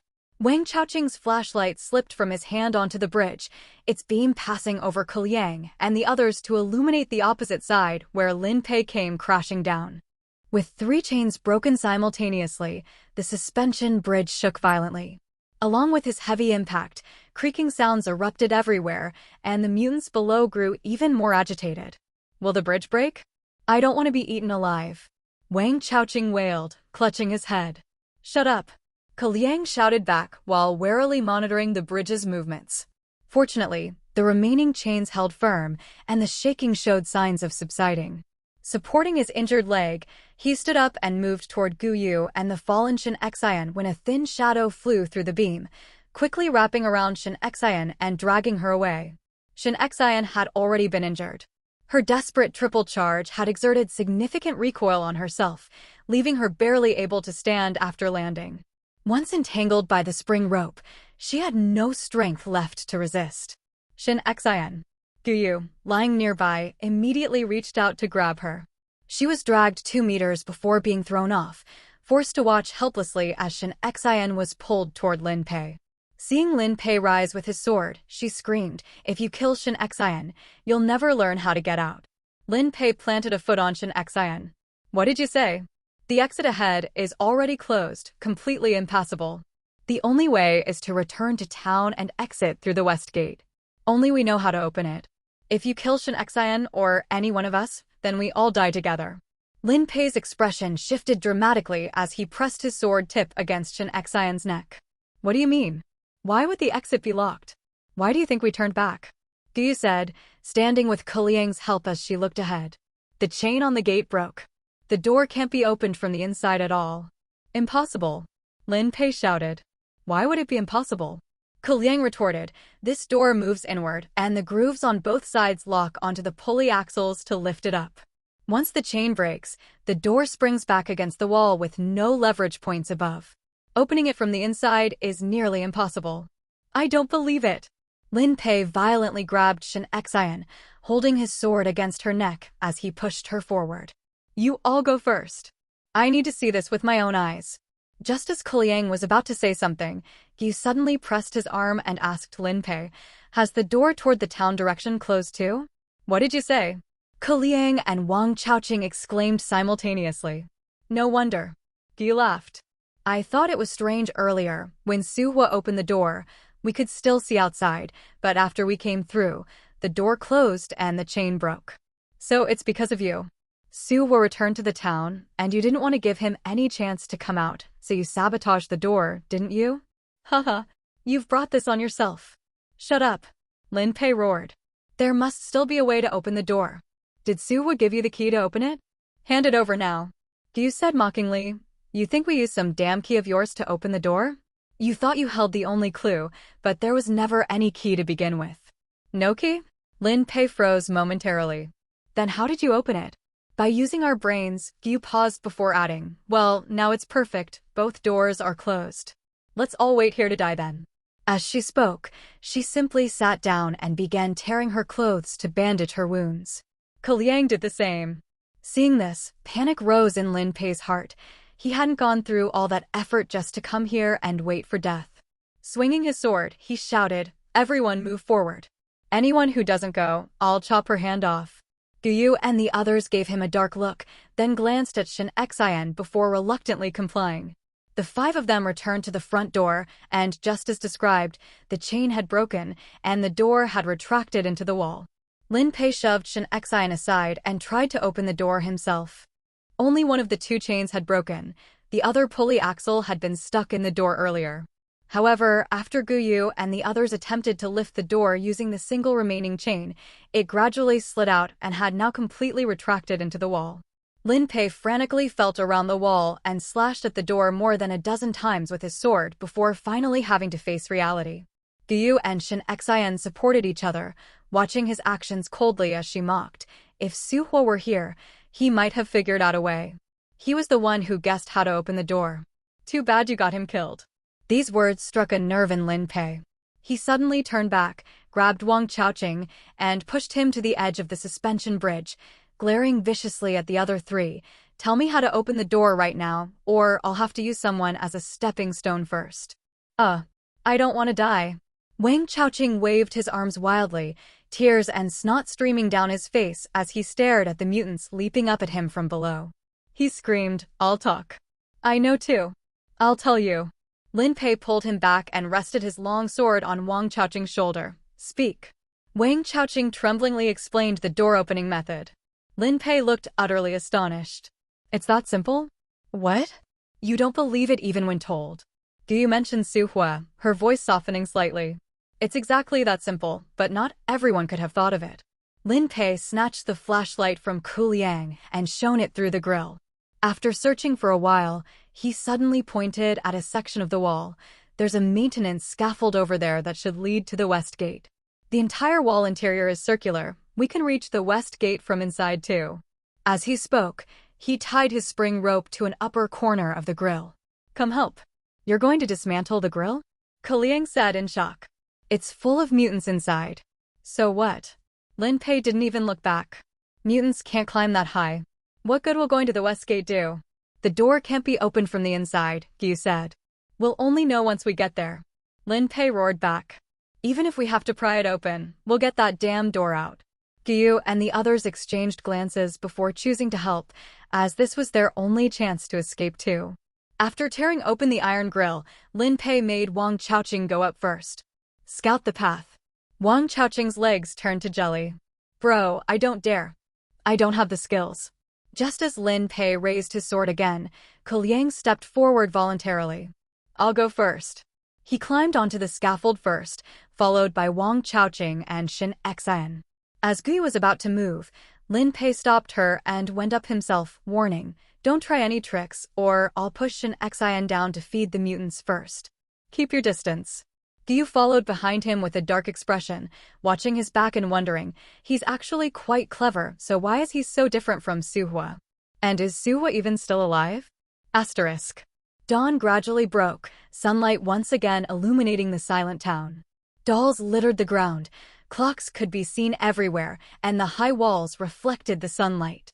Aside from the wreckage left by fights and explosions, everything in this town looked unchanged from yesterday. Crack. A piece of rubble fell from the ruins, the sound echoing in all directions, but no mutants appeared. Not even any extra noises could be heard. Those 2 mutants seemed completely isolated by the metal door panel, utterly unaware of sounds outside. But the reality was different because they were frantically attacking the iron window protecting the high-frequency instrument. They weren't trying to damage the equipment, but were targeting the person in the room behind the instrument. Su Hua, who had been lying on the ground all night, regained consciousness. The moment he opened his eyes, his pupils contracted into thin slits, but quickly returned to normal. Pushing himself up from the ground, his hand accidentally brushed against something nearby, creating a clattering sound that made the mutants outside intensify their impact. His awareness rapidly returned as he scanned the entire room. Unlike before he lost consciousness, his eyes now functioned like night vision goggles, allowing him to see everything clearly even in darkness: the overturned table, the leather case, the spilled serum vials and notes, and the empty syringe. He was still alive and rational, which proved the serum had worked correctly. Picking up the nearby syringe, he found the serum designation on its end. Both were P0S. The open notebook beside him clearly stated, P0S serum is the completed version of the P0 potion, featuring more comprehensive defect suppression effects. Must be used at the very beginning of evolution. If P1 evolution serum or other advanced versions are consumed, once second stage evolution begins, the process becomes irreversible. Genetic defects will persist throughout the entire evolution process. Neither halting nor substituting with S-version serum can prevent mutation, death, and other conditions. S-version serum will become completely ineffective. Before using P1 potion, evolvers have minimal dependence on serums. Using S-version serum at this stage can interrupt the defect evolution process and initiate complete, perfect evolution. Perfect evolution was underlined for emphasis. Looks like I got lucky. The S-version serum had precisely interrupted his mutation process, successfully transitioning him into perfect evolution. Suhua chuckled softly as he gathered the items from the floor into the leather case. The moment his hand touched the case, the game interface popped up. Congratulations, Player Extra, for finding an unclaimed item. Stingy Suitcase. As a suitcase unlike any other, it can only hold items it prefers to carry, such as small and cute objects or those brimming with intelligence. However, it can be stored as a whole unit in an item slot, and no one can detect what's inside before opening it. Turns out it's a security case. Suhua pondered thoughtfully. The evolution serum the game provided to players was the flawed, defective product mentioned in the notebook. The truly completed version hadn't been widely distributed.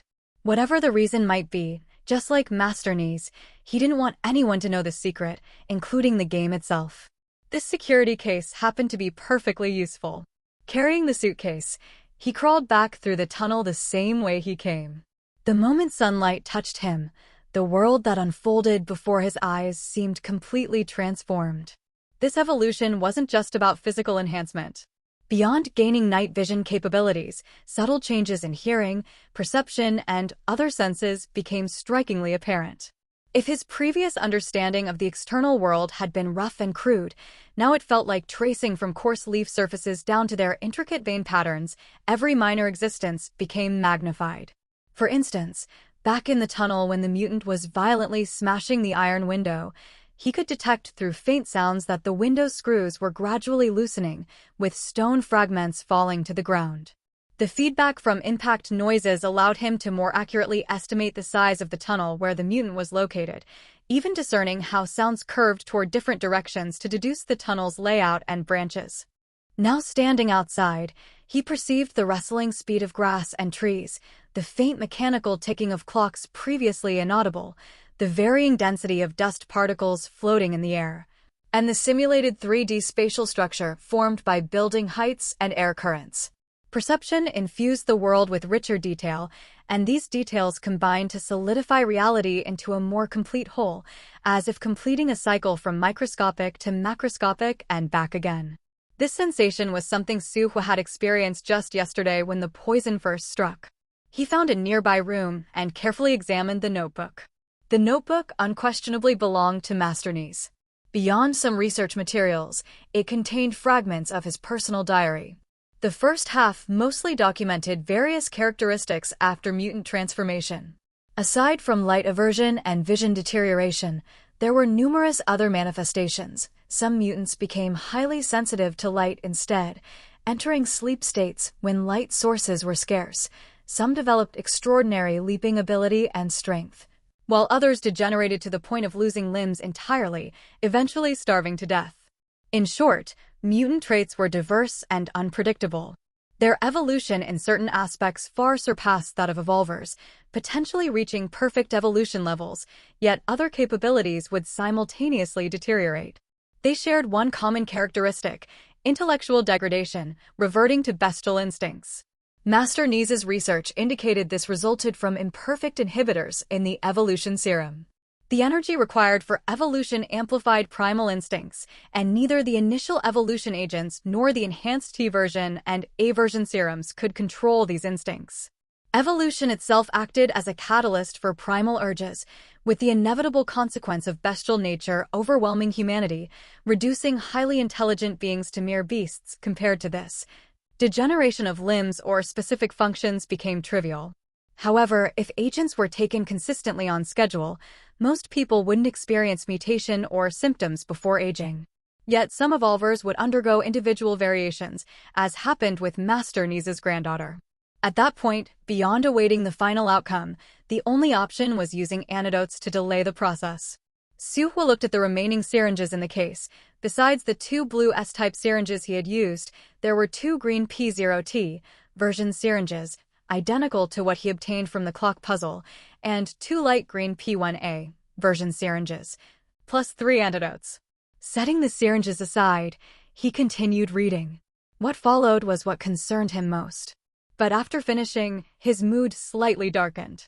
Because the S-version serum Master Nees discovered wasn't a publicly researched and released evolution agent, but rather an urban legend. It first emerged from an evolver who stopped taking evolution agents yet showed no symptoms. This evolver was later taken away by the Stellar Pharmaceutical Research Group, disappearing without trace. However, leaked internal information suggested this evolver had discovered the completed version evolution serum, the S version.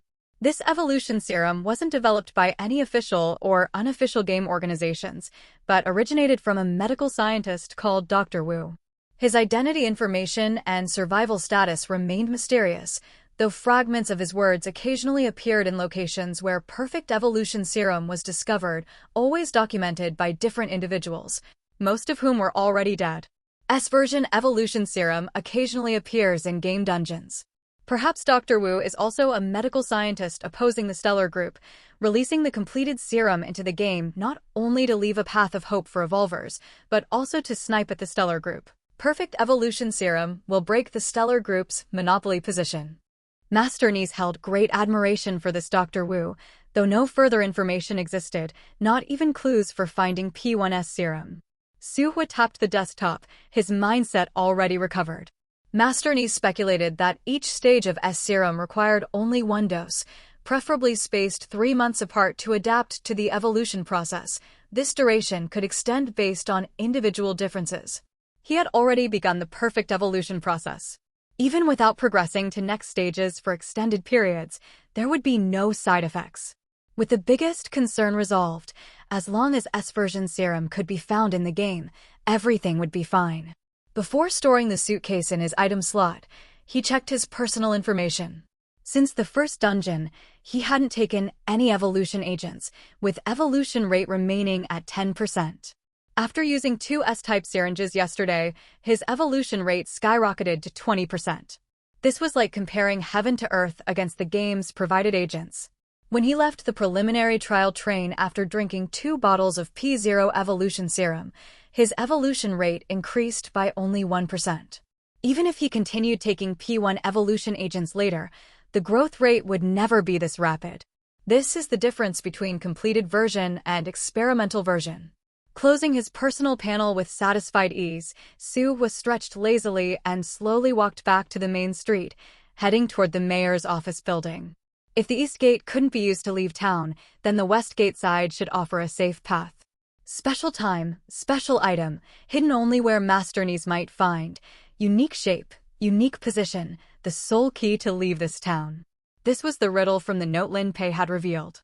Special time. The gemstone watch from the clock displayed special time, and the only place in town matching that time was the large clock on the mayor's office building, which also happened to be Master Nees's workplace. Moreover, that large clock was unique among all town timepieces, unique in shape, unique in position. Every night at midnight, its second hand would reflect light onto the western gate, indicating both the opening time and location. Lin Pei outsmarted himself, thinking the item mentioned in the riddle referred to a game item, rushing to Master Nees's residence to search for keys. Though there indeed was an item, it simply had nothing to do with opening doors. Standing below the office building, Suwa looked up at the moving second hand on the large clock, listening to its rhythmic ticking, and couldn't help but think of another matter. The reasons behind dungeon formation. Ping Fingnian mentioned that some powerful players could initiate dungeons within game stations, like the previous Slaughterhouse dungeon, which was player-initiated. As for the Headhunter Demon and this Decibel Town, they don't have fixed bosses, they only provide a setting, seemingly automatically generated dungeons.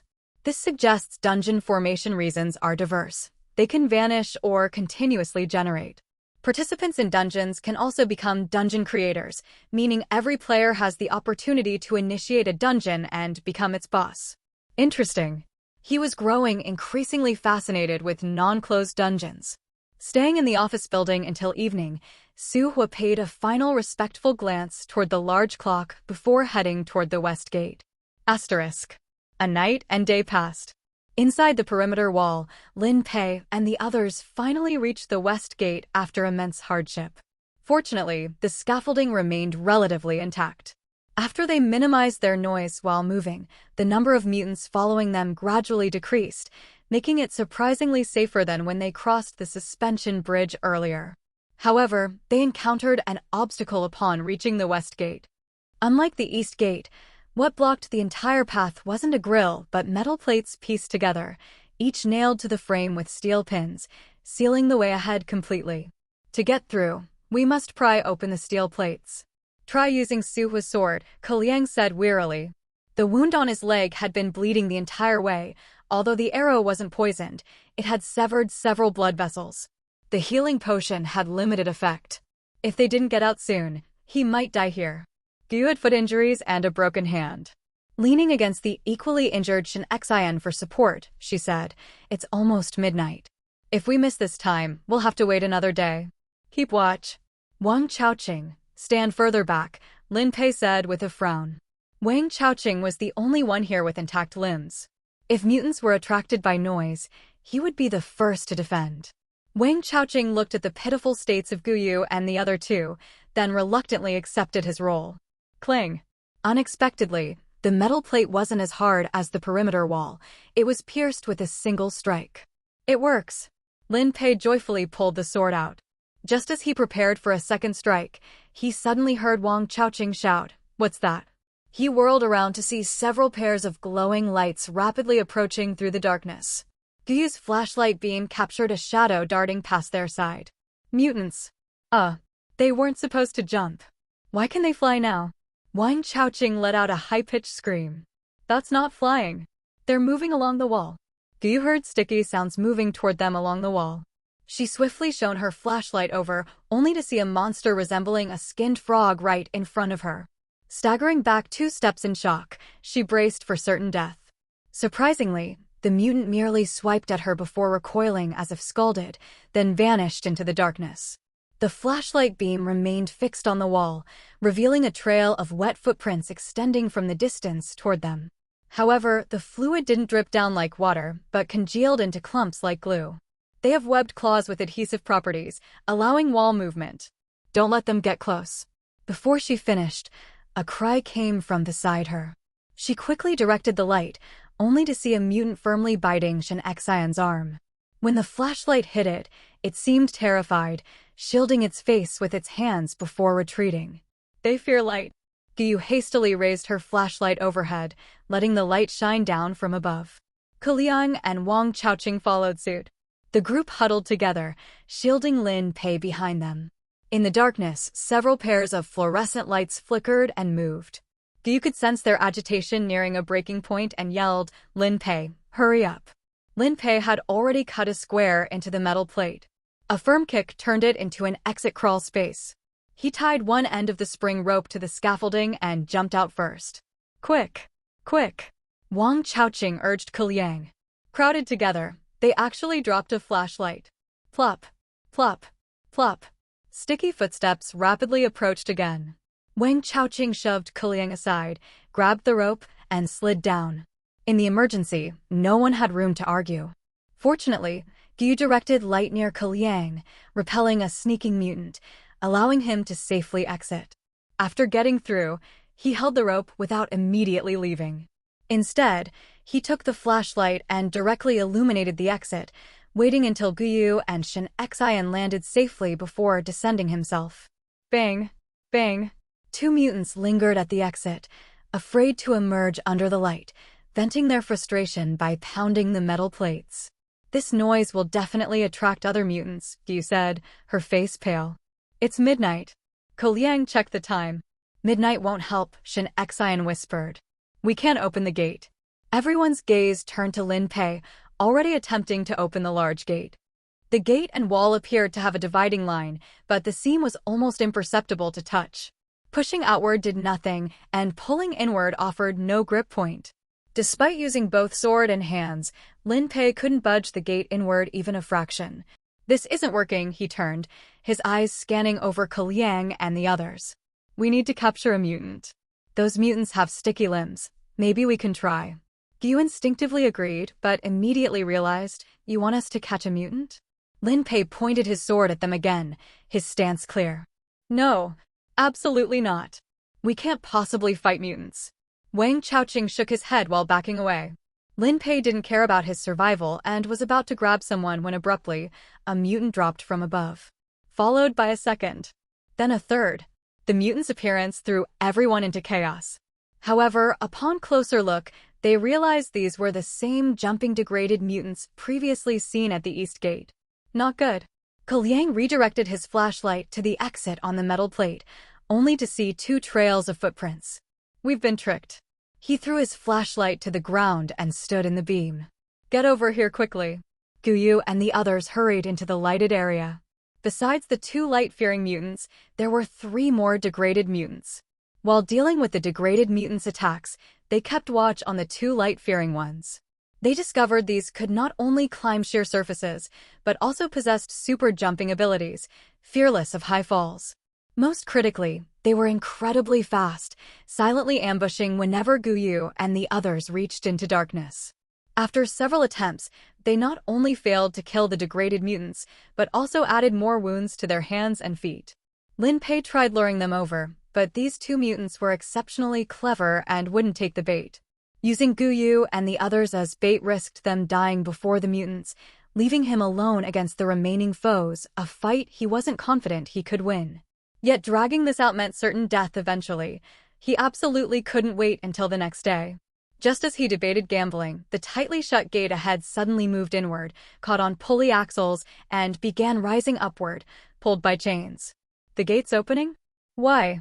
Someone's coming out from that side. Wang Chaoqing, facing the town direction, shouted. Guyu and the others turned to see a dazzlingly blinding cluster of lights moving toward them from beyond the gate. Su Hua was holding a camping lantern he had found in the mayor's office building. Its wattage was too high, so he had propped it up on a mop handle extended in front of him. The light could radiate over 10 meters, allowing him to see Guyu and the others first, along with the 2 mutants that retreated when illuminated by the light. Even in darkness, his vision remained unaffected, so he could clearly see the appearance of these 2 mutants. They differed from previous ones. Their limbs appeared more powerful and elongated, with webbed membranes growing between their fingers and toes that spread open during movement, secreting adhesive mucus that enabled them to walk on vertical surfaces. Watching those fluorescent eyes in the darkness, he angled the light toward them. The startled mutants immediately fled toward the door. So they fear light. Su Hua propped the lantern above his head, glanced at the several people huddled together in defensive positions within the flashlight beam, and lifted his chin. Quite lively here. Need some help. Su Hua, you're still alive. Guyu and the other 3 nearly wept with joy when they recognized him. You actually detoxified the poison. Lin Pei's face still showed undisguised shock. Everyone had witnessed Su Hua's condition at the East Gate. With just a graze on his jaw, the toxin had rapidly spread across half his head, driving him toward madness. Yet now not only was he detoxified, his condition seemed different from before. Su Hua kicked away 2 mutants lunging toward him, one with each foot, and walked forward with calm steps. Got lucky. I actually found an antidote in this town. Must be more than just an antidote. Lin Pei noticed that the 2 mutants that had crashed against the metal plate only twitched briefly before their life signs vanished completely. He couldn't control his sharp intake of breath before saying, "Seems you've had other unusual encounters." Suhua looked at the sword in his hand. "Time to return my item. Come and take it if you can." Lin Pei swung out his spring rope and followed right behind it, taking a swift step onto the metal plate before slashing downward at an angle. "Suhua, be careful. His evolution rate has reached 26%. Don't let the spring rope bind you." Yu shouted nervously, fearing that Suhua without his attack item wouldn't be Lin Pei's match. She drew her blade without hesitation and charged forward. A 26% evolution rate contained no falsehood. Though Yu and the others had evolution rates in the teens, together they still couldn't defeat Lin Pei, let alone Suhua with only a 10% evolution rate. If one-on-one combat wouldn't work, they could join forces. "We'll help too." Shen Xian gritted her teeth and stood up, telling Ke Liang and Wang Chaoqing to throw her. "I can manage one more impact." This was the best opportunity. Lin Pei was already injured anyway. If he suffered another heavy blow, Suhua would have the chance to kill him. Lin Pei's thinking ran along similar lines. He needed to eliminate Suhua before he could get into fighting form. Yu and the other three prepared to provide support from various distances. Lin Pei feigned a frontal assault while actually planning to repeat his trick with the flying arrow sneak attack. Both sides treated this first exchange as the crucial moment that would determine success or failure. Yet Suhua, standing at the center of this vortex, appeared exceptionally composed. With his current perception abilities, he could clearly predict that, even at full effort, Yu and the others couldn't match Lin Pei's speed. The 10-point evolution rate difference became particularly evident on a micro level. The others were still meters away, while Lin Pei's flying arrow was already less than a meter from him. "Think I'd fall for the same trick twice?" Suhua shifted his body slightly, his left hand snapping out to catch the arrow shaft as it brushed past his ear, while his other hand grabbed the spring rope and pulled back hard.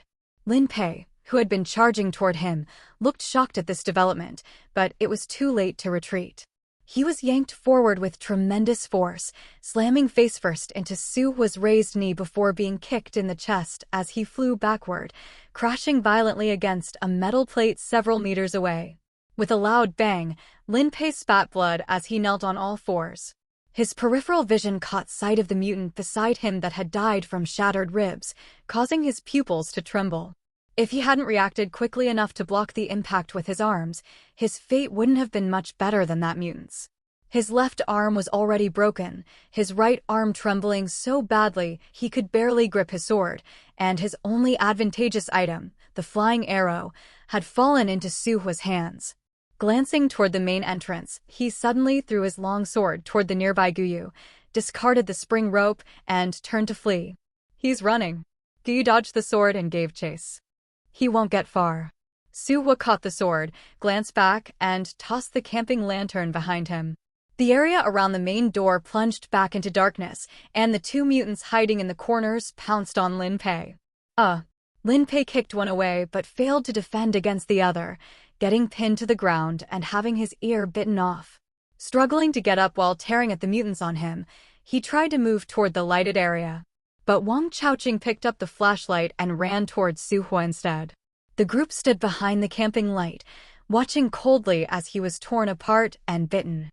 Realizing these people wouldn't save him, Lin Pei turned back toward the entrance. The two mutants had completely latched onto him now, the sounds of tearing and chewing filling his ears. But he still had hope. If he could just make it through the main door, he could leave this dungeon. Suhua stepped forward several paces. The ruby on the sword hilt emitted a bright red glow as a sword energy sliced through Lin Pei's body from a distance. The shadowy figure split into two halves that collapsed to the ground, then was dragged away by the two competing mutants. Congratulations to Player Extra for killing a black player. Please receive the deceased player's belongings. Receiving the game notification, Suhua confirmed Lin Pei's death before saying, "The dungeon has ended." "What about those two mutants? Shouldn't we deal with them?" Yu pointed toward the corner. "They fear light. No need to waste energy." Suhua had Wang Chaoqing raise the light. When illuminated, the two feeding mutants quickly retreated into the holes on the metal plate. "Are you all right?" Yu looked at her arm covered in scratches. "We've all been scratched and bitten by mutants. We need to go back and find antidotes." She unbuckled the belt from her waist and returned it to him. You should go first. It wouldn't be good if the door closes later. There's no danger left in this town. The few of us can manage. Are you sure you can handle it? Suhwa walked back. He had already noticed their wounds earlier. Although somewhat bluish-black, their condition wasn't as severe as his had been. They showed no immediate signs of mutation and would likely follow the same pattern as Professor Han on the preliminary trial train after being scratched by mutants, developing pustules and weakening. Additionally, they had wounds of varying severity, all in half-crippled states. Only Wang Chaoqing remained almost completely unharmed. We have to manage even if we can't. Guyu's shoulders slumped as she smiled bitterly. Such bad luck. We finally survived, only to face certain death upon leaving anyway. Even if we survive, what then? Shin Xian stared at the opening above, speaking calmly. The next dungeon, the one after that. Sooner or later we'll die anyway. Guyu hugged her. Staying alive is what matters most. Shin Xian shook her head. If I hadn't held my brother back, he might not have died. He was the one who deserved to live. Because she was injured, Shin Yi couldn't climb the suspension bridge immediately and was killed by Lin Pei without any chance to defend himself, without even being able to bring out his body. Everyone except Wang Chaoqing seemed somewhat despairing. Suhwa took out a syringe from his case and said to Shin Xian, since you have no will to survive, why not test whether this antidote works? You have other antidotes. Guyu exclaimed with surprise. Luckily found them. Only 3 doses, Suhwa said with a meaningful tone. Just enough to save you 3. After speaking, he asked Shin Xian, want to try it? Shin Xian stared blankly at him for a moment, biting her trembling lips without being able to speak. Guyu limped over behind her and pushed her forward. Your brother risked his life to save you because he wanted you to live, right? Now you have a chance to survive and get out. Why hesitate? If you die in this dungeon, won't your brother's sacrifice be in vain? Your words make sense. No one knows if they'll die in the next dungeon or the one after, but at least you can't die here. But it's not safe inside the walls. Let's get out first before talking. Pushed forward by her, Shin Xian wept like rain, then suddenly wiped her tears and turned to walk out arm in arm with Guyu. As they stepped outside the walls, they all received the game's mission completion notification, making them relax simultaneously. Before they could even feel happy, the camping lantern suddenly clattered to the ground. Looking up, they realized Wang Chaoqing, who should have been holding the lantern, had disappeared. He left the dungeon, that bastard. We almost got wiped out because of him earlier, Guyu said through gritted teeth. During the mutant siege too, hiding in the back unwilling to contribute. Liang and I were bleeding nearly dry while he didn't even get a scratch. Suhwa didn't offer any opinion, instead taking Shin Xian's hand and injecting the antidote into her arm. Just human instinct, Liang said calmly. People without much ability who want to survive can only look for loopholes. Guyu moved her lips but didn't say anything more, taking the syringe to inject herself before handing it to Liang. Not necessarily effective, Suhwa reminded. Who cares if it works or not, just inject it first. Guyu stared at her arm until the antidote was fully injected, then let out a long breath and blinked at Suhwa with a smile. We owe you big time this time. Suhwa looked at her expressionlessly. After a few seconds, Guyu gave up, muttering as she turned away, so unromantic. They didn't rush to leave immediately, instead sitting down to wait for the antidote to take effect. If the antidote didn't work, they'd inevitably have to return to the town. Fortunately, after a few minutes, the blackish-blue color around the wounds from the mutant attacks began to slowly fade from all 3 of them. It really works, Guyu said with both excitement and heartache, her expression complex. If this could be researched and mass-produced, who knows how many lives it could save. Too bad we used it all up now, Shin Xian said with her head lowered. Guyu looked somewhat awkward, rubbing her nose. First priority is always ensuring our own survival. We can try our best for others afterwards. The capital city is already developing antidotes. There should be results soon. Sister Guyu, you're a good person, Shin Xian looked at her. After we get out, I'll go to capital city with you. Guyu paused for a moment before saying, sure, of course I welcome you. Are you okay though? Shin Yi's body was still left near the east gate. Lin Pei was dead, and they had a chance to get out. If it were her, she might want to recover her brother's body. But Shin Xian didn't seem to have any intention of mentioning this matter. Suhwa took out the spring rope from his item slot and handed it to Shin Xian. Shin Xian reflexively reached out to grab it, then hesitated, her voice choked with emotion. You killed Lin Pei. This is already your item. Really give it to me? But I don't have any items to exchange with you. The dead cannot return to life. You can keep it as a memento, Suwa said, taking out his lighter to light a cigarette. If you want equivalent exchange, you can help me keep an eye out for glove-type items. Thank you. I will definitely repay this favor, Shin Xian said while wiping her tears. Not just a favor, but a life-saving grace, Kuliang said. As the old saying goes, great kindness needs no thanks.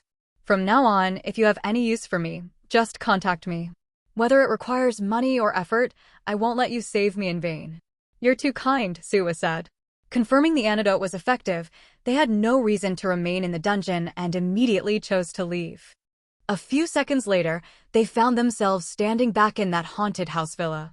It was daytime in the real world. The familiar sounds of human voices and traffic reached their ears, making them truly feel alive again. But after going through several life-and-death experiences, their mental state was completely different. After so many days of quiet, suddenly hearing car sounds feels a bit unfamiliar, Gyu said with a light laugh. Pretty much, Kuliang said, in good spirits after surviving the ordeal. I feel like having hot pot too. You should go get a blood transfusion first, Suwa glanced at him. Kuliang took out his phone to exchange contact information. I'm from Harbor City. If you ever come to Harbor City to visit, you must contact me. Then he thanked Suhwa once more with great seriousness. Suhwa shook his hand, then went outside to hail a taxi to send him, Guyu, and Shin Xian to the hospital together. Suhwa, I'll call you, Guyu said, holding his hand as she was leaving. Don't ignore me when I do. I have many items and lots of money too. Whatever you want, I can get it. She had specifically wiped her face clean before leaving the villa. Though somewhat disheveled, she was quite attractive, and her humble begging for contact made the taxi driver frequently glance back. Suhwa chuckled lightly and waved goodbye to her. After the car drove away, he withdrew his gaze and turned to look toward the corner of the villa. Brother Su. Yuan Yao was the first to jump out, followed by Huang Junjie wearing a mask and Wang Chaoqing, whose neck he was gripping. Upon seeing him, Wang Chaoqing immediately put on an ingratiating smile. A big celebrity turned into a simp. My brother is just amazing. Suhwa ignored him and asked Yuan Yao, why are you all here? You came looking for Wang Chaoqing and never returned, so Huang Junjie and I came to search nearby. We heard some security guards had disappeared too, spent some money to check surveillance footage, and realized this villa wasn't normal, Yuan Yao explained. We figured you must have entered a dungeon, so we waited in this area. Didn't expect to see this guy run out first after waiting for days. We couldn't let him escape, of course we caught him first. How should we deal with him? Huang Junjie asked, noticing signs of injury on Suhwa and thinking this dungeon probably wasn't simple. After being screwed over by Wang Chaoqing like this, he definitely wouldn't let him off easily. Let him go, Suhwa said, hailing another taxi. Just let him go like that? Yuan Yao said in surprise. At least beat him up to vent some anger. Brother. Wang Chaoqing's survival instinct was extremely strong. I consider you my real brother, which makes me your little brother. You can't be too harsh on your own brother. Yuan Yao turned and slapped his head. Shameless. Who are you calling brother? Let him go, Suhwa said as he got into the car, looking at the person who appeared nervous, but was rolling his eyes after being released by Huang Junjie. He said calmly, someone will come looking for you in a couple days. Don't wander around. If they can't find you when the time comes, you know the consequences. Wang Chaoqing's eyelids twitched, his face mournful as he said, I'll definitely stay at home and not go anywhere. Brother Su, why did you let him go? Yuan Yao couldn't help asking on their way back. That guy really doesn't seem like a good person to me. He might harm others again in the future. Huang Junjie glanced at Suhwa. Someone like Wang Chaoqing, you can't say he's utterly wicked, but he's definitely not a good person either. They weren't brutal players who killed on sight. The reason Suhwa didn't deal with Wang Chaoqing might be because of this principle. Leave professional matters to professionals. The Special Affairs Department must be short on personnel. Suhwa closed his eyes, but he wasn't resting, he was checking his game panel. Lin Pei's profession was hunter, with footprint tracking ability as his trait. His potion slots were empty, likely all used to boost his evolution rate. He also had 1,500 white bills, 1 ticket, plus 2 items. One was the bow and arrow he had used earlier. Mutually detesting bow and arrow.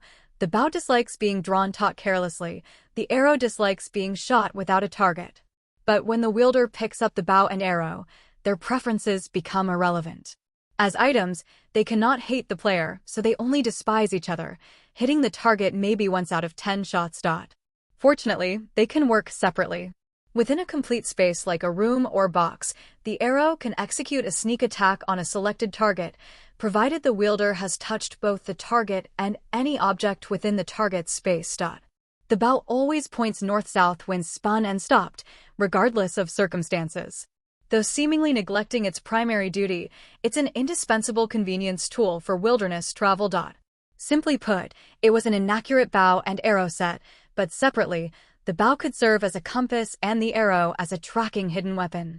Leaving the bow aside for now, the flying arrow was actually a powerful and practical item, requiring only 2 conditions: touching the target and any object within the target's space.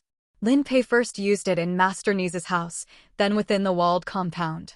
Though houses and walls differed in form, both counted as spaces. He just needed to contact the target beforehand and select the location. Within such a space, players could freely control the flying arrow to attack the target. If Suhua hadn't obtained a super item in advance, he might have truly fallen victim to this item. Lin Pei set the trap to kill him, but ironically ended up giving him a chance to restart. Because Suhua survived, Lin Pei himself ultimately died. The reversal of fortunes made Suhua sigh at the concept of reaping what one sows. The second item was a torch that could keep burning for half an hour even when drenched. After examining his spoils, he continued reviewing his personal panel. Congratulations, Player Extra, for successfully clearing Decibel Town. Based on your performance in this dungeon, you will receive 1 item upgrade opportunity. All normal items in your item slots are eligible for upgrade. Please choose carefully. The following data has been updated. Player nickname, Extra. Profession, Extra. Remarks: as someone forever on the move, his chance to become the protagonist is only 1 in 10,000. Player level, E. ID, 556688. Evolution rate, 20%. Assets, 69,050 white bills. Primary traits: tireless legs, extended trait; stampeding buffalo, informer's perspective, extended trait; super memory, a sad thing, extended trait; good friend scores. Item categories: normal items: arsonist's tools, super running shoes, weather belt, floating balloon, omnipresent string, dual color magic cube, sealed box, fish skin, protective clothing, ox shield, swordless token, mutually detesting bow and arrow, fearless torch. Special items: twisted mask, gentleman of light metal, crimson sword, noblewoman's folding fan, mimicry doll, stingy leather case. Remarks: unlike fragile normal items, special items are crafted by master artisans with effects far surpassing normal items. Due to their special nature, each special item has stricter usage limitations than normal items. Super items: 3 seconds of a life. Remarks: the highest grade of items in the Dimensional Rift, possessing powers that transcend time and space and cross the boundaries of life and matter. Divided into dynamic and static types, this super item is a static type. Potions: 9 bottles of P0 Evolution Serum, 10 bottles of P1 Evolution Serum, 2 bottles of D-grade Healing Potion, 3 syringes of E-grade Muscle Growth Serum, 1 bottle of D-grade Hair Removal Serum, 1 bottle of D-grade Lipotion, 1 bottle of E-grade Dream Fulfillment Serum. Gift packs: 1 Yongxing Restaurant membership card, 1 10% discount coupon. Ticket folder: Building Block Fairy Tale City Station, E. Clown City Station, E. Garden Castle Station, D. Deep Blue Laboratory, D. Clay Station, D. 100% Art Gallery, E. Next game countdown, 25 days. Though this game didn't reward new items, the one-time item upgrade opportunity was exactly what Suhua wanted. Like potions, items had quality grades. In the Slaughterhouse dungeon, the sealed box D-level player Peng Fingnian gave him for the paper phone was a normal item, but the paper phone itself was a B-grade item. He currently had plenty of normal items. What he lacked were more powerful ones. The fish skin protective clothing and ox shield obtained from Player Eater Mayu of the Holy Sword Society were defensive items. Arsonist's tools, mutually detesting bow and arrow, and the Crimson Sword were offensive items, but all had strict limitations that prevented free usage. The Crimson Sword was a special item not eligible for upgrade. Between the first two, Arsonist's tools was clearly more practical. Player confirms upgrading item Arsonist's tools. Su was selected yes. Based on player's item information, your Fearless Torch can be merged and upgraded with Arsonist's tools to replace them with one D-grade item. Upgrade. He raised an eyebrow. A single upgrade would likely yield another E-grade item, but merging two compatible items could get him a D-grade item. Of course he'd choose that. After selecting yes, both items turned gray, showing upgrading in progress. It seemed it wouldn't complete immediately. Su turned his attention back to potions. He hadn't placed the pot and P1A syringes obtained from Decibel Town into his inventory, but these syringes were upgraded versions of evolution agents. At least D-grade potions that should be much more effective than simple E-grade P0 potions. But he didn't need the game's evolution agents now, so he planned to give away most of these potions. Claystation was a D-grade ticket obtained from Eagle of the Holy Sword Society. He still needed to complete 2 E-grade dungeons to reach D level, so he shouldn't overestimate himself and jump directly to a D-grade dungeon. His next dungeon would be chosen from the 3 E-grade options. 100-person art galleries seemed like a closed dungeon. He shifted his gaze to Building Block Fairy Tale City and Clown City. Ding! A new message suddenly popped up on the panel. Congratulations to Player Extra for obtaining a super item. As this super item is the first super item in E27 Wormhole Point Zone 014 and the third super item in E27 Wormhole Point, the game will issue a system-wide announcement. All players in E27 Wormhole Point will receive this information in 10 seconds. This announcement conceals player nickname and ID number, only publicly disclosing the super item acquisition zone. Players, please continue your efforts. At the first glimpse of the message, Su's back instantly stiffened, only relaxing after reading the second half. Ordinary items were enough to make regular players fight to the death, let alone a super item that triggered a full Wormhole Point announcement upon acquisition. Not just ordinary players, but even government agencies like the Special Affairs Department would be tempted. His nickname information wasn't completely confidential, at the very least. All players from the Headhunter Demon Dungeon knew it, and the Special Affairs Department had captured Player Eater Lu Yuan, so they should know some of his information. It wasn't surprising that the game might have player level rankings or dungeon rating leaderboards. Nicknames and ID numbers couldn't be kept secret forever. But he never expected a system-wide announcement would suddenly happen because of a super item. Fortunately, the game concealed identity information. Otherwise, the first ones coming after him wouldn't be players from other zones. Brother Su. Yuan Yao suddenly got excited, pulling out his phone and typing a line. You got the announcement too? Su narrowed his eyes at him, scrutinizing his expression. Holy shit. This is amazing. A system-wide announcement.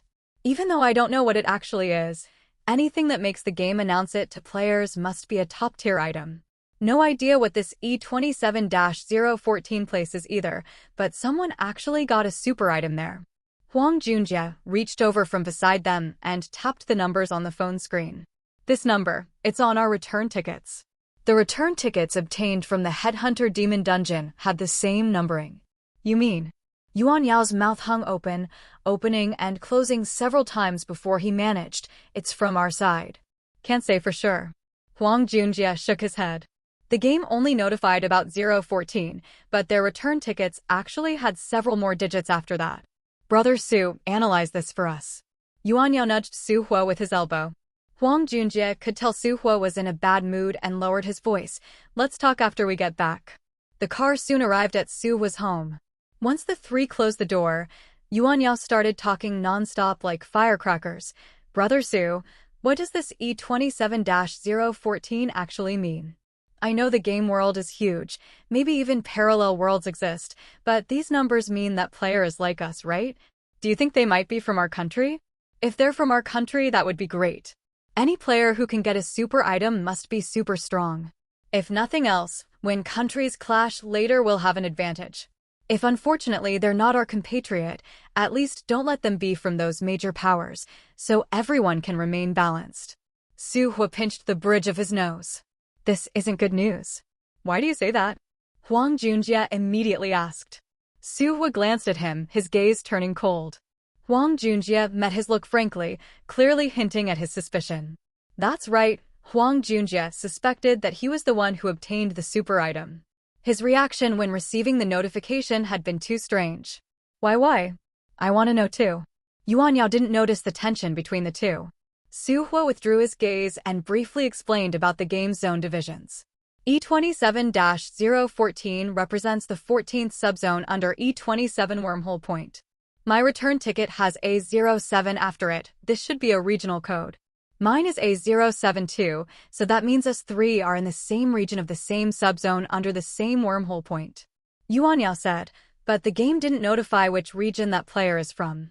It would be terrible if they're on the other side of the ocean. Su Hua shook his head. That's minor. Zone 014 is a new game subzone. There are at least 13 subzones before it. Evolvers have appeared in Zone 009 for over 5 years. The earlier zones must have been around even longer. That means countless high-level players. Huang Junjie understood, his expression turning grim. What about high-level players? Yuan Yao said, Zone 014 just entered the game recently. There should be some kind of newbie protection period, right? Whether it exists or not doesn't make much difference. Su Hua said, players can move between subzones. With this announcement, countless players will find ways to come to Zone 014. While low-level players might be restricted, high-level players won't be contained. Whether 100 come or just 10, this world will be thrown into turmoil.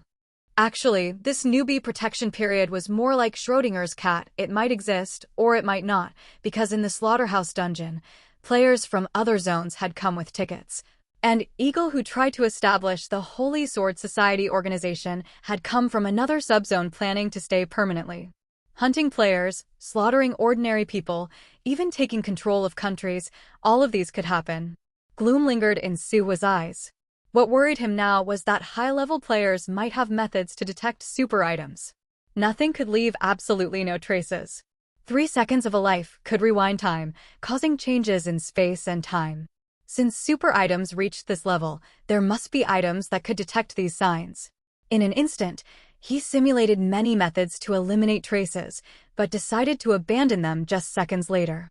Because whether he destroyed the surveillance or simply burned the villa down, the commotion would only draw attention. On the contrary, doing nothing would make it harder to trace it back to him amidst the numerous random dungeons worldwide. There was another problem too, Painting Woman, who followed him. Painting Woman was also a super item. Although he learned this from other players, now that he knew the characteristics of super items, that Painting Woman could transform from painting to human and possess intelligence, she undoubtedly fit the description as a super item. How should he handle her? It can't be that serious, right? No matter how powerful, it's just an item. Would it really start wars? The living room remained quiet for a long while before Yuan Yao finally spoke with a shudder. Even the tip of the iceberg we've seen shows how advanced the Dimensional Rift game is. Trains that can travel through space. This is something our current technology can't even imagine. And those items that defy common sense, what we've obtained, are only the lowest level. Huang Junjie now understood the gravity too. The power possessed by high-level items is unimaginable. In this intensely competitive game, this is also players' foundation for survival. What do ordinary people and ordinary countries matter in the eyes of players wielding such advanced power? Then what should we do? Yuan Yao looked at them. If players from other zones truly can't be blocked, when the time comes, we can only rely on the power of the state machinery. Su Hua said. Asterisk. In the brief time they were talking, worldwide, the leaders of countries that knew the truth gathered at the fastest possible speed to vote on a highest-level military operation. Just 30 minutes later, various commands were sequentially issued, spreading through the nation's branches and leaves at maximum speed. Ting City First Research Institute also received notification 3 minutes earlier. Nia Xian listened to team leader Wu's words with shock and anger. Transfer me to Capital City? Why? Isn't the top priority right now finding that player? Team leader Wu gestured for him to calm down. Finding one player nationwide is like searching for a needle in a haystack. Even if we search, the other party won't reveal themselves willingly. The country needs to prepare for potential major disasters, planning to protect a group of promising players in advance. You're a rare outstanding talent and the nation's future. Whether this catastrophe comes or not, preserving the seeds gives us hope. What about the other players? Nia Xian said coldly. The players the country has integrated so far are only a minority. Many promising players are still being recruited. Are we just abandoning them? The country can't protect everyone. Team leader Wu said seriously. Those players, the Special Affairs Department, ordinary public servants, and even me, we all must become barriers protecting the nation. Nia Xian's gaze turned icy. Simply put, you're giving up on them? Not abandoning them, team leader Wu said. They still have 3 days to consider. 3 days is too short, Nia Xian replied without hesitation. Even if we anticipate the super item attracting players from other zones, it wouldn't happen this quickly. Team leader Wu sighed. Can we still treat this world as the same world from before? The wormhole point we belong to is designated E27. There's already evidence suggesting other wormhole points exist. If these points become interconnected in the future, the turmoil caused by this super item could affect the entire world's destiny. Humans don't consider tiger cubs as threats, but they still cage them, slowly domesticating them and eradicating their wild nature. If a tiger cub eats a person during its growth, killing it becomes the inevitable choice. We are currently that tiger cub. Walking over and patting Nia Xian's shoulder, team leader Wu said, "You need to understand. Go prepare." Nia Xian silently watched him leave before sitting down at the conference table, his face dark as he stared at the doorway. Captain Nia. Sima Xiao'er with his red hair hurried over. The notice you mentioned is ready. Should I post it on the forum? No need. Nia Xian stood up and walked out of the conference room, quickly entering the elevator. Did higher-ups make other arrangements? Sima Xiao'er followed behind him. Aren't we looking for that player anymore? There's not enough time. Nia Xian pressed the button for basement level 2. No need to waste effort searching for that player. He's not a player originating from Zone 014. Sima Xiao'er opened his mouth to ask how he knew, but seeing his grim expression, swallowed his words. The elevator quickly arrived at basement level 2, where the Research Institute stored items. After exiting, Nia Xian signaled Sima Xiao'er not to follow and said to him, "Go to the logistics department first thing tomorrow to get a train ticket into the game. After obtaining the return ticket, don't rush back. Stay as long as you can." Sima Xiao'er looked completely bewildered, but before he could ask the reason, he saw him turn and leave. The elevator doors closed. The fluorescent lights in the corridor lit up. Nia Xian stood before the identification device at the entrance. After confirming his identity, he spoke. Nia Xian, head of the Ting City branch of Vanguard players, applies for C-grade special item, Serial Killer Finger Claws. Asterisk. Looks like the only option is to hide in the game, Huang Junjie said. If we obtain return tickets, players can remain in the game at least until the next dungeon time limit approaches. Do even E-grade players like us need to hide? Yuan Yao frowned. Entering the game carries high risks and clearing it doesn't guarantee obtaining a return ticket. Without a return ticket, you can't come back. You have extra train tickets. If it becomes unbearable, just proceed directly to the next dungeon, Huang Junjie said. This could be a way to buy time. Can we hide in remote mountains or places nobody knows about? Yuan Yao asked hopefully. I want to bring my parents. That's also feasible, Su Hua nodded. Hide in smaller cities with fewer people. Then I'll make a call. Might as well return to my hometown to hide, Yuan Yao said, getting up and heading to the balcony. Do you really plan to find some remote place to hide? Huang Junjie looked at Su Hua. Players from other zones might hunt Zone 014 players. Nowhere is truly safe. Players from other zones are limited after all. Using train tickets still provides several days of dungeon buffer time.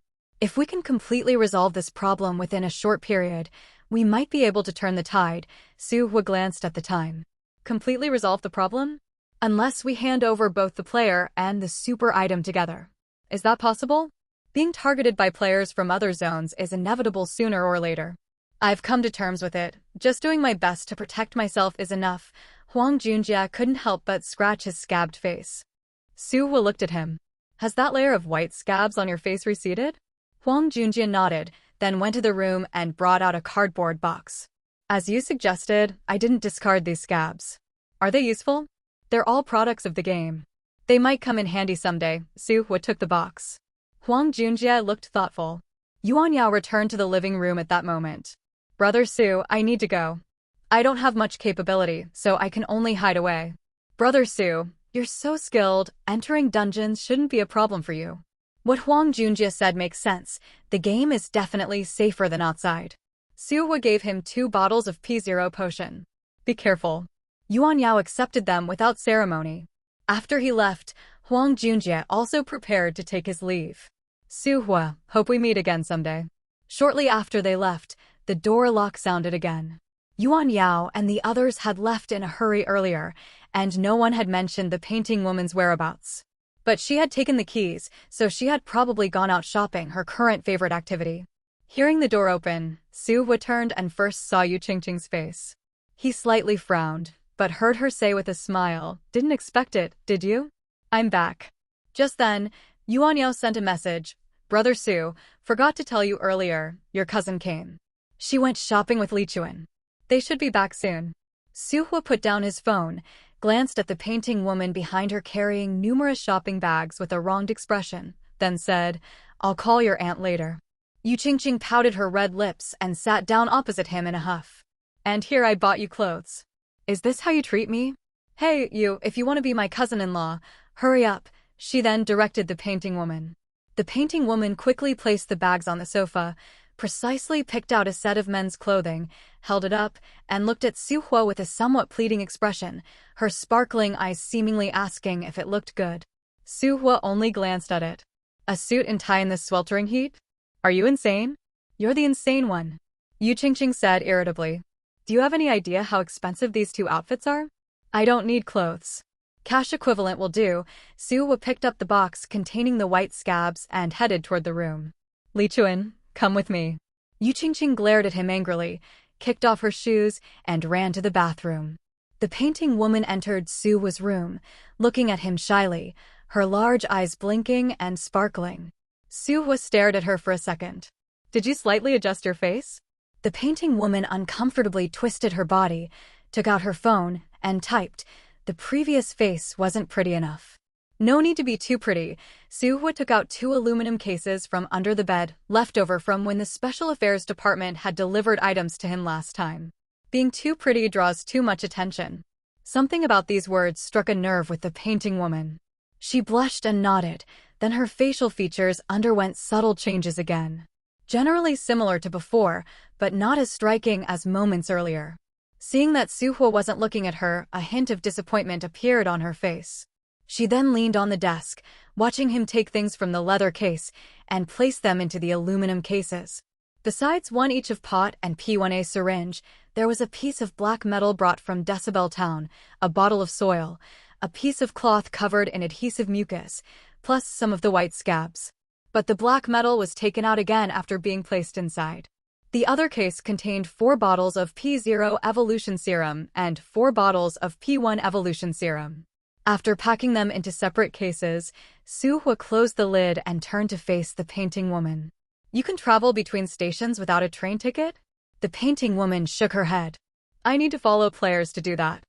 Zone 014 isn't safe anymore. High-level players from other zones will probably be coming here for quite some time.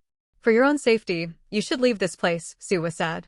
"I'll follow you," the painting woman quickly typed.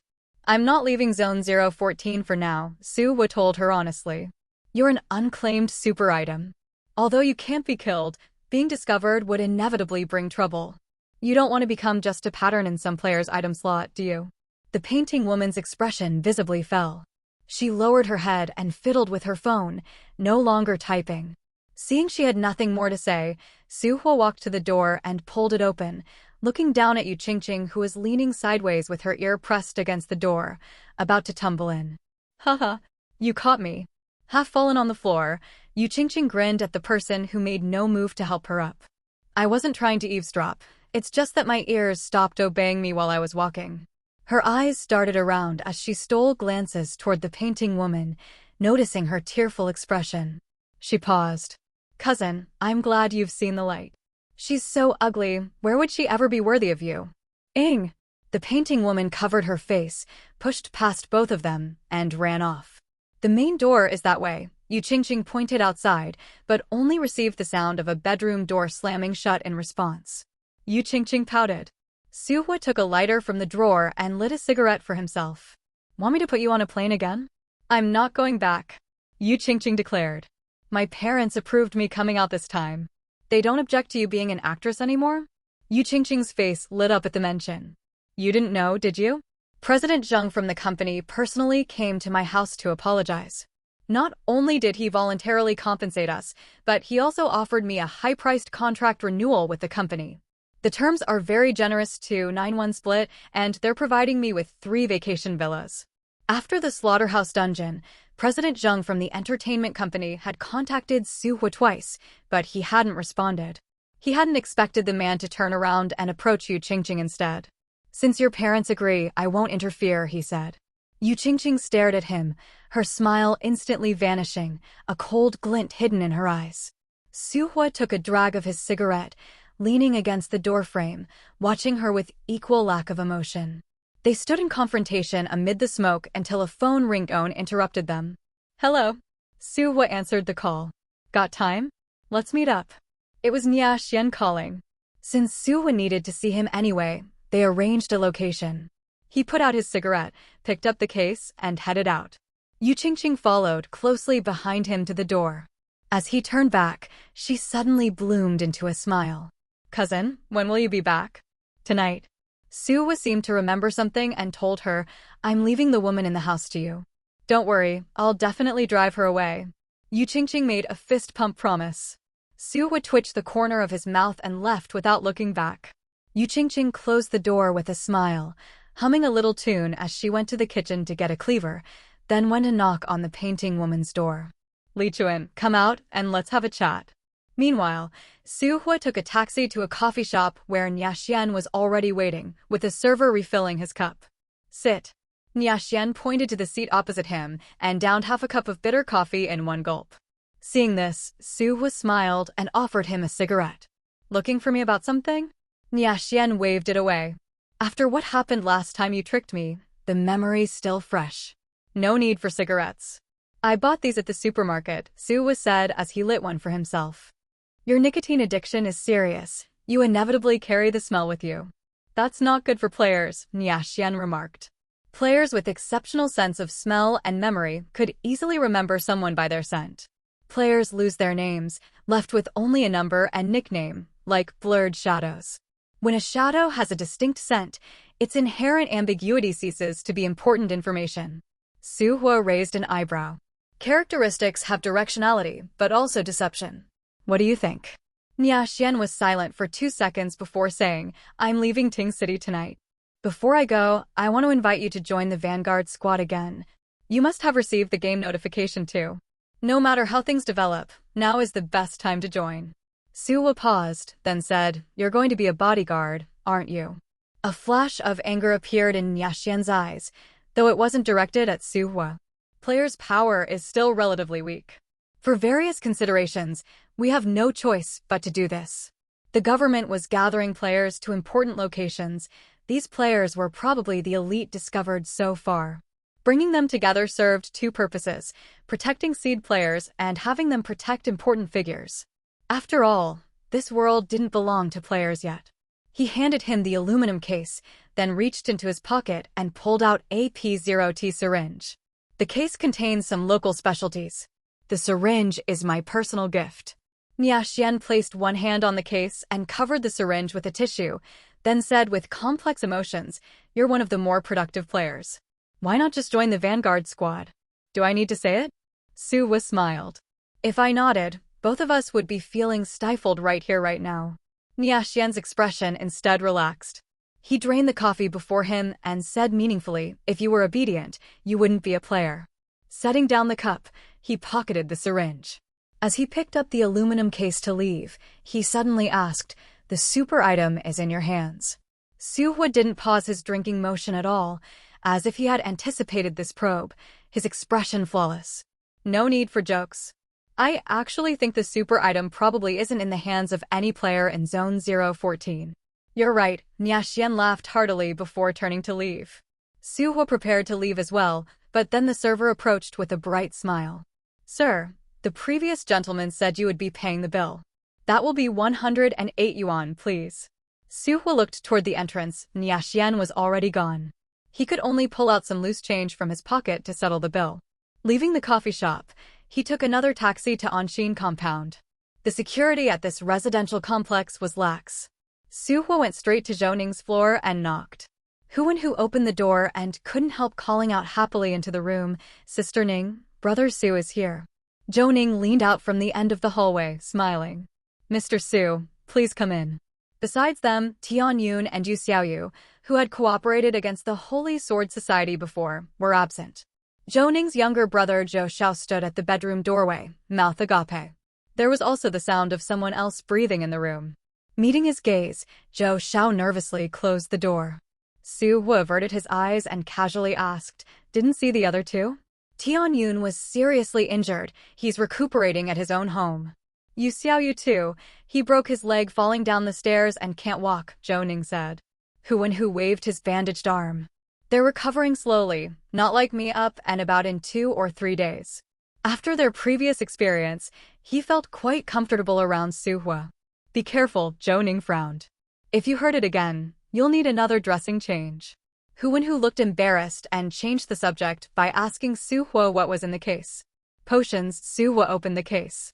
Zhou Ning and the others, who were poorer than church mice, breathed heavily when they saw the 8 neatly arranged bottles of potion. Are these potions really for us? Hu and Hu swallowed hard. We don't have any money to give you. Zhou Ning smacked the back of his head. Even if we had money, potions aren't necessarily something you can buy. She turned to Su Hua. You helped tremendously with rescuing my brother last time, and I still haven't figured out how to thank you. Now you're giving us potions too. May I ask why? Consider it an early investment, Su Hua said. He wasn't just brushing off Zhou Ning, he was genuinely interested in her trait, elderly Medusa. Can you tell me about your profession? My profession is Medusa, Zhou Ning said. When the game gave me 3 options, painter, teacher, and Medusa, I chose Medusa. Professional options are connected to the player's original occupation, hobbies, interests, or even personality, Su Hua noted. Exactly. Painting is my hobby, and I usually take commissions. Right before evolving, a client had ordered a set of large Medusa oil paintings that took me a full year to complete, so I chose Medusa. Zhou Ning looked rather troubled. But the first trait I received was Elderly Medusa, which has almost no combat effectiveness. The small snakes transformed from her hair, and the phantom images of large snakes only looked frightening. Players with enhanced vision wouldn't be easily deceived. I should have chosen a more specific profession. She seemed somewhat regretful. Indeed, among all the players Su Hua had encountered, regardless of profession, their evolutionary directions mostly related to physical abilities and skills. Essentially, it came down to physical evolution. Hu and Hu and Shin Xion's traits appeared connected to animals, but in reality, they enhanced physical strength. Wu Qiui and Lin Pei, one skilled at mimicking sounds, the other expert at tracking, could be seen as skills or as evolution of specific organ capabilities. Even he was no exception. Tireless legs, Informer's perspective, along with his eye-related traits all fell within this category. Only when he evolved his 3rd trait, a sad affair, did his traits undergo a qualitative leap. This was connected to his profession, but represented a special evolution refined and elevated from professional characteristics. Wang Xiaowei from the preliminary trial train, who generated protective barriers when attacked, Zhou Ning, who could create phantom images, and Wang Chaoqing, who could produce shadow clones, these were all special evolvers. This special evolution differed from former Holy Sword Society member Chao Yan, whose body produced toxins. Their traits seemed to skip intermediaries and directly achieved material transformation. Of course, this might not be entirely accurate, but Su Hua currently lacked better theories to explain it. Traits like his extended trait Friends Come to Score generated numerical values from the attention others directed at him. This kind of hyperdimensional brain evolution only appeared in sci-fi movies and was completely inexplicable from a realistic perspective. You can view it as special evolution, he told Zhou Ning. Among the people I've encountered, Players with special evolution are quite rare. Although they might not appear as powerful as other players initially, from another perspective, these special players have tremendous potential. Really? These words gave Zhou Ning immense confidence. She made a relieved gesture and added, I know too little about the game. I really wish someone would create some guides to prevent new players from stumbling around blindly. Is there an evolver in the room? Su Hua gestured with his chin toward the room Zhou Xiao had just emerged from. The group immediately grew tense. Zhou Xiao froze for a moment before hurriedly saying, Who said that? There's nobody. Mr. Su isn't an outsider, it's fine to tell him. Compared to Zhou Xiao, Zhou Ning trusted Su Hua more. She said helplessly, He's a student I taught during my part-time substitute teaching, only 15 years old. His parents and relatives aren't around, and the school environment isn't great. He didn't dare to approach anyone else, so he came to me. Has he eaten people? Has he taken evolution agent? Su Hua asked directly. No, neither. Zhou Ning said seriously, if he had eaten people, I wouldn't have taken him in. As for evolution agent, although we have one bottle, he hasn't been to the preliminary trial train, so we don't dare to give it to him for fear of problems. Not everyone has the courage to explore and experiment when facing the unknown. Caution and conservatism are the norm. I'll ask him myself, Su Hua said. Zhou Ning took him to the room where a teenage boy was shackled hand and foot, curled up in a corner and trembling. When he saw someone enter, intense craving flashed in his eyes, but he quickly suppressed it, lowering his head and grinding his teeth audibly. Zhou Ning didn't dare get too close, telling him to stand up and answer Su Hua's questions. Su Hua repeated the questions he had asked earlier and detected no signs of lying. He inquired, I'd like to draw some blood from you. As payment, I can give you 100,000 yuan. Converted to white bills, this should amount to about 1,000, enough for 3 days of meals. Beside them, Zhou Ning nodded frantically at the boy. The boy had apparently learned some things about the trains from them. My bank card is in my backpack. Hu Wenhu went to buy blood drawing equipment while Su Hua messaged Yu Qingqing to transfer 100,000 yuan. She acted quite quickly, transferring 110,000 instead. Looking at the numbers in the transfer notification, 110,000, he secretly smiled with satisfaction. Having made money and completed the blood draw, Su Hua prepared to leave. He gestured for Zhou Ning not to see him out, but after opening the door and standing there for a few seconds, he stepped back inside and said, Have you noticed the resident across from you? Seems to be an unemployed middle-aged man. Zhou Ning reacted quickly. Is there a problem with him? He was behind the door both times it opened. He's probably been watching you. You should change locations immediately. Su Hua offered this friendly warning. Zhou Ning also realized too many people had been coming and going from her place recently. Given the special circumstances, they couldn't afford to be careless. We'll leave tonight. After leaving Anshin compound, Su Hua originally planned to return directly, but halfway there he received a photo showing Yu Qingqing tied up like a pretzel at the foot of the bed, her mouth taped shut, accompanied by the message. Not only am I not leaving, I'm going to eat hot pot. Su Hua's mood improved greatly and he detoured to the supermarket to buy ingredients. When he returned, Painting Woman had already been waiting by the door for quite some time. Seeing the ingredients in his hands, the anxiety on her face vanished completely as she happily took them. Over the past few days, she had learned some life skills, and making hot pot was well within her capabilities. MMPH. MMPH. Yu Qingqing desperately tried to make her presence known from the room. She came at me with a knife, so I had to tie her up, Painting Woman quickly typed. I didn't hit her and I even helped her with her phone. It's fine, keep preparing the hot pot. Su Hua waited until Yu Qingqing stopped making noise before entering the room. He crouched down and tore the tape from her mouth. Having fun. Yu Qingqing immediately tried to bite him, but he pressed a hand against her forehead, ignoring her fierce glare as he said calmly, Let me teach you another lesson today. Mentally ill people who can be tied up are just ordinary people. Did you think people would be afraid just because you're holding a knife? When you can frighten people without holding a knife, then it won't be too late to play mentally ill. Until then, behave like a proper person. Come out and eat. After untying the knots, just as Su Hua stood up, Yu Qingqing, with her hands now free, suddenly grabbed the kitchen knife from the floor and swung it at him. Without even lifting an eyelid, Suhua gripped her wrist and pressed hard with his thumb, causing the knife to clatter back to the floor. Still playing? He looked at the person before him. Next time, I'll fight back. Yu Qingqing glared at him resentfully for a good while before finally relaxing her expression, pouting as she said, "Cousin, my hand hurts." Suhua released her. "If your hand hurts, eat some chicken feet. Like cures like." Yu Qingqing immediately became cheerful again, scrambling up to circle around him. "I knew you'd say that, but still think of me as your cousin deep down. Otherwise you wouldn't have bought my favorite snacks. It's just that the person cooking hot pot is a bit annoying. Cousin, you cook for me instead. Eat it or don't. Then I'll cook for you." During the meal, Yu Qingqing squeezed Painting Woman aside, but Painting Woman didn't care at all. Her eyes remained fixed on the boiling pot, and after a while Yu Qingqing also shifted her attention as the two began fighting over the ingredients in the pot. While they were locked in their heated battle, Suhua received a game notification. He returned to his room and opened the game interface. "Congratulations, Player Extra, for obtaining D-grade item V, Fanxiao's Tool of Crime. V. Fanxiao, the arsonist who once gave governments headaches, set fires in 28 major cities. Before each crime, he would stay at a nearby hotel using the surname Fanxiao, and after arson would leave a V-shaped burn mark. Official investigations failed to identify his true identity, so they simply recorded the name V. Fanxiao in the files.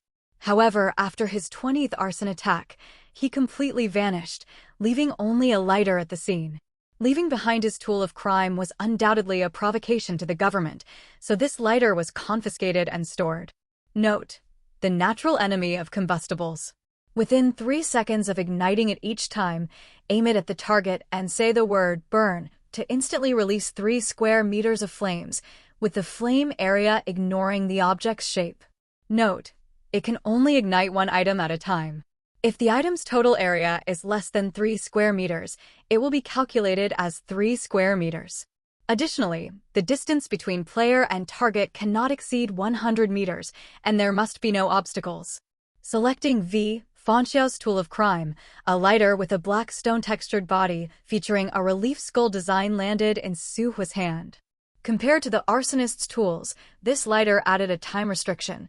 After opening it, you must complete the arson within 3 seconds. He took various differently shaped items to the bathroom, and after testing them one by one, he basically understood how to use this new item. While arson now had a time limit, the damage range had expanded.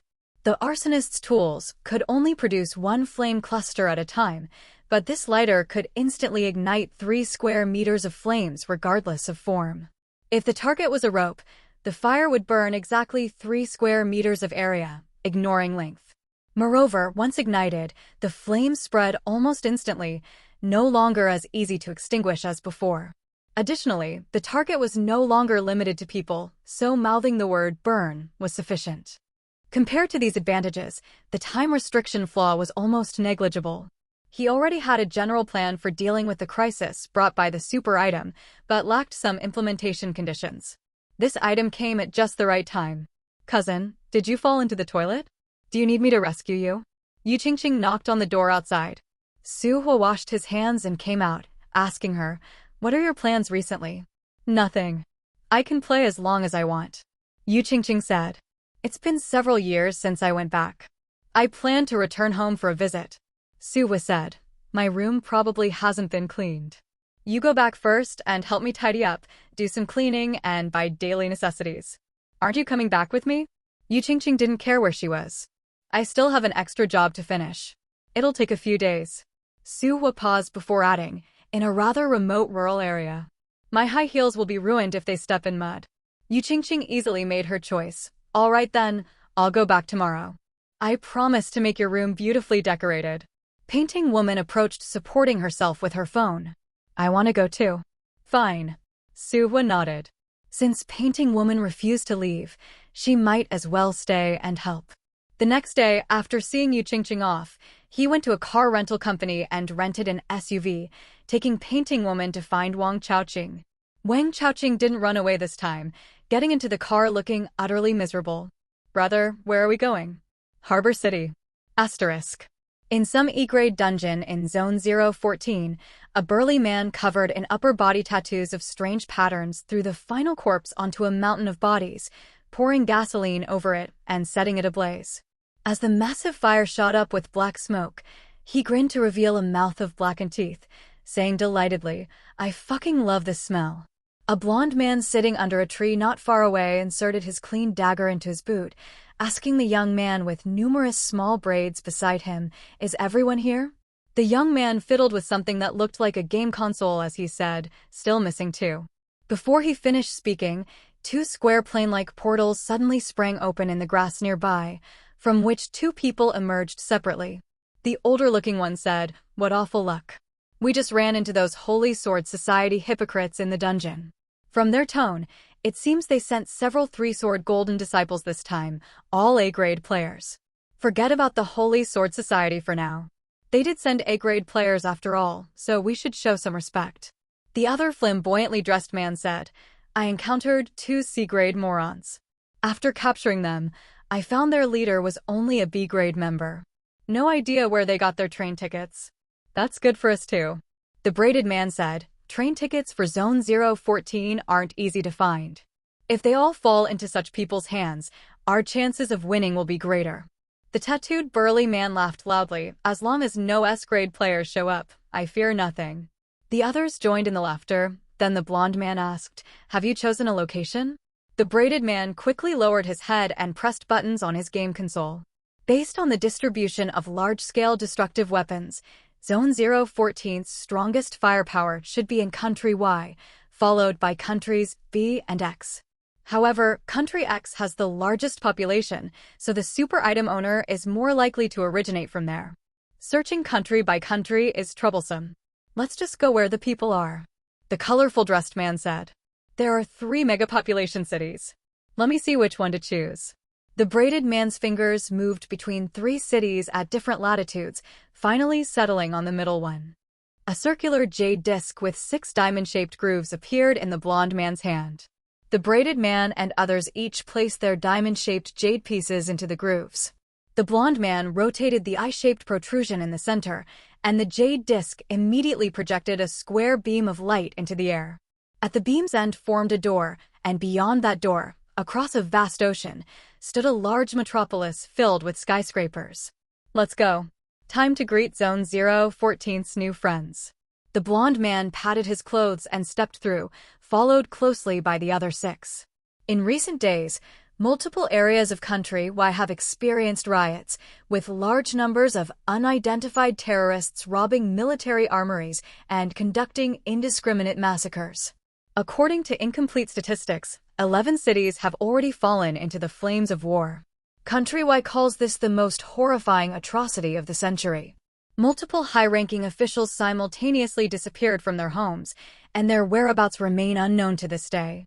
Country B's highest executive vows to use heavy firepower against these criminal activities, disrupting Country B's order. Country S's highest executive and his entire family were tragically killed in their villa. Country H has experienced 29 mass murder cases within 1 week. 7 passenger planes from Country W vanished into thin air. Tsunamis in Country N have submerged 1/3 of its territory. Sudden riots and crimes have become the prelude to global turbulence, with frequent criminal incidents occurring in various countries. Self-proclaimed Evolver pioneer cultists are spreading across different regions, and some on online platforms even claim they will destroy nuclear bases while providing specific information. Sue drove while adjusting the radio. In just a few days, almost all public channels, television, and online platforms had been dominated by riot reports.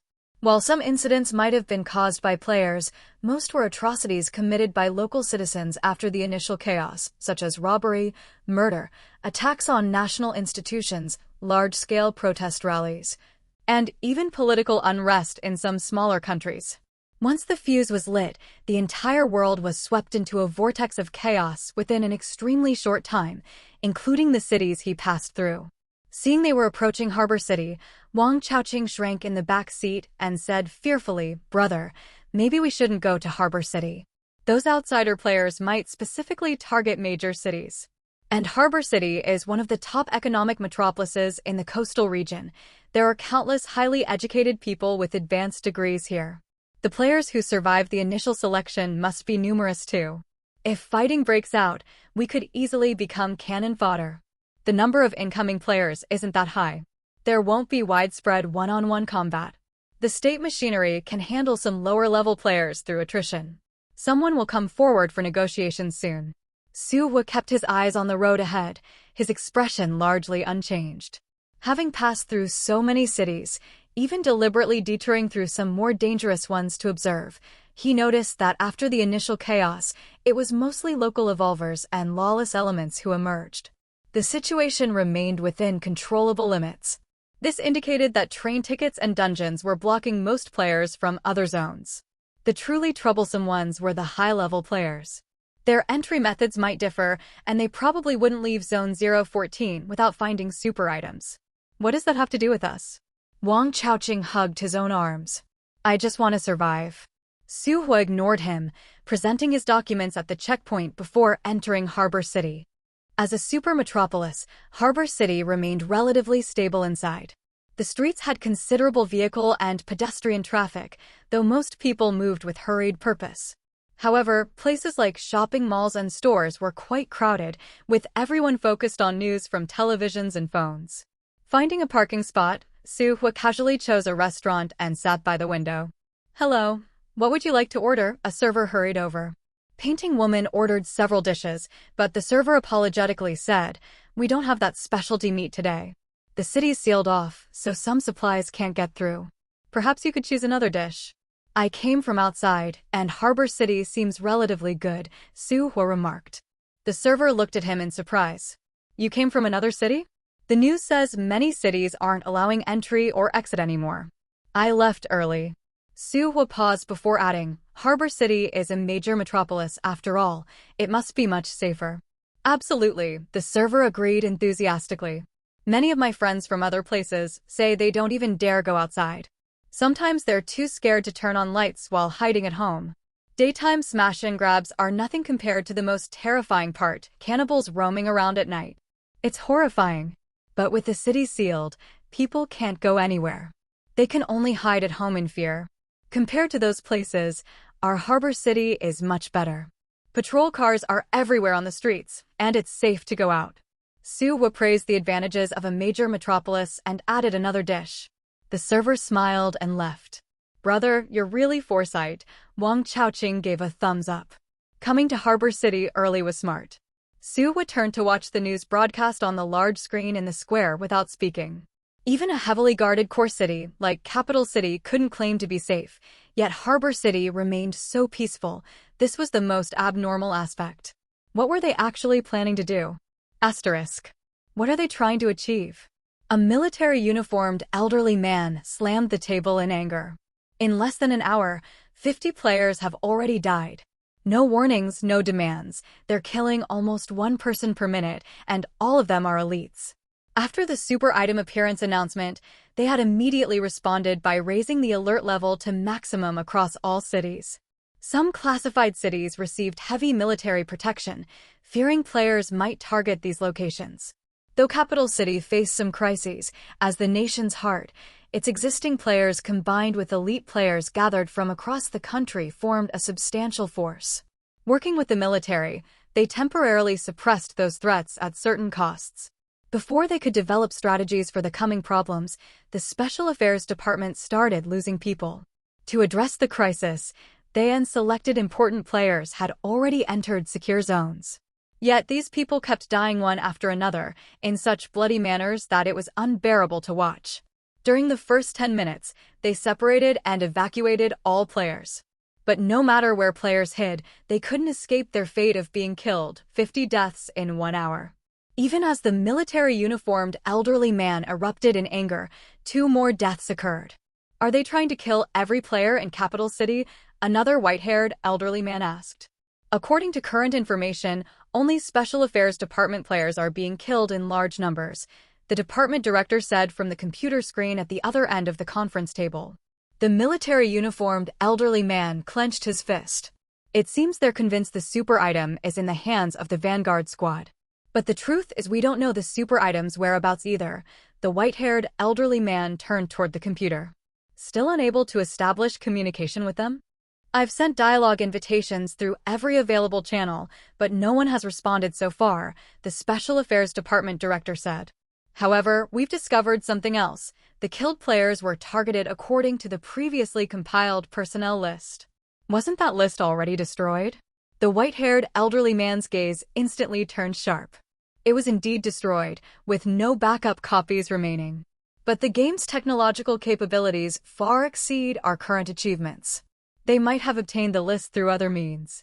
The Special Affairs Department director wouldn't suspect his own people. That bizarre killing method made obtaining the list from an insider unnecessary. 2 more casualties just occurred. The Special Affairs Department director paused before continuing. If this continues, the promising players we managed to recruit will likely be nearly wiped out. Even if we survive this crisis, no players will probably join the Special Affairs Department in the future. The only remaining method is to create a super item and select a suitable person to attract the attention of external players. But this mission carries extremely high risks. We don't have any B-grade or higher items in our possession, making it difficult to convince other players. Actually, the best approach would be to acknowledge that Zone 014 possesses a super item, but the holder of this super item cannot be a player from Zone 014. In other words, redirect the trouble elsewhere. As long as they couldn't produce the super item, external players would never give up peacefully. This was only the initial stage. More players would gradually come to compete later. But if someone stepped forward now and entered the game with a super item, external players' attention would be diverted, allowing Zone 014 to exit the Storm Center. The only problem was how to deceive the players. Has there been any news from that player who obtained the super item? The elderly man sitting at the head of the table spoke with imposing authority. Everyone at the table turned their attention toward him. The military-uniformed elderly man said, "The Vanguard Forum announced protective measures for him. No players have contacted our people.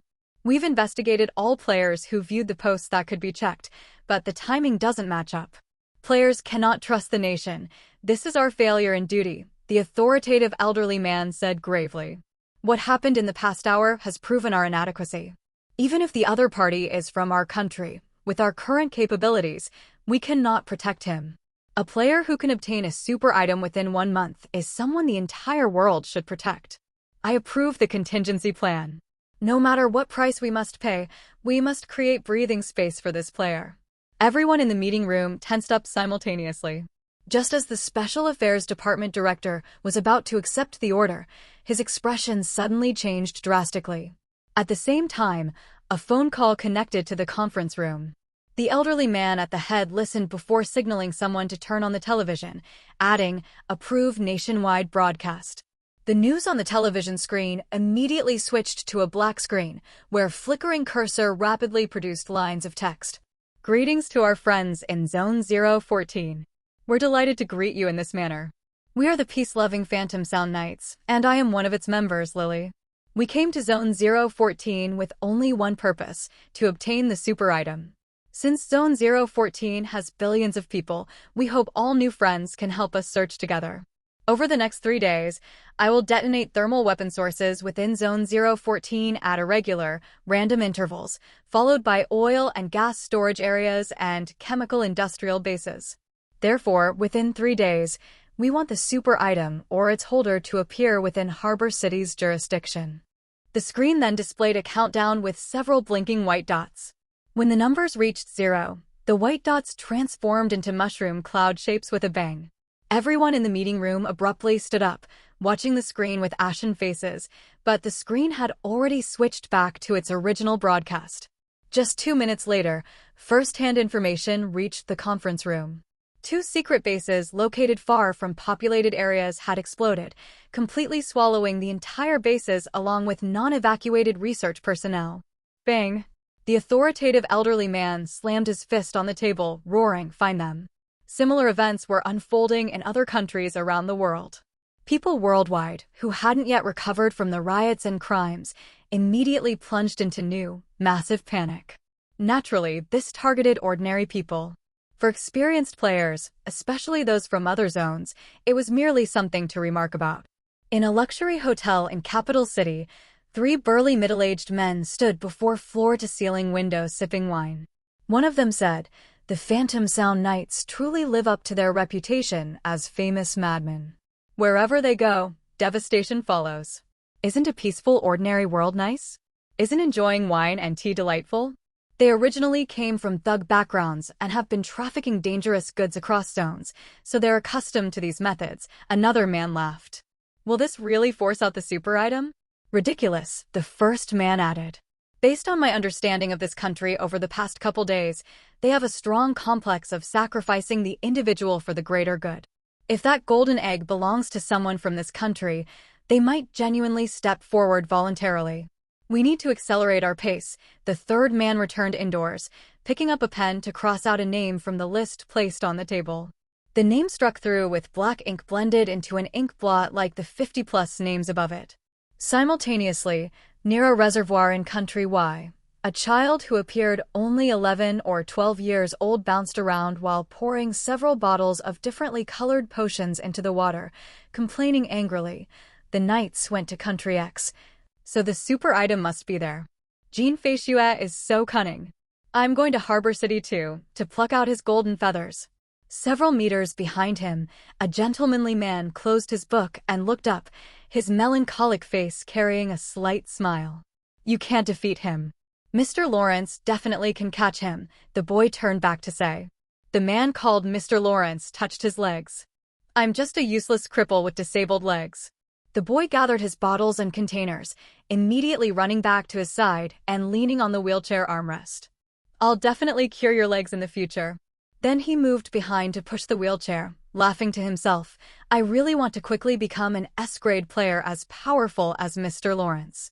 The two then vanished from the spot. Similarly, advanced players scattered across various parts of the world rushed toward Country X at the first moment due to the Phantom Sound Knights' actions. Some believed they had the capability to compete and didn't want the Phantom Sound Knights to acquire the super item. Others came to opportunistically snatch advantages or simply watch the excitement. Regardless of their reasons, 3 days provided sufficient time for them to act. Harbor City. The moment the square screen suddenly switched to text, Suhua's focus instantly sharpened. When he saw the Phantom Sound Knights designate Harbor City as the location, he immediately felt that sense of inevitability. Capital City was too special. Even if he wanted to hide, he wouldn't choose to hide there. For external players, besides using special methods to find him, the best approach was taking hostages to force dialogue with the nation, compelling the government to screen all players. Given the nation's absolute control currently, this approach would work. With this move, even if a country wanted to protect the super item holder, they would have to bear enormous risks. He was just preparing to leave when he suddenly heard someone in the square shout, "Huh? Why is the ground turning black? Hey!" This side turned white again. The speaker looked around and exclaimed repeatedly, "These colors seem to be moving." It wasn't just one person. In an instant, everyone in the square cried out in alarm as black and white stripes resembling zebra crossings surged out from the direction of the movie theater right beneath their feet. Like progress bars constantly extending, they quickly covered the entire square. The origin of these black and white lines was unknown, but within an extremely short time, even the nearby streets were occupied. These lines ignored wall barriers, directly extending into the surrounding shops.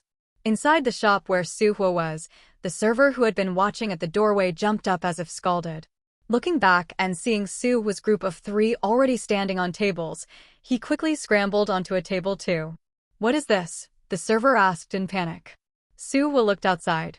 From his position, he could see the adjacent streets. When the zebra stripes appeared in the square, the streets had already been overrun. So the coverage range of these zebra stripes must be enormous, and buildings offered no resistance against them. Even if they tried to escape now, they probably couldn't quickly leave this area. Moreover, even without touching the ground, the moment the shadows passed beneath his feet, he still detected a subtle sense of restraint. Was this also the power of an item? What the hell is this thing? Wang Chaoqing panicked and shouted, "Bro, is it players? Is it high-level players doing this? Will we be killed?" At this moment, the chefs and several other people in the shop all came out. Though everyone looked panicked, the manager among them immediately said when he saw people standing on tables, "What are you doing? Are tables meant for standing on?" The server on the table showed hesitation, but, intimidated by the manager's authority, slowly climbed down. The manager then strode towards Su's table with a professional smile, but before he could speak, Wang Chaoqing snapped at him, "Shut the hell up. Keep talking nonsense and I'll smash your shop, believe me." The manager's face turned pale, but then a server pulled open the main door, and the chaotic sounds from outside flooded into the shop.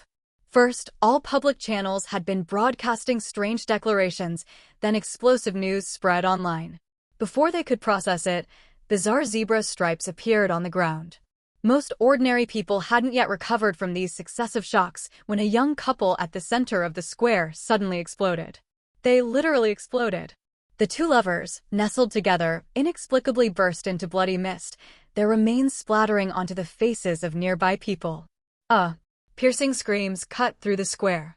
Someone shouted, "There's a bomb," and the crowded masses began scattering in all directions.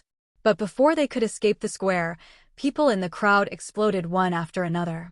Unlike the earlier crowded conditions, with people dispersed, the view became clearer. Rather than panicking at the mention of bombs, those who witnessed this horrific scene firsthand began screaming, pushing, and scrambling frantically toward any possible hiding place. Many people rushed into Suhua's location, but the moment they entered, one of them exploded, and the rest fled crawling and scrambling. The servers standing at the doorway were splattered with bloody foam, their eyes and noses unrecognizable, leaving them trembling in place.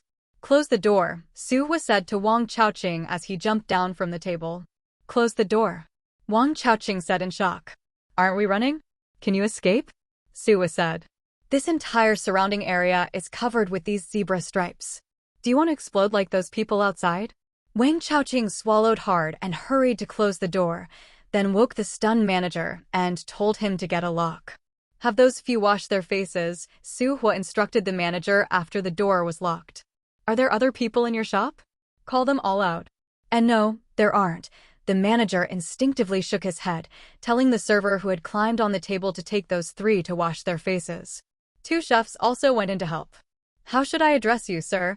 The manager approached Suhua and asked nervously. "Do you know what just happened? Is it terrorists?" Suhua's gaze swept around the square. "Did you see the earlier declaration? You could call them terrorists. Were bombs placed on the dead people?" The manager trembled slightly, seemingly wanting to confirm his thoughts. This time Suhua didn't answer. Painting woman propped up her phone and glared angrily at the manager. "Please don't disturb him." Wang Chaoqing came over and pushed him away, lowering his voice to threaten, "Don't bother my bro. If my bro can't figure out a solution, everyone will die." "Is there any news online?" Suhua asked then. "I'll check right away." Wang Chaoqing immediately pulled out his phone. The manager beside them was quick-witted and also took out his phone. He followed several aerial live stream accounts, so he found videos near the shopping mall immediately. "Sir, look at this." He hurriedly handed it over. Suhua took it and saw it was a live video that happened to be directly above the shopping mall, capturing the shopping mall and some surrounding areas in the shot. When the view pulled back, the seemingly evenly distributed zebra stripes on the ground showed variations in thickness, all converging from the distance toward the shopping mall. He took out his phone and pulled up the latest satellite image. In the vast harbor city, the most prosperous area was covered by a circular black and white pattern. If you removed the buildings above, this pattern looked like a giant black and white roulette wheel, with the center point being a skyscraper some distance from the shopping mall. "Bro, look at this video," Wang Chaoqing said. This video just captured the process of the zebra stripes appearing. Suhua shifted his gaze. In the video, a circular line appeared first, as if demarcating an area. Then black and white checkered patterns emerged along the circle's edge, surging 360 degrees toward the center until concentrating on the skyscraper. Could such a large range really be achieved with an item? Was this purely a killing item, or was it a dungeon? BZZZT. The large screens in the square and various televisions suddenly lit up simultaneously, all showing the same face.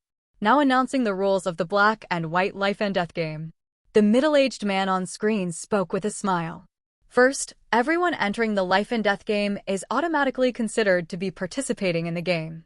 Second, every two people must have at least one roulette opportunity. Third, landing on a black square represents game failure. The player will die in different ways. Landing on a white square represents victory. The player will obtain one survival opportunity. Fourth, one survival opportunity can offset one game failure. Fifth, at least two survival opportunities must be accumulated to exit the game. Sixth, when the roulette wheel appears before your eyes, there is only a 10-minute countdown. After announcing the game rules, all the screens simultaneously went dark again. As the broadcast ended, half the entire city fell into dead silence. About 30 seconds later, everyone's phones began continuously ringing with message notifications. In an instant, the entire city boiled over like bubbling water. Within just a few minutes, videos and information about the Black and White Life and Death game spread rapidly online. Most people maintained an attitude of disbelief, but as more people attempted to exit the giant roulette wheel, the death toll sharply climbed. The government had no choice but to issue warnings, instructing everyone to remain in place and await rescue. Suhwa kept scrolling through videos. Whether on the ground or in the air, in vehicles or helicopters, once anything entered the black and white roulette's range, attempting to exit only resulted in exploding into a bloody flower. Numerous cars and helicopters crashed or plummeted, with black smoke billowing around the black roulette area. Some people experimented with cats and dogs, but they similarly couldn't escape death. So once you enter the life and death game, unless you participate, there's no way to get out alive? He frowned while staring at the black squares on the ground. Zone 014 had entered the game too recently. The vast majority of players were still completing closed dungeons. Even including himself, they hadn't even grasped the basic rules, let alone understood the game system. They couldn't even imagine what functions items might have. But regardless, the current Black and White Life and Death game didn't seem explainable by items. However, dungeon backgrounds and missions should be announced by the game system. Could it be that advanced players who can initiate dungeons need to personally declare the rules? No, the Skinner's dungeon was also a mobile dungeon, and its mission was notified by the game. Fake. It must be fake, the chef suddenly shouted. What Black and White Life and Death nonsense? It's all lies meant to scare people. There's a madman planting bombs on people. I need to get out of here. As he spoke, he threw off his apron and went to grab his keys.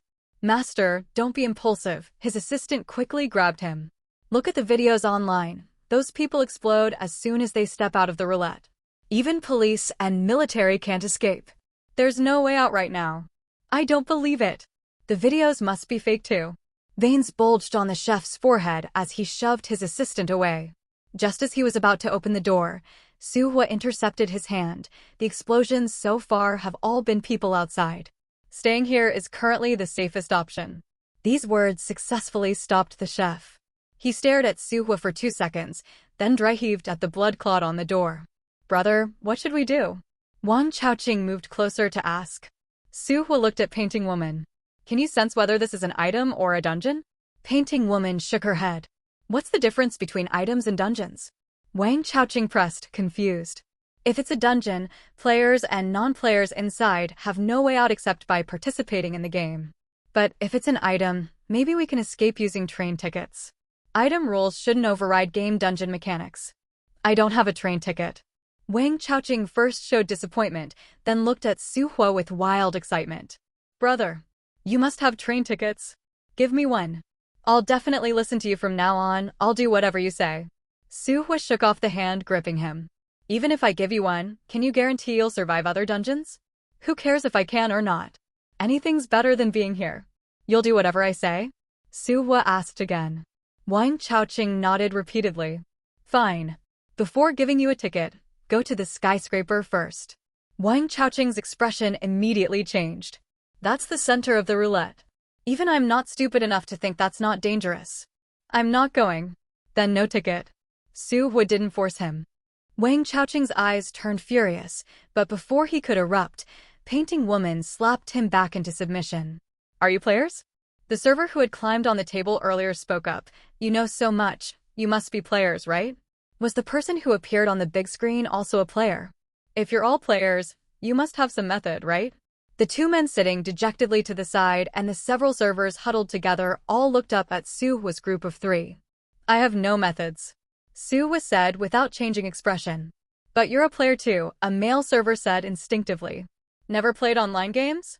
Suhwa raised an eyebrow. Can you just climb ranks whenever you want? What about train tickets? You mentioned them earlier. The manager hurriedly interjected. Wishful thinking. Only players can use train tickets. Wang Chaoqing retorted bitterly, full of resentment. The light in the eyes of the several people in the shop immediately extinguished again. I don't want to die. Another female server began crying. Maybe the situation isn't that bad, so many people are fine. The chef's assistant's comforting words weren't finished when his expression suddenly stiffened.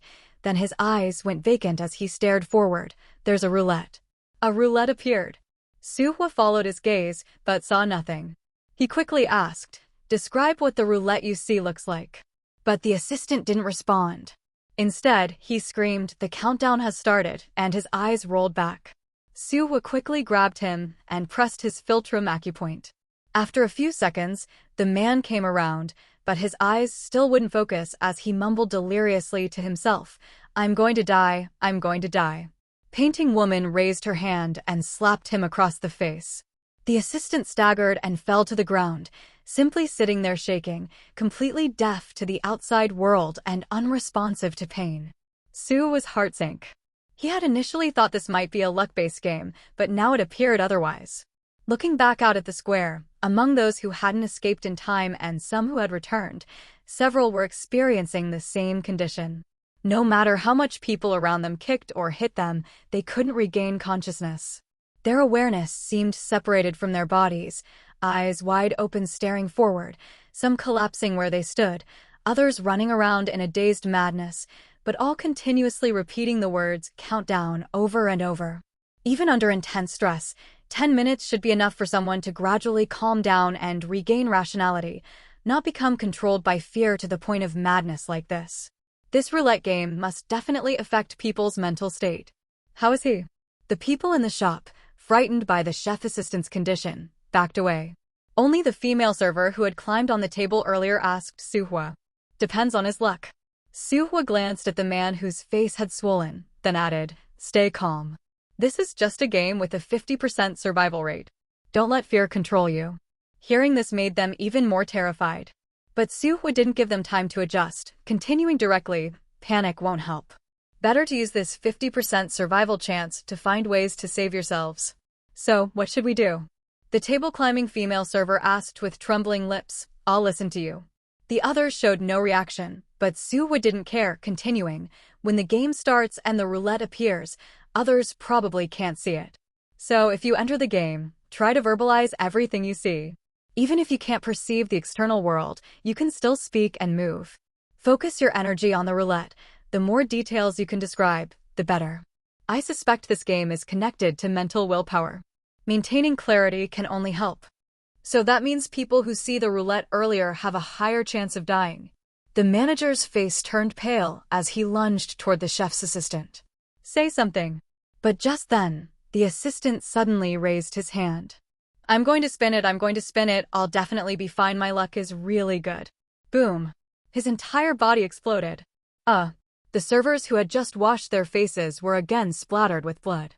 As they screamed and ran for the door, consecutive explosions occurred among people in the square too. Everyone inside and outside the door went completely mad with fear, with crying and screaming erupting everywhere simultaneously. Within just 10 minutes of the game rules being announced, hundreds had met sudden deaths. Some lost in the roulette game, others panicked and tried to flee beyond the black and white wheel's boundary, only to die as a result. To prevent panic from triggering a new wave of suicides, the government was forced to use force to seal tens of thousands of people inside the roulette area and evacuate nearby residents. Please stay where you are and do not move. Rescue personnel have entered the containment zone. The state will not abandon a single person. The government announcement looped across phones, intercut with footage of rescuers entering the sealed area. Suhwa could tell that although their uniforms matched, some of their movements and postures were clearly untrained. They were players. The government wanted to use players to draw attention and buy time to find the underlying cause and cut it off at its root. At this point, someone had almost certainly started sneaking toward the skyscraper. Suhwa glanced at his train ticket. Except for the next departure 5 hours later to the Brick Fairy Tale Town stop, all other tickets were at least 5 days away. If Outside Zone players were still scattered across the world, the timeline could be extended by several days. But now, the organization calling itself the Phantom Sound Knights had, for unknown reasons, lured a large number of players to Harbor City. If no super item appeared within 3 days, these people would vent their anger on Harbor City, or even the whole country. His original plan had been to disguise himself as an Outside Zone player, snatch the super item, then escape via the dungeon to divert players from all zones. As long as the super item could no longer appear in Zone 014, the crisis would be resolved. Even if more Outside Zone players arrived later, it wouldn't result in a mass gathering of high-level players. But now there had been an unexpected turn. He was trapped in the black and white life and death game. If this was indeed a dungeon, then the train ticket might be unusable, and then there'd be no chance to shift focus. To test whether a ticket could get someone out of the life and death game was simple: watch if other players managed to escape, or use Wang Chaoqing as an experiment. But whether that succeeded or failed, he couldn't leave for the moment. If he escaped through the dungeon, he wouldn't be able to return to Zone 014 for at least several days, and who knew what would happen in those days. Also, because of the Phantom Sound Knights, Harbor City was no longer suitable for him to carry out his plan. So even if the government had surely sent people to hunt down the instigators, he still had to find another way to get out of the black and white life and death game first. Wait, how long do we have to wait? Wang Chaoqing, unable to get the train ticket from him, slammed a cup in a fury. Suhwa lifted his eyelids to look at him, then returned his gaze to his phone. Seeing him silent, Wang Chaoqing had to relent and came over. Brother, think of something. We can't just sit here and wait to die. There's nothing better than waiting right now, Suhwa said. Unless the government solved the crisis, the only option was to find a way out from within the life and death game. If you can wait, I can't. I'll snatch a ticket even if I have to steal it. Wang Chaoqing turned to leave, but froze at the doorway when he saw the blood smeared there. He glanced back and, seeing Suhwa make no move to stop him, his shoulders drooped. Tell me, what do you want me to do to get the ticket? Go check the skyscraper. Suhwa finally looked him in the face. You don't need to do anything else. If there are Outside Zone players in the skyscraper, follow them. If not, come back. That's it. Wang Chaoqing stared in surprise. Can you do anything else? Suhwa asked in return. True. Wang Chaoqing scratched his head, took the manager's laptop nearby, and set his hands on it. A knock came at the door. An elderly couple stood outside. We're looking for somewhere to sit for a while, they said. They were old, and after waiting outside a long time with no sign of rescuers, they needed a place to rest. The mall seating was packed. Other shops were likewise crowded. Only the store Suhwa was in had a death. Nobody came in. The manager hesitated, then opened the door, brought them inside, and poured them water. Thank you, the elderly pair kept saying as the manager repeated Suhwa's earlier explanation, adding, if you two see the roulette wheel, watch it closely, it might save thousands. Manager, that might not be right, the female server muttered. You don't understand. The more people, the greater the chance, the manager snapped. If he hadn't been worried about crowds, Suhwa guessed the manager would have already run out to recruit people. The female server was about to argue when Suhwa cut her off. It's fine. The wheel should appear randomly. It doesn't depend on crowd size. With that reassurance, everyone settled down again. Suhwa checked the time once more. Nearly 20 minutes had passed since the previous explosion, and no new life and death game had appeared. Just as that thought crossed his mind, a male server near him suddenly sprang to his feet with a shout, knocking over a water glass. Roulette! Roulette! His eyes stared blankly ahead while he flailed his arms. Before anyone could grab him or back away, his body burst into a spray of blood foam, splattering the floor and tables. Ah! Screams exploded through the shop. Painting woman put down her phone and shoved handfuls of tissue into people's mouths. How did he die so fast? The manager cried in horror. Wasn't there supposed to be a 10-minute countdown? He flailed and touched the wheel, Suhwa said with a grim face. The more panicked they are, the faster they die. Should we just bind them up then? The manager didn't finish the sentence before two voices rang out, one from the female server who had been on the table earlier, and another from the old woman among the couple who had just entered. Remembering the previous incident, Suhua immediately clamped down on the female server's arms, while the old man held his wife to keep her still. Fortunately, both regained their composure relatively quickly after the initial panic. The female server, though dazed, kept babbling, a will about a meter high. Standing in front. There's a countdown. The countdown's moving. 9 minutes 50 seconds, 9 minutes 49, 9 minutes 48. Suhua tried to bring her back to clarity, but she instinctively fixed her attention on the wheel, counting down, second by second. Quick! Tie her up, the manager urged. If it spins, they die. If it doesn't, maybe they'll live. Like waking from a dream, the others scrambled for rope and, amid the server's countdown, bound her and the old woman to their chairs. These two people initially struggled on their chairs, but as time decreased, their expressions grew increasingly numb until they didn't move at all. Will this work? The old gentleman asked with reddened eyes. Suhua stared intently at the two without blinking. When only 3 minutes remained, the server and old woman suddenly went mad, trying to ram forward while still tied to their chairs. He pressed them back into place, but at that moment the old woman actually extended her tongue and twisted it. He violently kicked the chair away, and before the old woman even hit the ground, she exploded into a shower of blood. Frowning deeply, Suhua simply covered the server's mouth. Yet at that exact moment, the server herself stopped counting. The corners of her mouth turned upward as if smiling, but then she too exploded on the spot. Blood and flesh splattered across his face. Suhua stood still for 2 seconds before wiping his face, drawing his dagger and hurling it to nail into the ground. In the next instant, the black and white dividing line on the floor's roulette wheel began to fluctuate, and he was pulled into a pure white space. What met his eyes was a suspended black and white roulette wheel about over a meter in diameter. A large white pointer rested on one of the white squares, while at the center was a countdown timer. The moment he saw the dial, the numbers began counting down with incessant ticking. Suhua looked down at himself. His body was intact, his limbs could move freely, and he had sensation and perception. Only the pure white space amplified all his senses, and the solitary ticking sound continuously stacked up, creating a subtle illusion of acceleration. He checked his stopwatch for several seconds. Time wasn't actually speeding up. "I'm fine," he spoke aloud, addressing painting woman outside. "Pinch my hand." Soon pain registered on the back of his hand.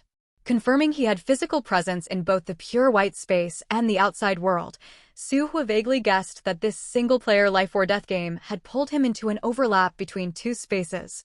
He could see the game space while simultaneously perceiving the outside world, only his senses were being overlaid. His consciousness and body weren't separated. He was simply positioned at a peculiar spatial intersection, so items should function normally. Walking back and forth before the roulette wheel a few times, Suhua moved closer to examine the 12 black and white squares. After a full half-minute passed, he still felt no restraining force. Instead, after suppressing the illusion of time rapidly counting down, even that subtle impulse to move the pointer faded away. This life-or-death situation wasn't compulsory. In other words, as long as one maintained mental stability, there wouldn't be incidents of people using their tongues or fingers to turn the pointer. Actually, what the manager said earlier made some sense. Simply restraining people wouldn't work, but what if someone was knocked unconscious? Would that be a viable method? But after brief consideration, he dismissed this idea. They hadn't reached that point yet. Besides, there was no guarantee that not moving the pointer would ensure survival, and a 50% chance wasn't exactly low odds for him. Confirming he had the stopwatch dial on him, he successfully retrieved the dual-color magic cube from his item slot. As the cube opened, he reached out to hook the pointer. With 5 minutes remaining on the countdown, the pointer rapidly jumped between black and white squares.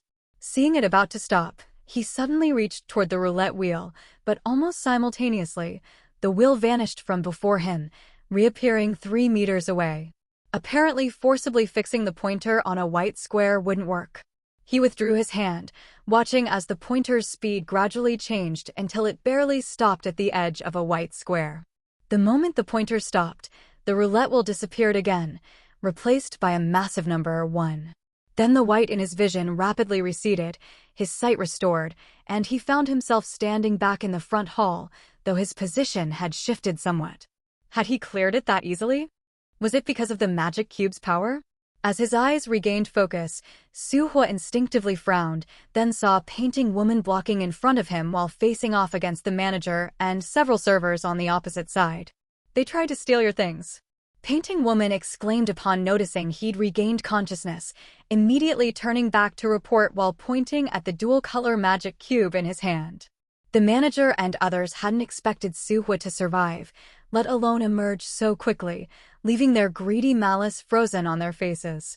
But Suhua ignored them, putting away the magic cube as he told Painting Woman, "I'm going to the back to wash my face." Painting Woman nodded, glaring viciously at the group before following him into the back kitchen. Splash, splash. Water ran in the kitchen as Suhua spent a minute washing the bloodstains from his face. After finishing, he noticed a white mark had appeared on the back of his hand that wouldn't rub off. Is this survival count? He paused. The game rules announced by the player required accumulating at least 2 counts to escape the opportunity. If that person hadn't lied, then winning one more life or death game would let him escape this game. Although he'd relied on the magic cube to land on white this first time, this life or death situation still gave him a feeling of being almost too simple. This black and white roulette game didn't restrict players from using items. With items available, players could easily exploit loopholes. Would such an elaborate life or death setup really target ordinary people? Additionally, excluding players, the mortality rate for ordinary people seemed excessively high. Theoretically, with 50-50 odds, there shouldn't have been 0 survivors from the game until now. Absent-mindedly rubbing his palm, he suddenly recalled the female server's smile before her death. Painting Woman waved her hand questioningly before his eyes. "Nothing," he said, taking the employee uniform she offered. After changing clothes, he walked out. The manager guarding the door hurried over to block his path, but Suhua wordlessly kicked him away. Without even glancing at the man who had crashed through tables and chairs while coughing up blood, he signaled Wang Chaoqing to leave. Wang Chaoqing stood up with his computer tucked under his arm, sneering at the group. Morons. Wait. The old gentleman who had been mournfully holding his wife's ring suddenly came to his senses and chased after Suhua's group, cautiously asking, "Could I come with you?" "Sure," Suhua nodded. "We're going to find somewhere to settle up ahead." The old gentleman nodded eagerly. "I'll follow you wherever you go." The square outside contained few people besides several bloodstains, with most gathered inside the shopping mall. When Suhua entered, people initially thought rescue teams had arrived and rushed forward, but upon learning they were just there to rest, retreated disappointedly. Scanning everyone's hands at a glance, he found no one with white marks on their hands. Additionally, some corner shops were thoroughly stained with blood. Apparently those who entered the life or death games had ultimately been pushed into these places. Suhua fell briefly silent. Just as he prepared to leave the mall, 3 men in camouflage uniforms entered, 2 of whom had white marks on the backs of their hands. The leader stood at the entrance and announced loudly, "From now on, this mall is under our control. Go notify everyone nearby immediately. Tell them all to gather here." "Let's use a different exit," Suhua said in a low voice to the people beside him. Painting Woman and Wang Chaoqing followed him, with the latter asking, "Aren't those people here to rescue us? Why are we leaving?" "They don't seem like good people to me," the old gentleman spoke up instead of Suhua answering. "I've lived most of my life and never seen soldiers act so harshly toward ordinary citizens."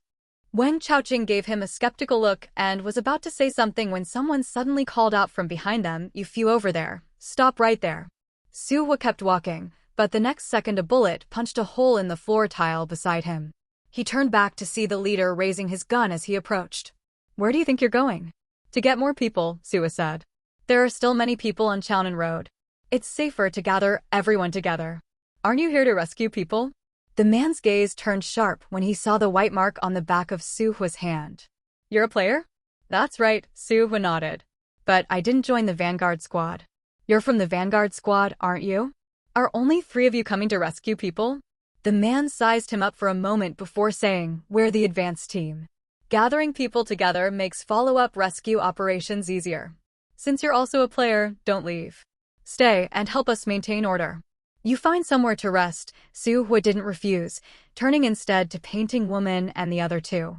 Painting Woman grabbed his hand and shook her head, indicating she wanted to stay with him. Rescue will come soon. Don't be afraid. Stay with Wang Chaoqing and be careful. If anyone bullies you, don't hold back. Su Hua patted the back of her hand. Painting Woman nodded pitifully, and Wang Chaoqing quickly said, "Brother, don't worry. I'll definitely take care of our little sister." Su Hua glanced at him, his eyes flicking toward the computer, and Wang Chaoqing nodded in understanding. Su Hua followed the camouflage uniform away. Meanwhile, some relatively calm young people went out in small groups to call in everyone scattered outside, including the manager and server whom Su Hua had kicked and injured. As soon as they entered, they eagerly approached the camouflage uniforms. "Comrade, it's him. He attacked people without reason. This is a society governed by law. You must report this and get him sentenced to several years in prison." The stout and thin camouflage uniforms turned to the man beside Su Hua. "Brother Feng, tell them to get lost. If they don't behave, beat them until they do," the leader called Brother Feng said impatiently. "Aren't you supposed to be public servants? What kind of attitude is this?" The manager pulled out his phone to record video. "I'm going to post your behavior online." But as soon as he raised his phone, the tall thin camouflage uniform struck it down with his rifle, but then pointed the dark muzzle at his forehead. The manager's arrogant demeanor instantly deflated. He cowered, bending his body, and slowly retreated to sit on the ground with the others under the soldier's gesture. Given face but won't take it, the tall thin camouflage uniform spat, then glanced back at Su Hua before going to lock the main entrance. Soon, all 6 exits on the mall's first floor were locked by them. This action undoubtedly poured cold water on the hopes of those waiting for rescue inside the mall. People began whispering, and someone bold enough couldn't help asking, "Why are you locking the doors?" "To save your lives, of course," Brother Feng smiled. "Those of you with white marks on your hands, step forward." By now, the crowd trusted them much less than before and didn't respond to his words. Brother Feng nodded to his left and right, and the 2 camouflage uniforms entered the crowd with their rifles, searching. Surprisingly, they actually found 2 people with white marks on their hands, 1 man and 1 woman. The man wore a baseball cap and fashionable clothes, while the woman wore a shirt and trousers with her hair covering half her face. Both had come down from the mall's 2nd floor. The stout camouflage uniform grabbed the woman and began tearing at her clothes. The baseball cap man stepped forward to stop him. "What are you doing to this female, comrade?" The stout camouflage uniform slapped him to the ground, then ripped open the woman's top. Seeing the number on her back, he chuckled, "This one's even a white player." The woman, humiliated and angry, shook off his hand, crossed her arms over her chest, and backed away repeatedly. A girl behind her quickly draped her own jacket over the woman's shoulders, while several men stood up to block the woman from view, glaring angrily at the camouflage uniform. "What are you afraid of?" the stout camouflage uniform sneered. "Even if you threw yourself at me, I wouldn't want you." He scanned the crowd, then suddenly his eyes lit up. He strode over to Painting Woman, grabbed her wrist, and pulled her up. "Nice chest and ass, Brother Feng. This one has a great figure." As he started to drag Painting Woman away, the old gentleman quickly protected her. "Young man, focus on the important matters. If you like this female comrade, wouldn't it be better to pursue her after we're safe?" Blocked repeatedly, the stout camouflage uniform's smile disappeared, his expression turning slightly ferocious as he raised his gun. "Who the hell thinks they can stand in my way? Die, old man." Bang, bang, bang. A series of bullets swept from the ground to the porcelain shop across the way. Amid the crowd's terrified screams and the sound of shattering porcelain, the stout camouflage uniform's gun flew out of his hand, was kicked 20 meters away, and slid right to the main entrance after hitting the ground. Su Hua stood in front of Painting Woman and the old man, one hand gripping the stout camouflage uniform's arm, the other catching his punching fist. Shaken back, he then raised his leg to kick against his opponent's kick. Under the collision of force, both men retreated 2 steps each. "Not bad." The stout camouflage uniform showed momentary surprise after retreating, but then clenched his fists. It was only then that Brother Feng nearby spoke up, "Enough. He walked over, placing his hand on the stout camouflage uniform's shoulder and patting it lightly. Stop obsessing over that trivial stuff all day. Then he looked at Suhua. Brother, you've been hiding your skills. I underestimated you earlier. Suhua's right leg was in excruciating pain, but he didn't show it. In that kick, he had used his full strength with the enhancement of special evolution, while the other had clearly held back. With just one exchange, he could feel the disparity in their strength. These three were most likely players from outside the district.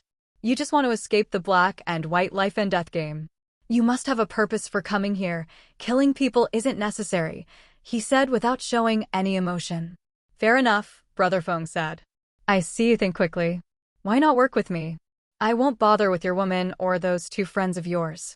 I can cooperate with you, on the condition that your people don't touch my people. It's also best not to kill randomly. I don't want to spend my days hiding and running for the rest of my life, Suhua said straightforwardly. The stout camouflage uniform who had retrieved his gun looked discontented. You think you can set conditions?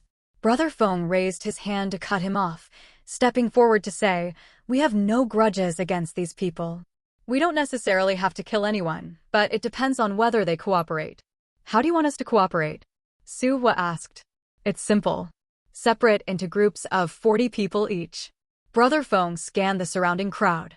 Not many people died in the shopping mall, which is a good thing. His cryptic statement made the already panicked and terrified people even more fearful, huddling together in clusters, too afraid to move. Seeing them stall for time, waiting for someone else to make the first move, Brother Feng sneered and fired a shot into the air. You have 5 minutes. Anyone left over after 5 minutes will be killed.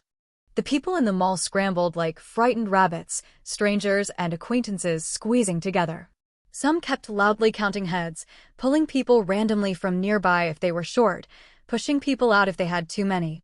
Within moments, the 200 or so people divided into 5 groups. The remaining individuals who couldn't form a full group of 40 dragged women and children out of already formed groups to take their places, creating even more chaos than before. Brother Feng and his 2 companions watched the scene with great interest, their expressions pleased. At least let the children in, a mother begged tearfully to those around her, but a large man shoved her away, causing both her and her child to fall to the ground. Why did you push her? Someone nearby spoke up to stop it, but the large man sneered. If you're so noble, why don't you go out and let her take your place? The person immediately fell silent. At least 20 elderly people, women, and children were pushed out this way. With nowhere to go, 2 elderly people even knelt and kowed out, begging Brother Feng and his men to spare their lives. The bustling mall quickly fell silent, leaving only the crying of women and children and the pleading of the elderly, sounds that made one's hair stand on end. The remaining people plus us make more than 30. We'll count as one group. Suhua spoke up at this moment, looking directly at Brother Feng. Save your bullets for others. Who knows if there are other players around here? Brother Feng put away his smile. Think carefully. If you're grouping with these people, you'll have to take responsibility for their matters. Suhua's expression remained neutral. I don't find tormenting a bunch of non-evolvers interesting. Why don't you get straight to the point? Brother Feng stared at him for several seconds before laughing. Haha, I appreciate smart people like you. All of you, come over here. The remaining people hurriedly gathered behind Suhua and his companions. Baseball Cap and the female player also moved closer, giving Suhua slightly ashamed glances before quietly standing to the side. Surprisingly, Brother Feng and his 2 men also walked toward them, maintaining some distance before shouting at the other 4 groups to move farther away. After the 5 groups had established relative distance, Brother Feng checked the time, muttered that it was about time, then looked up and said to Suhua, you probably don't know the origin of this black and white roulette wheel. It's an item belonging to the Undertaker, an A-rank member of the Phantom Sound Knights. The first half hour after the game starts is a single-player life or death game. After half an hour, if more than 100 people remain in the large roulette, it automatically enters the second round, a multiplayer life or death game. Each round requires at least 24 people. So we didn't actually need exactly 40 people per group? Baseball Cap couldn't help but ask. Brother Feng smiled. Of course not. Only those who obtained survival opportunities matter. The others are completely unimportant. And now the 5 people who possessed survival opportunities were standing together. The people in the other groups who had been eavesdropping were stunned, but the next second, several quick-thinking individuals tried to run over. However, before they could take more than a few steps, the black and white checkered floor suddenly began to twist. The two colors blended together, forming several black and white roulette wheels over 10 meters in diameter on the ground. The people who had run out exploded into bloody mist the moment they touched the edges. The frightened crowd pushed backward, and several people at the edges were squeezed out of the roulette area, dying one after another. In just a few breaths, the mall floor was soaked with blood. Suhua glanced briefly before looking away.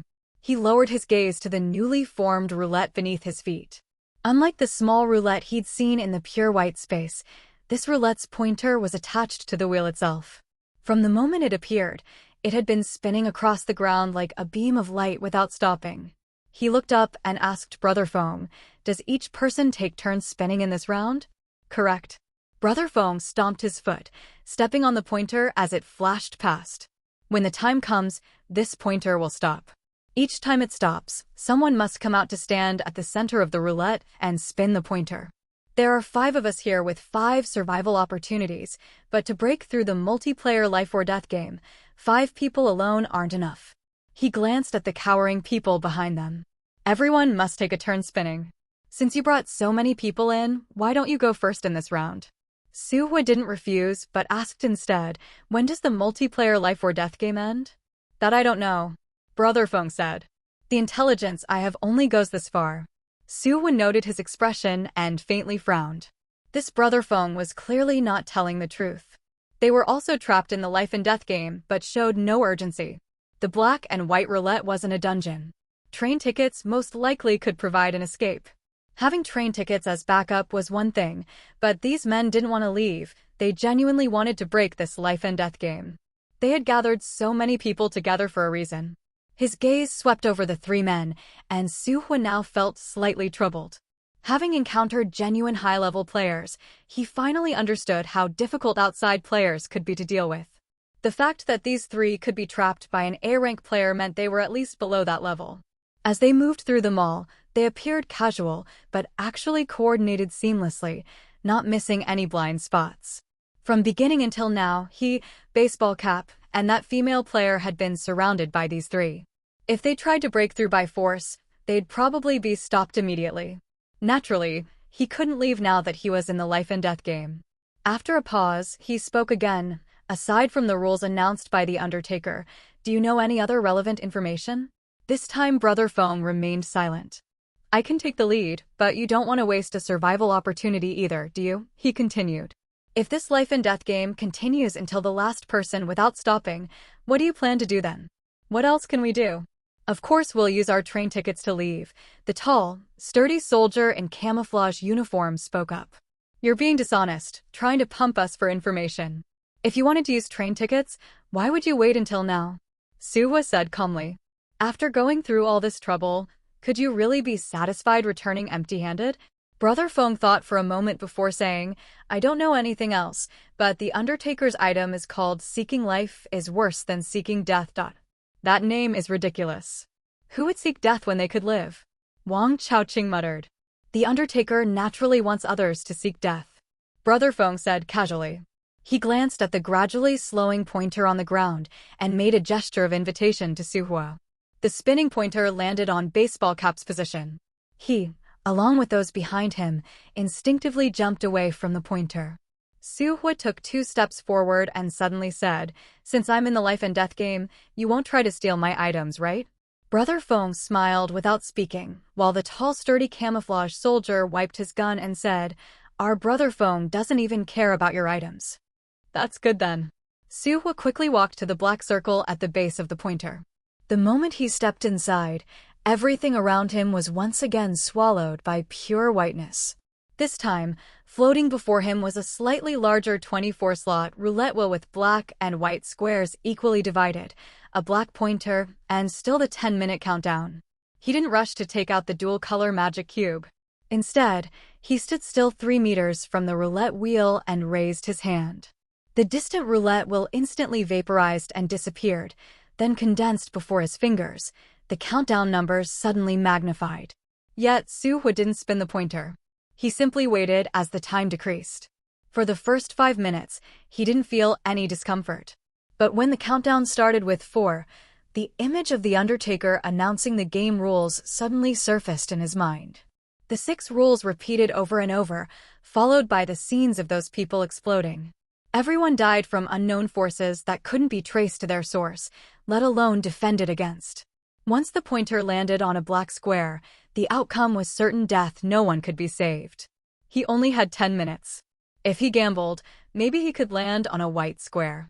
His frown deepened, and Suhua's gaze at the countdown grew increasingly agitated.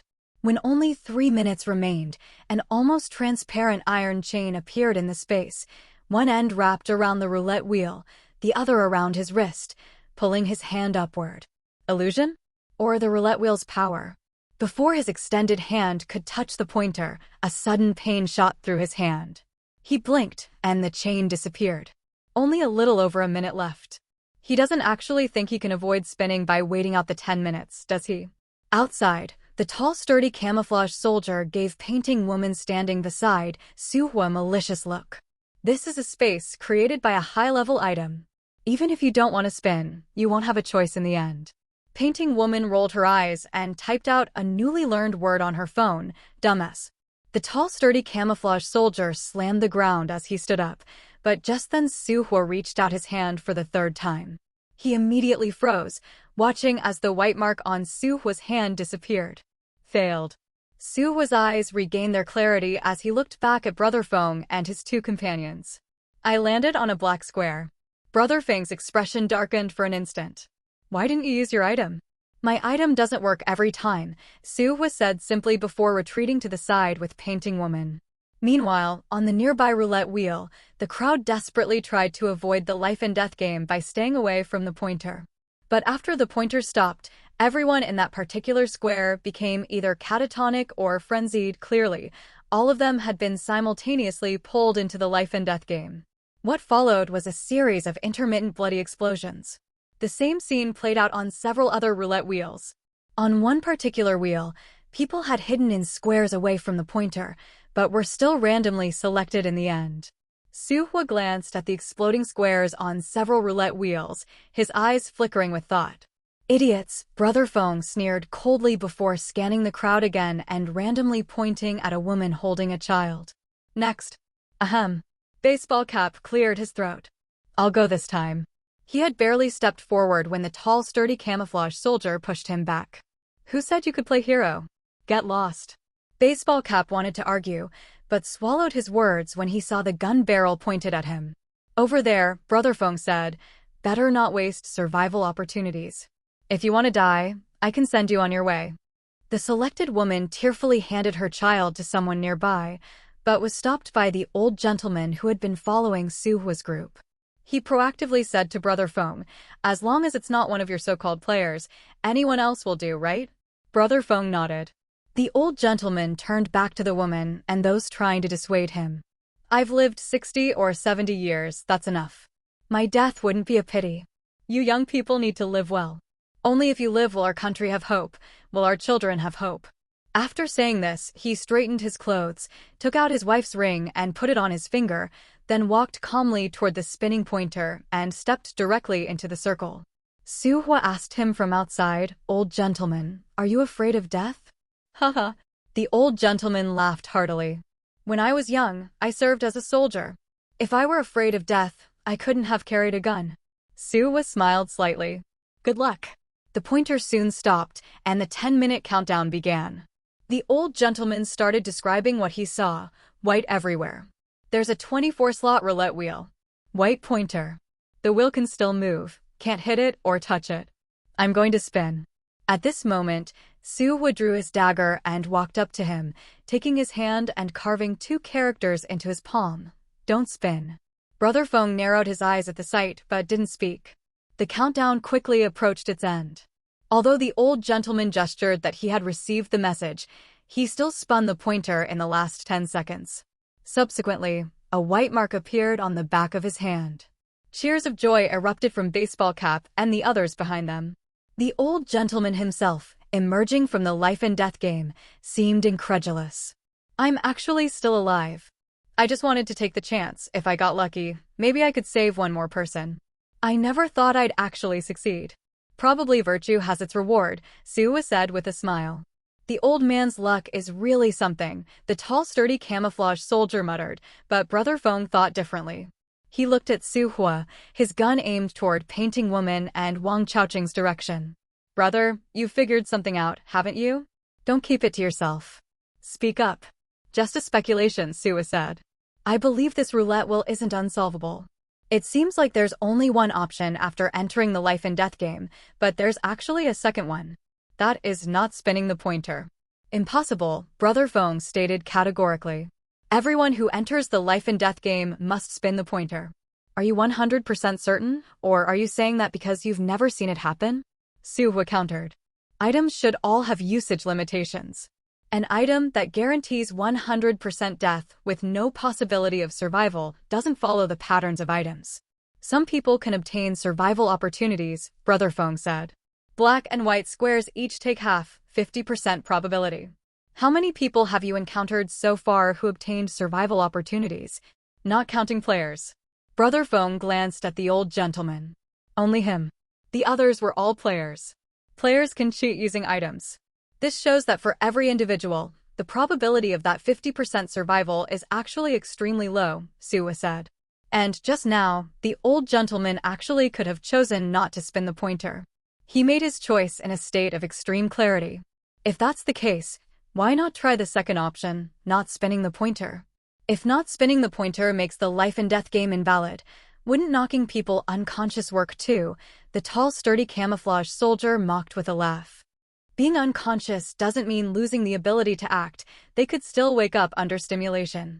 However, whether unconscious people are included in the game rules is another matter, Su Hua analyzed calmly.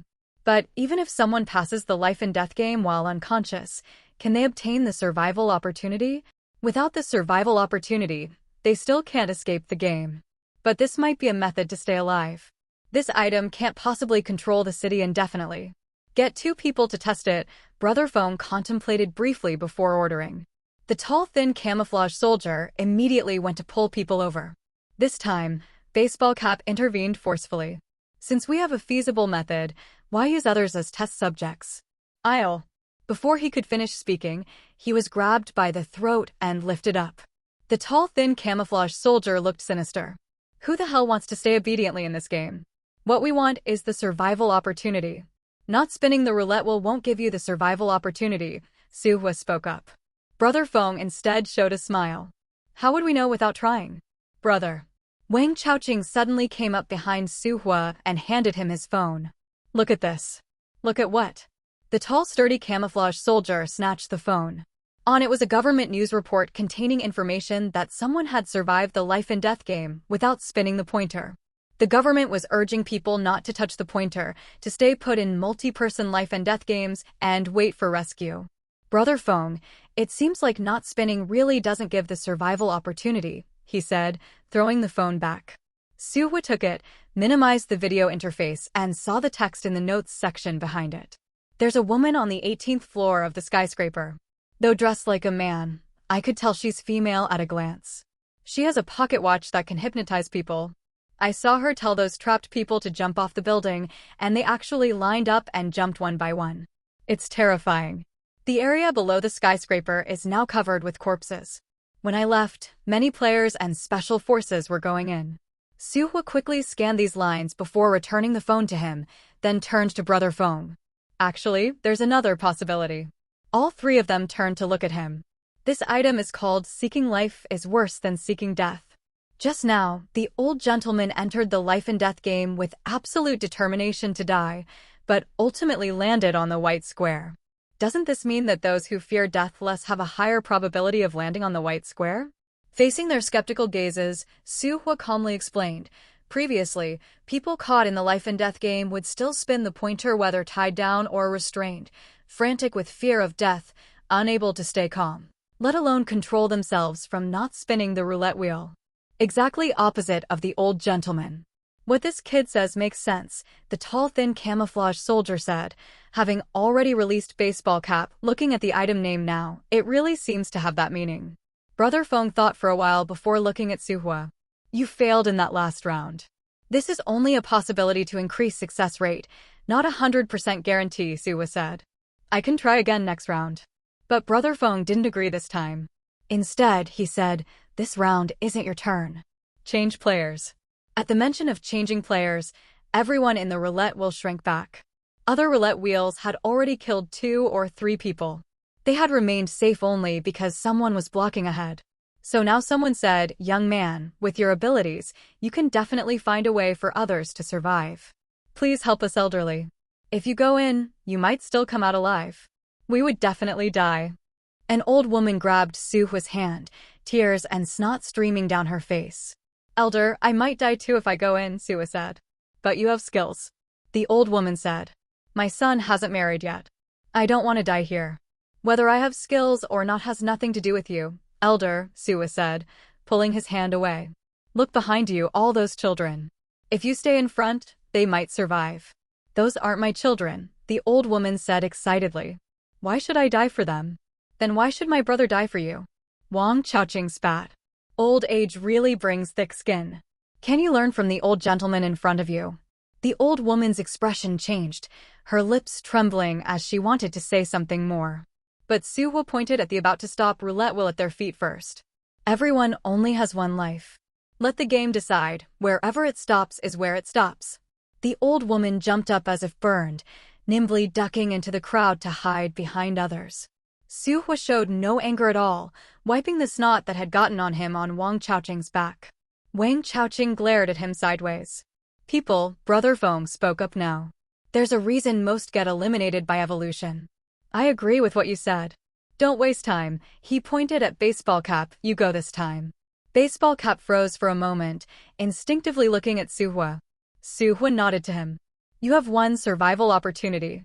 You won't die anyway, so what are you afraid of? Baseball Cap thought it made sense, so he puffed out his chest and stood in the circle. For the first few minutes, he remained relatively calm, but slowly his expression changed too. Especially in the last 2 minutes, his limbs took on strange postures as if bound, with only his feet desperately shuffling on the ground. He's done for this time, the tall sturdy camouflage soldier sneered, crossing his arms. All that jumping around, I really thought he wasn't afraid to die. Seconds later, Baseball Cap regained consciousness. The white mark on the back of his hand had disappeared. He hung his head in shame, silently stood up, and walked to the side. The female player nearby gave him a comforting look. Having already lost 2 survival opportunities, Brother Feng paused attempts to obtain survival opportunities and began having others take turns entering the life and death game. As expected, the next 7 or 8 people all died. Noticing the tall, sturdy camouflage soldier secretly counting the deaths, Suhua stopped someone who voluntarily stepped forward. I'll go this time. Brother Feng motioned for him to proceed. Suhua stood inside the circle and soon entered the pure white space. The space hadn't changed much, but this time the pointer was white again. With enough people in the shopping mall, having seen someone take the lead, others quickly learned to be smarter. Those who could maintain some calmness imitated the old gentleman by loudly declaring what they saw, wanting to leave a path to survival for their relatives or children. Among all the information, the space and roulette wheel remained fixed, with only one variable, the pointer. Black and white represented death and life. Both he and the old gentleman had obtained survival opportunities when the pointer was white. He had also asked Baseball Cap and the female player, the pointers they saw were also white. The same situation repeating wasn't coincidence. So in any life and death game where survival opportunities could be obtained, there was a high probability the pointer would be white. But he didn't think a white pointer guaranteed landing on the white square. Or rather, even landing on the white square might not ensure survival. In multi-person life and death games, when no one voluntarily entered the game, it ignored black and white and killed indiscriminately according to its own rules. The item name, Seeking Life is Worse Than Seeking Death, might have some directional meaning, but that didn't mean fearing death would definitely ensure survival. Watching the countdown before him, he reached toward the pointer. 2 minutes later, the countdown ended. Su Hua remained standing in place, no explosion occurred, and no white mark appeared on the back of his hand. "You actually pulled it off," Brother Feng said with considerable surprise. No amount of online information could compare to seeing it with his own eyes. He studied Su Hua carefully. "You really aren't afraid of death?" "Afraid? Of course I'm afraid," Su Hua replied. "I just endure it and get through it." As he spoke, he provocatively glanced at the tall, sturdy camouflage soldier. "If you're scared, I can take this round too." The tall, sturdy camouflage soldier immediately exploded with anger. "Brother Feng, let me go this time. I refuse to believe I'll lose to this guy again. You don't have any survival opportunities left." "Qi Shan will take this round," Brother Feng stated decisively, producing a glass hourglass as he turned his palm upward. The tall, thin camouflage soldier named Qi Shan took the hourglass and walked toward the center of the roulette wheel. He said to the tall, sturdy camouflage soldier, "Don't look so sour. I'll let you have the next round." The tall, sturdy camouflage soldier wore an expression of unwilling resentment as he prodded the old gentleman and the female player forward with his gun, forcing them to stand beside Qi Shan. "What's this about?" the female player asked tremulously. "I thought only one person could enter at a time?" Bang! The tall, sturdy camouflage soldier shot through her calf, then grabbed her hair and dragged her across the floor. The old gentleman hurried forward to intervene, but received a rifle butt to the face for his efforts. "Stay put if you want to live." The old gentleman seethed with anger, but didn't dare speak out, instead helping the female player, who was biting her lip to avoid making noise, sit at Qi Shan's feet. The life and death round began quickly. Qi Shan's expression shifted as he simultaneously turned over the hourglass in his hand. Gray sand began pouring from the fuller end to the emptier one. Su Hua felt his arm being bumped twice. He turned to find a colorful scribbled drawing thrust in front of his face, followed by a painting woman poking her head out from the side with a smiling expression. She pointed at the person in the drawing, then pointed at him.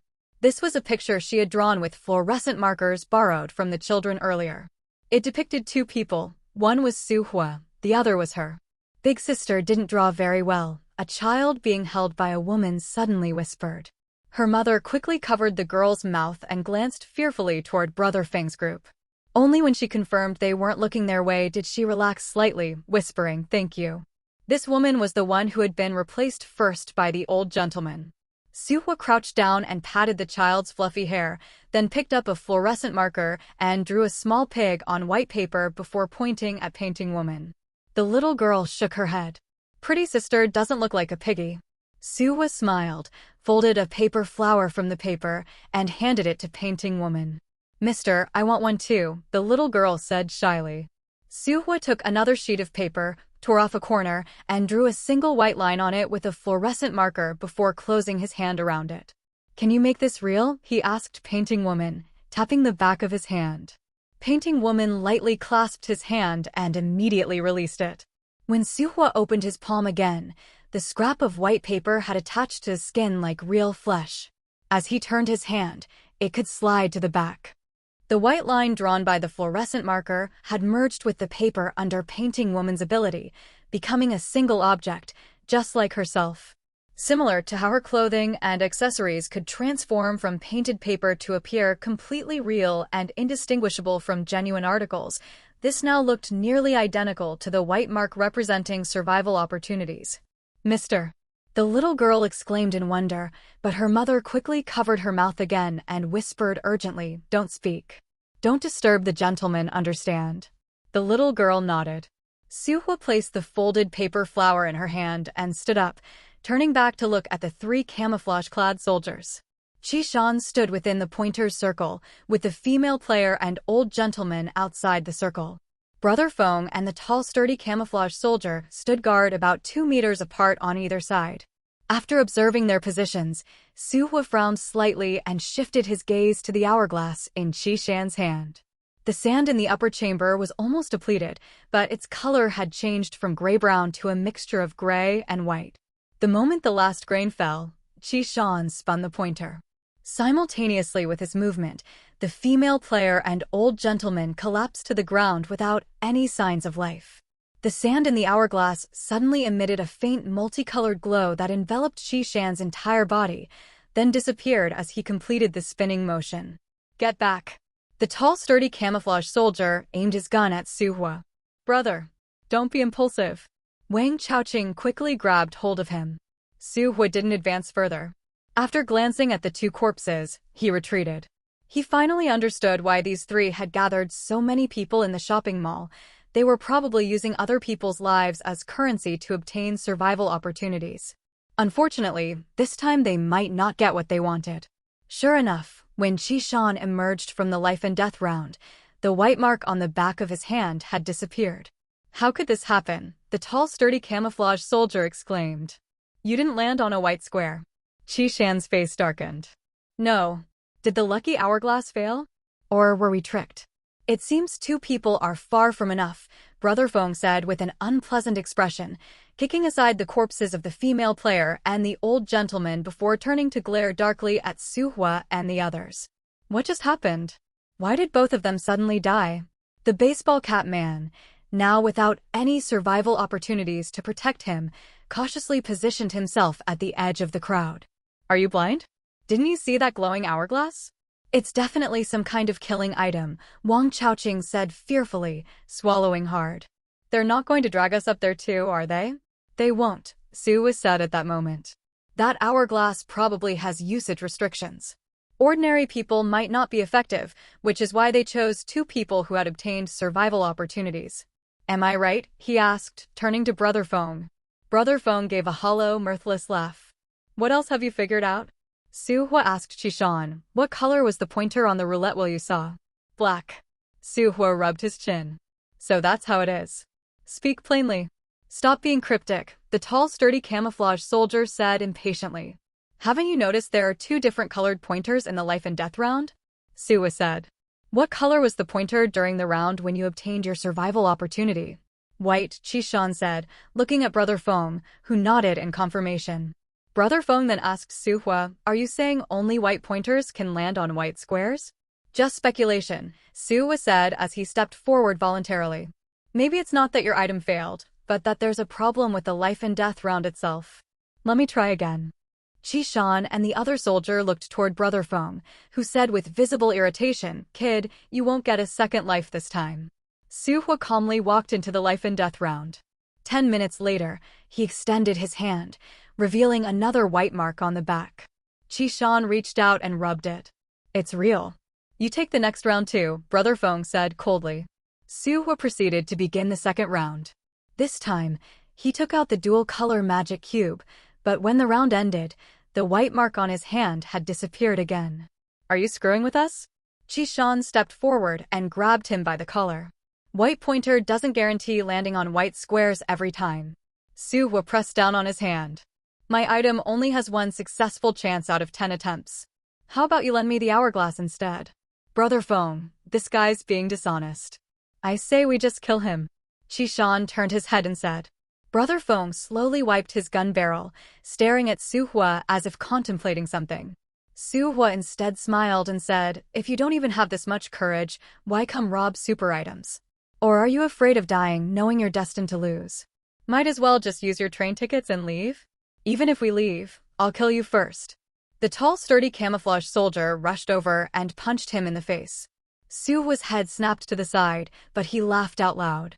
Brother Feng stopped the two men and declared, I'll take the next round. No. Qishan immediately objected. The probability of white squares appearing next round is very low. The three men no longer bothered hiding their conversation from others.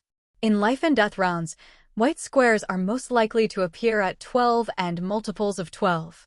Even if no white square appeared in the 12th round, this guy just got another survival opportunity. White squares might not appear for a long time after this. The higher probability of white squares appearing in the 12th round is just something we heard from others. Seeing is believing. Maybe what he said is the method to break the life and death round. Brother Feng threw his gun to the tall, sturdy camouflage soldier. I'm not leaving in disgrace like this. This time, the tall, sturdy camouflage soldier didn't obey him. He threw aside both his guns and rushed forward into the circle's center. Brother Feng, if it's a black pointer, I won't spin it. If it's a white pointer, but I die, slaughter all these people to accompany me in death. Brother Feng moved to pull him out, but Qi Shan held him back. Brother Feng, believe in stone. He's not someone afraid of death, he'll definitely come out alive. Brother Feng struggled briefly before giving up, his eyes fixed intensely on the tall, sturdy camouflage soldier. Brother. Su Hua coldly watched their performance. When the ground pointer stopped and the camouflage soldier reported it was a black pointer, he showed a barely detectable smile. 8 minutes later, the large man exploded into a mess of flesh and blood. Brother Feng and Qi Shan, standing nearby, were splattered with blood across their faces. He himself was afraid of death and moved the black pointer. They won't blame us, right? Wang Chaoqing whispered. Over there, Brother Feng wiped the blood from his face and walked directly into the circle, gripping the hourglass. Bring everyone over. Qi Shan raised 2 guns to herd people. This time, even Su Hua and several other players were included. The remaining 20-plus people from the roulette crowded around Brother Feng, with Su Hua standing at the periphery, facing Brother Feng's gun pointed directly at him. With so many people, aren't you afraid someone might stab him? After the pointer stopped, Su Hua suddenly said. This time, the tall, sturdy camouflage soldier didn't obey him. He threw aside both his guns and rushed forward to step into the circle's center. Brother Feng, if it's a black pointer, I won't spin it. If it's a white pointer, but I die, slaughter all these people to accompany me in death. Brother Feng. He leaped forward. Su Hua, who had been waiting for this opportunity, swung his crimson sword. Sword energy like a thin film sliced through the air, directly cutting toward the other's waist.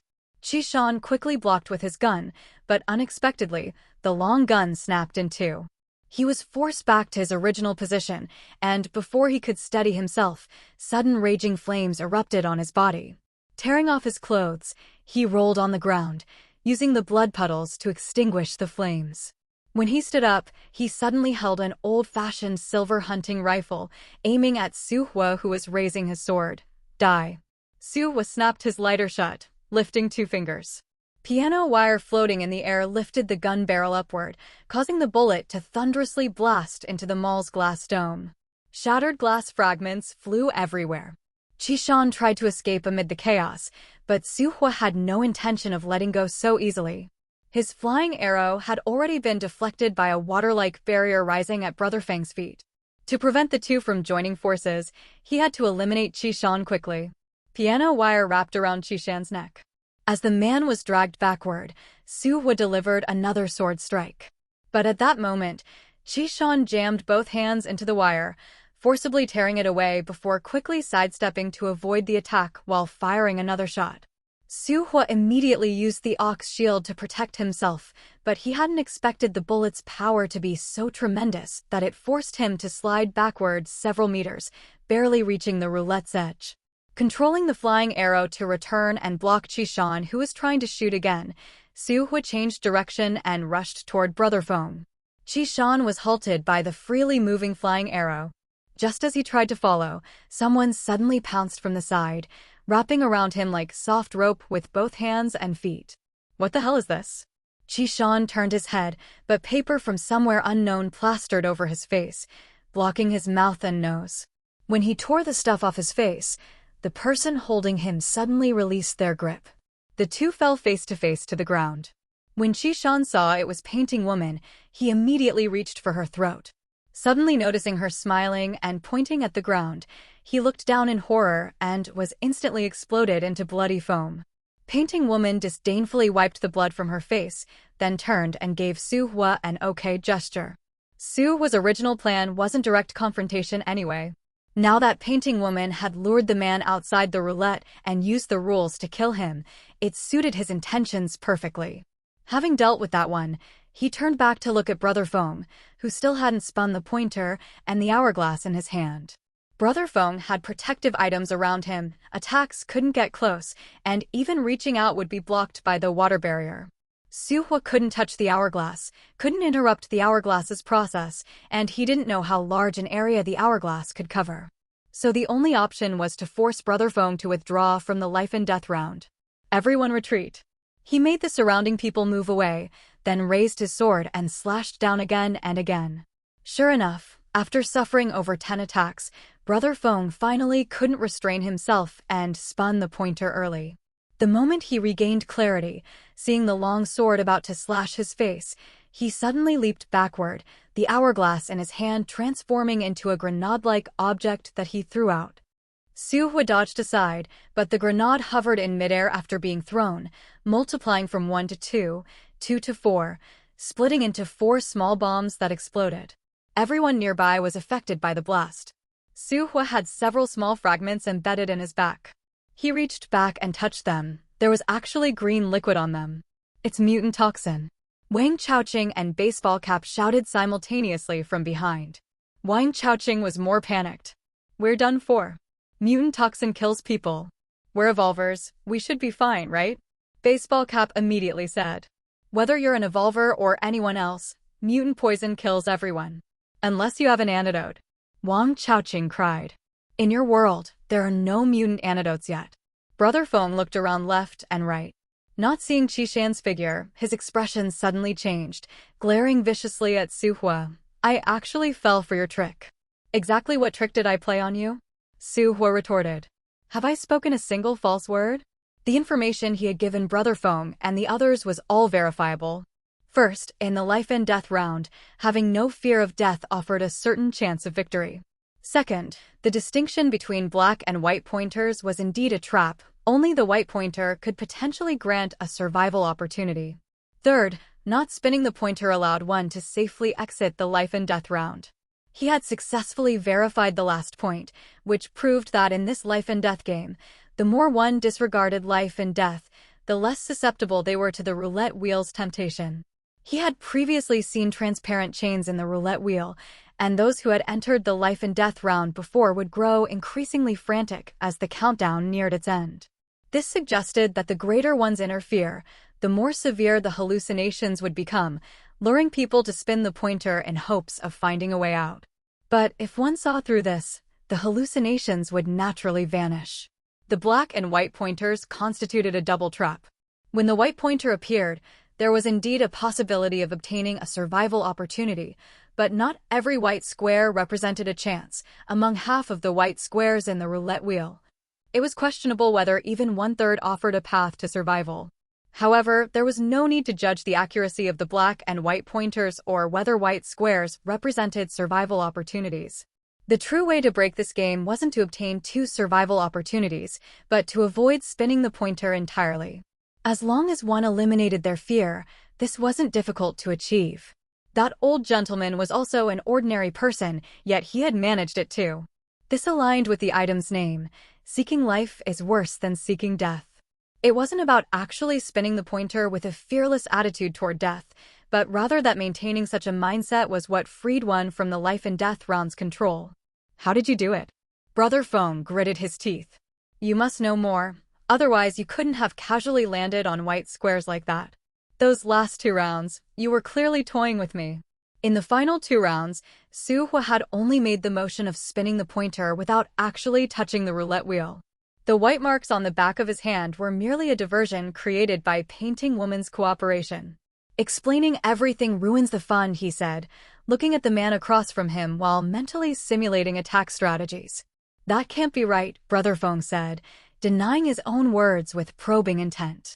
You couldn't possibly have mastered the life and death rounds method, otherwise you would have already obtained 2 survival opportunities and left. However, Su Hua's expression remained completely unchanged, revealing no flaws. Could it be you're trying to save people? Brother, stop wasting words with him. Attack already. Wang Chaoqing cheered from the sidelines. Brother Feng suddenly sneered, his figure vanishing from where he stood and reappearing in front of Wang Chaoqing in an instant. Wang Chaoqing leaned backward, but the baseball cap beside him pulled out a red ping-pong ball and smashed it on the ground.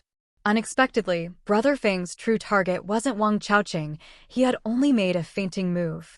Before the ping-pong ball even hit the ground, he withdrew, perfectly avoiding Su Hua, who had turned back to rescue someone. Baseball Cap's rescue attempt not only failed to help but also trapped Su Hua within the rapidly rising red smoke. Sensing faster movement to his right within the smoke, Su Hua immediately protected himself with the ox shield while simultaneously slashing with his sword.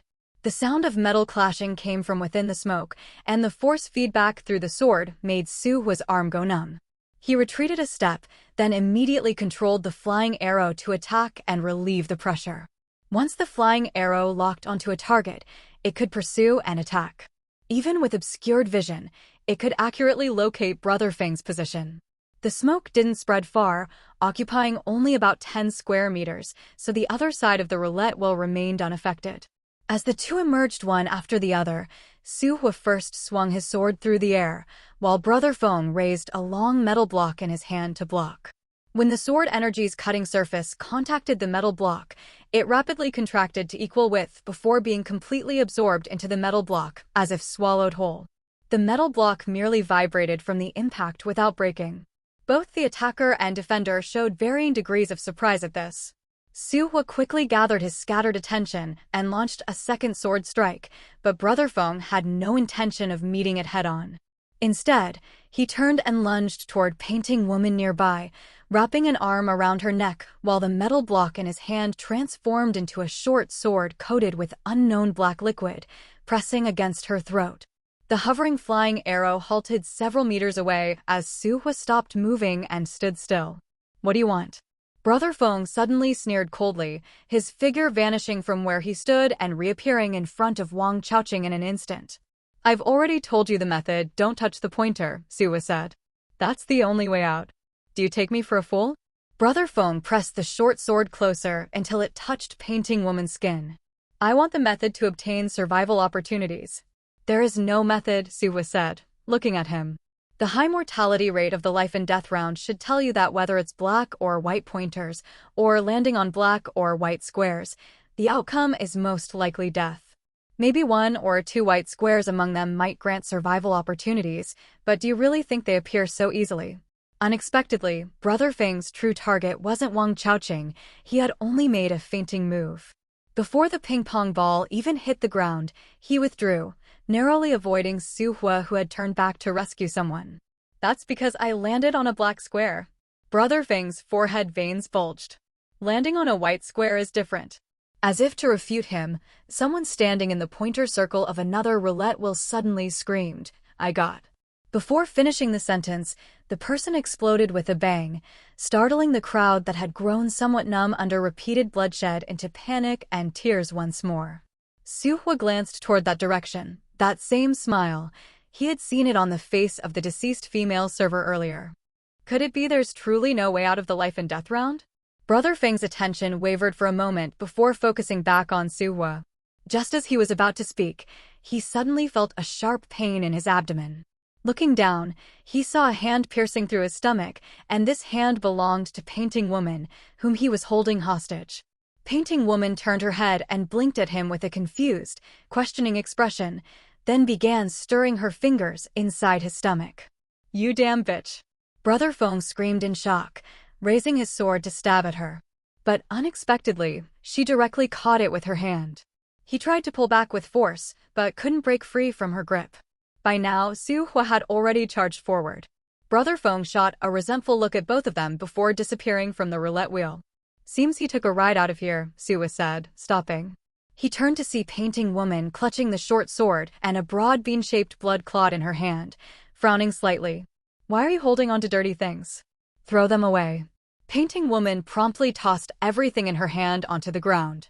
Strangely, when the short sword hit the ground, it transformed back into the metal block's appearance. "This is an item," Wang Chaoqing exclaimed as he ran over, picking it up and eagerly handing it to Su Hua. "Do you want it?" Su Hua asked the Painting Woman. The Painting Woman's performance today had truly surprised him.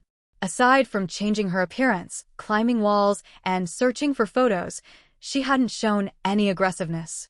He never expected that when she actually took action, her clean, efficient, and ruthless demeanor would instantly reveal the utterly merciless nature of an item. The Painting Woman had an adult's body, but lacked complete cognitive abilities. She had been continuously learning and imitating humans, and although she progressed rapidly, she still carried a kind of naive cruelty. The Painting Woman had an adult's body, but lacked complete cognitive abilities. She had been continuously learning and imitating humans, and although she progressed rapidly, she still carried a kind of innocent ignorance and cruelty. Suhua put away the metal block and reached out to wipe the blood from her face. Thank you for earlier. Without her help, he might not have been able to kill Qishan and force Brother Feng to flee. The painting woman lifted her smiling face and affectionately came over to link arms with him, but was once again pressed on the forehead and pushed away. She pouted and glared at him. I never expected Sister Li Chuan to be a player too, and so incredibly powerful. Wang Chaoqing fawned as he moved closer. Brother Su lacks romantic charm, but that's okay, you've got me. Stop learning bad things, Su was said from the side. The painting woman immediately changed it to idiot. I never expected Sister Li Chuan to be a player too, and so incredibly powerful. Wang Chaoqing flatteringly leaned closer. Brother Su lacks romantic charm, but that's okay, you've got me. Su Hua now had more refined control over his body. The small wounds on his back were slowly healing, and the numbing sensation from the toxin showed signs of receding. Mutant toxin was ultimately an evolutionary toxin. Perhaps the S-version syringe that compensated for evolutionary defects had generated antibodies in his body, so the poison hadn't completely invaded his blood vessels. He currently didn't feel any discomfort, but whether he was truly immune to this toxin remained to be seen. The antidote is really all gone. He glanced back at Wang Chaoqing, Baseball Cap, and others injured by the bomb shrapnel, then raised his voice. After getting out, you can seek help from the government. Wang Chaoqing looked thoroughly disappointed, but didn't say anything more. Baseball Cap walked up to them and said apologetically, Mr. Su, I'm really sorry about earlier. Not only did I fail to help, I almost held you back. Minor matter. Su Hua put away the item and walked to the center of the roulette wheel. Staring at the pointer that was about to stop on the ground, he stepped inside again. Baseball Cap watched from outside with both admiration and shame. Thanks to Mr. Su, otherwise it would have been very difficult for us to escape today. Wang Chaoqing, however, wasn't quite convinced they could truly escape from a high-level player's item. His eyes darting around, he put an arm around Baseball Cap's shoulder and whispered, We saved your life. Don't you plan to thank us? Baseball Cap smiled good-naturedly. Let me be clear first, I don't have a train ticket. If I did, I would have left already myself. That train tickets could provide escape from here was not only clearly explained by Su Hua and the others, but also verified by outside players.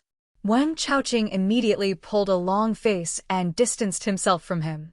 Baseball Cap adjusted his cap, then turned to the painting woman, pulling out 2 wet wipes. Would you like to wipe your hands? The painting woman had been worrying about getting blood on her phone. Seeing this, she smiled, but at that moment, the woman holding the child came over with 2 bottles of mineral water. Miss, you can wash with this. It's clean and unopened. Her outstretched hand changed course midway to take the mineral water. The painting woman used 1 bottle to wash her hands and poured the other over her face, then looked expectantly at the woman. The woman hesitated for a moment before reluctantly giving her the remaining bottle. This time, the painting woman took off her top and rinsed her body. Her attractive figure made 2 grown men nearby stare with wide eyes, prompting the woman to hastily spread her arms to shield her. Although undressing in public was somewhat stimulating, everyone understood since the painting woman's clothes were completely covered in bloody mess and uncomfortable to wear. Someone else took out spare clothes from a child's carry-on bag and offered them to her. They could at least work as a crop top. However, the painting woman waved her hand dismissively. She looked around, then raised her hand, peeled a poster from the mall, rolled it into a cylinder midair, and flew into a clothing store to put on a dress before returning. Wow! Big sister is amazing, the little girl applauded. The painting woman smiled happily, then flew over to the movie theater and brought back 2 cases of drinks. The children, seeing how the painting woman could use paper like a flying carpet to transport things, immediately gathered around her. Big sister, I want that biggest toy. Big sister, I'm hungry. 10 minutes later, when Su Hua emerged from the life and death round, the roulette wheel had undergone a dramatic transformation. Not only was the perimeter surrounded by child safety gates, but there were also various drinks and toys. Even a popcorn machine had been moved in. Elderly people surrounded the painting woman, asking her to help fetch jewelry. Shoo. I've never seen people like you who take advantage of a crisis. Baseball Cap chased them away. Several refused to leave, but upon seeing Su Hua approach, they all lowered their heads.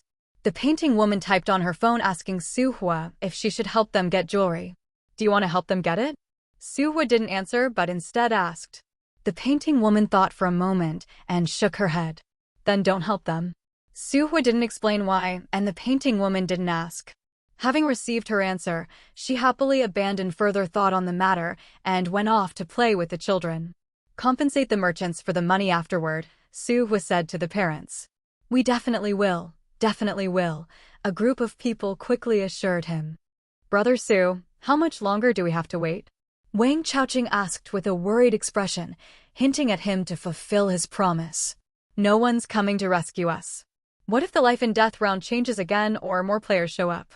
Aren't we just waiting here to die? Su Hua glanced at him. Entering a dungeon with mutant poison, aren't you afraid of dying from toxin exposure? Wang Chaoqing shuddered. Then I'd better wait. With you here, it'll be fine. Earlier, he had seen many people secretly recording videos and making calls, but so far no one had arrived, suggesting the situation wasn't optimistic. Aside from the message published on official platforms nearly an hour ago stating that not moving the pointer allows survival in the life and death round, there had been no further progress. On the contrary, accidents were occurring in more and more places, particularly in skyscrapers, where the dead were being transported away by truckloads. It seems that so far no one has successfully left the black and white roulette wheels. He checked the time and said to Wang Chaoqing, keep calling for help until you get through. After speaking, he entered the life and death round again. Looking at the familiar roulette wheel, he simply sat down. He had tried every method he could think of. The seeking life is worse than seeking death item was truly powerful, but if there truly existed a way to break it, the only possibility he could currently conceive of was one. Brother Feng and the others had mentioned that during the 12th round or multiples of 12, the chances of obtaining survival opportunities in the life and death round increased. This information might not be accurate, but it gave him a new line of thought. Since not moving the pointer was the method to walk out of the life and death round alive, what if continuously not moving the pointer would make this multiplayer life and death round judge the game participants as victorious? The command center in Capital City, the main command center established in the Harbor City suburbs, and 5 temporary command centers within Harbor City remained continuously connected. The bodies of police officers and civilians who died outside the skyscraper have all been removed. The Special Affairs Department personnel and special forces have completely withdrawn and are currently evacuating surrounding civilians. Our helicopters cannot approach the skyscraper for observation, and we cannot determine the number of players hiding inside. Based on estimates, there are at least 2,000 hostages inside, but after our personnel withdrew from the building, the other side stopped killing people. Their intentions remain unclear. Special Affairs Department personnel are currently attempting to communicate with the players inside. Personnel at the Harbor City main command center were providing a brief report. Additionally, as of now, there is still no effective method to prevent the explosions. The only survivor also died during the second round of the life and death round. Aside from 20 fire incidents, numerous players remain trapped within the life and death round area. Special Affairs Department and Special Forces personnel were attacked after entering, and there have been 7 severe incidents of players from other zones massacring our country's players. Besides the skyscraper, there are 47 major hostage situations, 16 of which have been resolved. The remaining 31 include the Defuse shopping mall with the highest number of people, over 200 trapped individuals, including nearly 30 children. Due to restrictions from the life and death round, rescue teams have only just arrived near the mall. However, the surrounding surveillance lines have been destroyed. The last video detected from the trapped people was 2 hours ago. These brief reports sounded like just a few sentences, but the reality behind them was bloody and brutal. 3.5 hours had passed since the Phantom Sound Knights declared war. The death toll within the life and death round area was difficult to calculate, with at least over 100,000 people trapped. The highest number of deaths occurred during the first half hour and the first 20 minutes after the small roulette wheels appeared. Especially during the second round, when the large roulette wheel was divided into countless small ones. Without being informed of the rules, dozens of people died simultaneously within each wheel. In some densely populated rescue waiting areas, the highest single death toll reached nearly 500 people. This didn't even include the rescue personnel rushing around. Whole vehicles of people drove out of the roulette wheel range unknowingly, causing everyone to explode and die, subsequently leading to car accidents and fires. Aside from 20 fire incidents, numerous players remained trapped within the life and death round area. Special Affairs Department and Special Forces personnel were attacked after entering, and there have been 7 malicious incidents of players from other zones massacring our country's players. But rescue efforts couldn't solve the fundamental problem. The real way to control the situation was to find the Phantom Sound Knights members. Although they most likely seemed to be hiding in the skyscraper, everyone who entered ended up queuing to jump off the building. Even helicopters would mysteriously crash when approaching. Negotiations couldn't be reached, and their side had made no progress. The fake news about super items that Capital City released in advance to attract attention also seemed ineffective. If the Phantom Sound Knights didn't leave, the other scattered players were insignificant.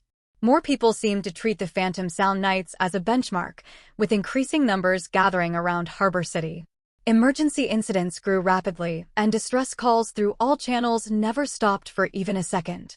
Special Affairs Department personnel have submitted a proposal, said the elderly man from Capital City. Since attracting players to other cities hasn't worked, why not use this life and death round to trap players from other zones? If our players can't break the game, players from other zones might not be able to either. This isn't a bad approach, said Dr. Sun, responsible for Evolver research in Harbor City. But currently, we don't have any players who can handle this task unless we have super items. The elderly man fell silent. Without super items, it would be difficult to convince others. If Zone 014 could develop a bit longer, they might produce convincing fake items, but currently, they truly had nothing. Regardless, we must try this approach, the elderly man said after a moment. We can't just hang our hands and get beaten. Even if we have to bite, we must bite hard enough to make it hurt. We must make all players from other zones understand that invading another country comes with heavy costs. Players from Capital City who can be useful have already deeply entered Harbor City. They can all enter the life and death round area within 3 minutes. Harbor City's citywide evacuation work must accelerate. Strive to quickly send ordinary citizens who aren't trapped out of Harbor City. First, rescue those who can be saved. Yes! At that moment, the Secretary of Harbor City's chief commander received an external call. He immediately reported, "It's Captain Xing calling. There's important new developments on his end." He requests video connection. Connected. The video connected quickly, showing the interior of the shopping mall. At a glance, one could see the situation within several black and white roulette wheels. The ground was almost completely covered with blood and flesh chunks, with the number of people reduced by 1/3. Were the players from other zones eliminated by you? The chief commander asked. Those 3 players from other zones were already 2 dead and 1 escaped 2 hours ago, Captain Xing said, turning the camera to the side where a group of elderly people, women, and children were gathered. Unlike others in the mall, these people appeared relaxed, especially the children who were playing together. These people were also trapped in the life and death round 10 minutes ago, but now the roulette wheel patterns on the ground have disappeared. Captain Xing's voice was filled with excitement. Commander, a player in Harbor City drove away the players from other zones and solved the multiplayer life and death round. What? Where's that player? How was it solved? Leaders, hello, Wang Chaoqing greeted the camera awkwardly. Brother Su has already left. He asked me to tell you that the method to solve the multiplayer life and death round is to not spin the pointer for 12 consecutive rounds. The fake news about super items that Capital City released in advance to attract attention also seemed ineffective. If the Phantom Sound Knights didn't leave, the other scattered players were insignificant. More people seemed to treat the Phantom Sound Knights as a benchmark, with increasing numbers gathering around Harbor City.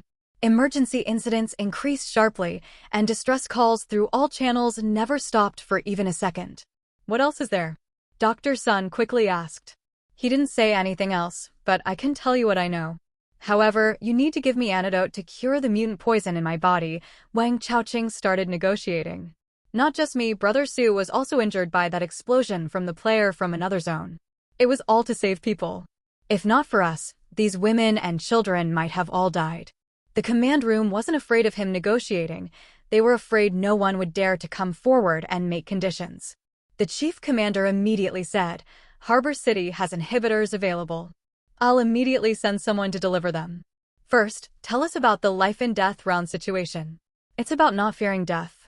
As long as you're not afraid to die, you won't be deceived by the illusions when you go in," Wang Chaoqing said. "If you want to rescue people, finding some daredevil squad might work." "That approach won't work," Dr. Sun immediately responded. "Our soldiers have tried it. The mental suppression from game items on ordinary people far exceeds our imagination. So only players can handle this," the commander-in-chief frowned. Most of their players came from ordinary backgrounds. While there were some from military backgrounds, their numbers were too few. Ordinary people can do it too. Suddenly a young man wearing a baseball cap appeared on camera. There was an elderly man who used to be a soldier who managed it just now. Someone recorded a video. "Good, immediately send that video over." After the video reached the command room, the commander-in-chief again instructed Captain Xing that they must find Su Hua, since he had also been poisoned and needed inhibitors. The video was secretly recorded, capturing the process clearly. Several people in the command room could clearly see Su Hua's face, and someone immediately went to verify his identity. After watching the video, Dr. Sun quickly analyzed the difference between the elderly man and their soldiers. Being fiercely unafraid of death and being detached from life and death are two different things. Our soldiers can sacrifice themselves without hesitation for the people, but they're also living human beings who cannot reach that level. Moreover, a person's psychological state is constantly changing, which is why some people can only succeed once. Who would want to die when there's hope for survival? So this method is difficult to implement, the commander-in-chief said after some thought. It seems we can only find that player and bring him back. His identity information has been found, the secretary brought in the documents. His name is Su Hua, originally from Capital City, currently residing in Ting City. He was among the first batch of players on Ting City First Research Institute's recruitment list.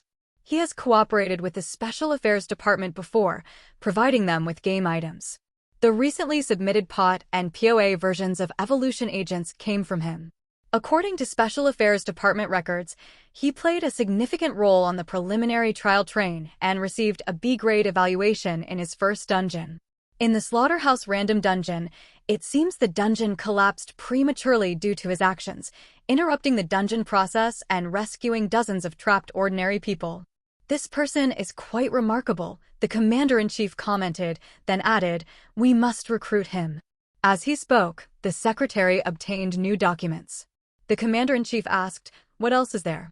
The secretary hesitated for a second before continuing, "We've also found information about his past in Capital City." Su Hua was diagnosed with antisocial personality disorder during his childhood, with 2 years of psychiatric hospital treatment records. Before age 17, he was heavily involved in gambling with a notorious record. He once chopped off 8 people's hands in an underground gambling match. He only quieted down after his older brother, 1 year his senior, was shot dead when he was 17. He completed university early and went to Ting City, where he has been working as an extra in the film studio until now. Asterisk. On a street just 200 meters from the skyscraper, Su Hua lit a cigarette for himself, gazing at the towering building ahead as he slowly smoked. Advanced players were more formidable than he had imagined. To successfully execute this diversion plan, 2 conditions needed to be met. First, his contact time with advanced players had to be brief, preferably controlled within 10 seconds while maintaining distance. Therefore, he had to wait until approaching departure time to act. After entering the station, he could board the train and leave quickly. Second, he needed a suitable location. To divert attention, there needed to be witnesses, but not too many. The more players present, the higher his risk of exposure. There was now 1 hour and 15 minutes until train ticket time. Ticket holders had to enter the station 5 minutes early, leaving 1 hour and 10 minutes until the final deadline. Harbor City wasn't an ideal location. Ultimately, he wasn't a true advanced player, and 3 seconds of a life wasn't an offensive item. Being surrounded by so many players created constraints in every aspect, making it nearly impossible to avoid revealing flaws. But 1 hour and 10 minutes wasn't enough time to find another suitable location to complete his plan. Using military fighter jets could quickly take him far from Harbor City, but that would be too conspicuous. While the Phantom Sound Knights appeared to be hiding in the skyscraper, Wang Chaoqing had only detected one person inside. The other members, whose exact numbers were unclear, along with other players, were also near Harbor City. Anyone entering or leaving Harbor City would certainly be within their sight, though it was unclear whether they were under surveillance. Additionally, government personnel couldn't be fully trusted now. Do you want to rescue them? Painting Woman's phone appeared before his eyes. Su Hui turned to look at her. There are so many players here. Aren't you afraid of being captured if you stay? Painting Woman shook her head. They can't catch me. Su Hui turned his gaze back toward the skyscraper. The person inside is very powerful. You can't defeat her. Painting Woman circled around to face him. I don't like this place. It smells bad everywhere. Let's go play in the game instead. That's the smell of blood. Su Hui paused, then suddenly said, Didn't you say you could only sense paper materials within one building?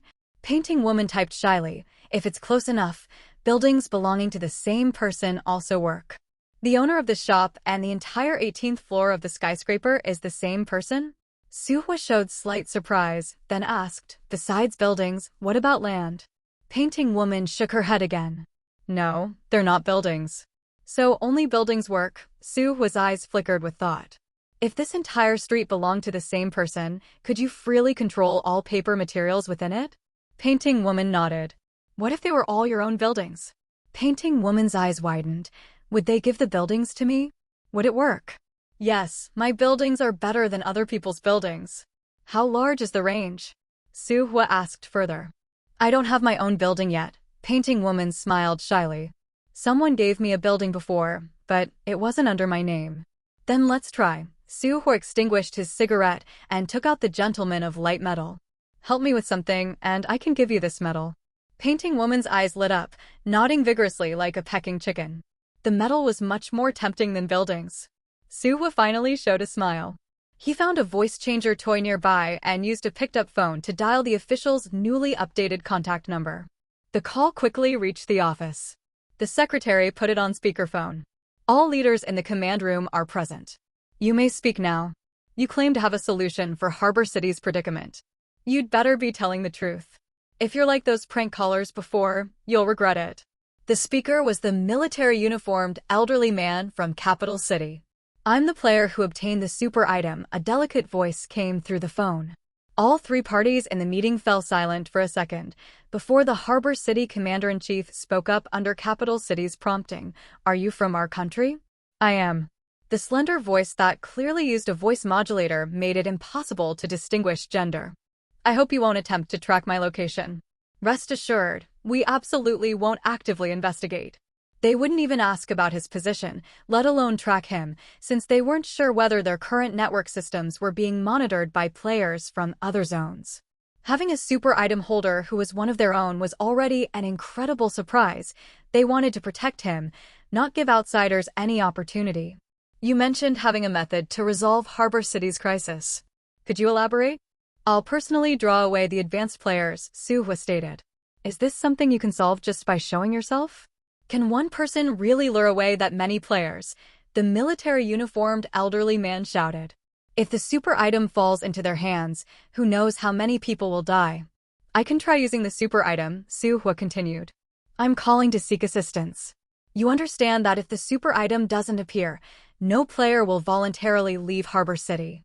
While this was true, the risk seemed enormous. They could lose not just an item, but also an extremely promising player. Their nation understood the importance of talent better than anyone since its rise, especially when facing an unknown world. Capable pioneers were more valuable than any item or rare object because every step they took forward meant the nation advanced too. The elderly man from Capital City spoke. Whatever assistance you need, just ask. We'll do everything in our power to provide it. But with one condition, please prioritize your own safety above all else. I have 3 requirements, Su Hui said. First, within 1 hour, transfer ownership of all properties within the black and white roulette wheel, preferably including land and plots, to the name Painting Woman. If time is insufficient, at minimum cover more than half the area centered around the skyscraper. When I say all properties, I mean every single room on every floor. Second, distribute large quantities of paper throughout the buildings, regardless of size. Third, have rescue personnel move trapped survivors who can be relocated to outdoor areas, creating space in the multiplayer life and death rounds. Would national appropriation of properties work? The elderly man immediately asked. Or do we need complete property transfer procedures? Test it with one building first, Suhwa suggested. The Harbor City Commander-in-Chief immediately contacted the housing authority, transferred ownership of one of his own properties, stamped it with the national seal, then provided the address to Suhwa. Before Suhwa could even speak, Painting Woman's eyes lit up, and soon the person on the phone reported seeing paper moving inside the room through surveillance. After she nodded, Suhwa said, "It works. I'll contact you again in 40 minutes. Hanging up, he moved locations with Painting Woman. I have houses now. Painting Woman ran ahead of him after just a few steps, stretching out her hands. So many houses. Seeing her beaming with joy, Suhwa asked, "Can you control all the paper inside these houses?" Painting Woman nodded without hesitation, then added, "Just like the colors on my body." Suhwa avoided crowded areas, choosing instead to move through inconspicuous minor locations. Why does the ownership transfer enable this? He asked. Logically, an item's power shouldn't be constrained by human administrative procedures. Both were super items. 3 seconds of a life would automatically activate when its holder died to reverse time, but Painting Woman couldn't do this. Without the name change, she could only control one building. Painting Woman looked at him blankly, her eyes saying, "I don't know why, but I know this is how it works." Suhwa raised an eyebrow but didn't dwell on the question, instead focusing on the government's movements. They had already begun acting. The rescue personnel responded fastest, moving trapped people outdoors. The multiplayer life and death rounds didn't exclusively appear indoors or outdoors, some even encompassed entire buildings. Except for those truly impossible to move, most people were being relocated. Bookstore. Painting Woman happily ran into an elegant bookstore, heading straight for the map section where she quickly found a map of Harbor City, then took a pen and started drawing circles on it. Though she couldn't read maps, she could sense which areas had become hers, so she marked them out section by section. In the brief moment Suhwa looked away, she had already circled about 1/3 of the area occupied by the black and white roulette wheel. A sudden thought occurred to him. If we treated an entire city as one building, wouldn't every location in that city fall under your control? Are you talking about a castle? Painting Woman asked, then laughed carefreely. Someone took me to a castle before. So big, so big. There were many dolls inside, but those dolls were mean. They bit people, even me. The person who took me got bitten to death. Torn into many pieces, with each doll eating one piece. I don't like castles. Don't want big houses. She lowered her head and continued drawing circles on the map, giggling with each mark she made. Suhwa watched her for a moment before shifting his gaze to the distant black and white roulette wheel on the ground. Asterisk. Inside an aquarium, the Undertaker sat cross-legged on the floor, idly playing with a small roulette wheel only the size of a rice bowl. People from Zone 014 have really disappointed me. All of them are fools thinking moving people from indoors to outside will help. The man in floral shirt beside him mocked, "You're just patting yourself on the back. Didn't one small wheel just disappear earlier?" The Undertaker waved dismissively, "Just one.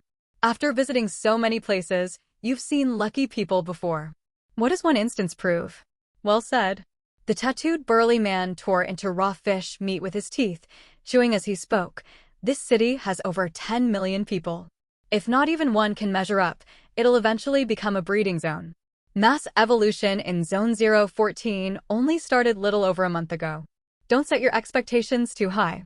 The braided man detonated several white dots on his gaming device before looking up. Actually, I think Zone 014 has great potential. We might even do business here later. Potential doesn't guarantee development. How many examples are there of promising zones becoming cultivation bases for other wormhole points? The Undertaker said cynically.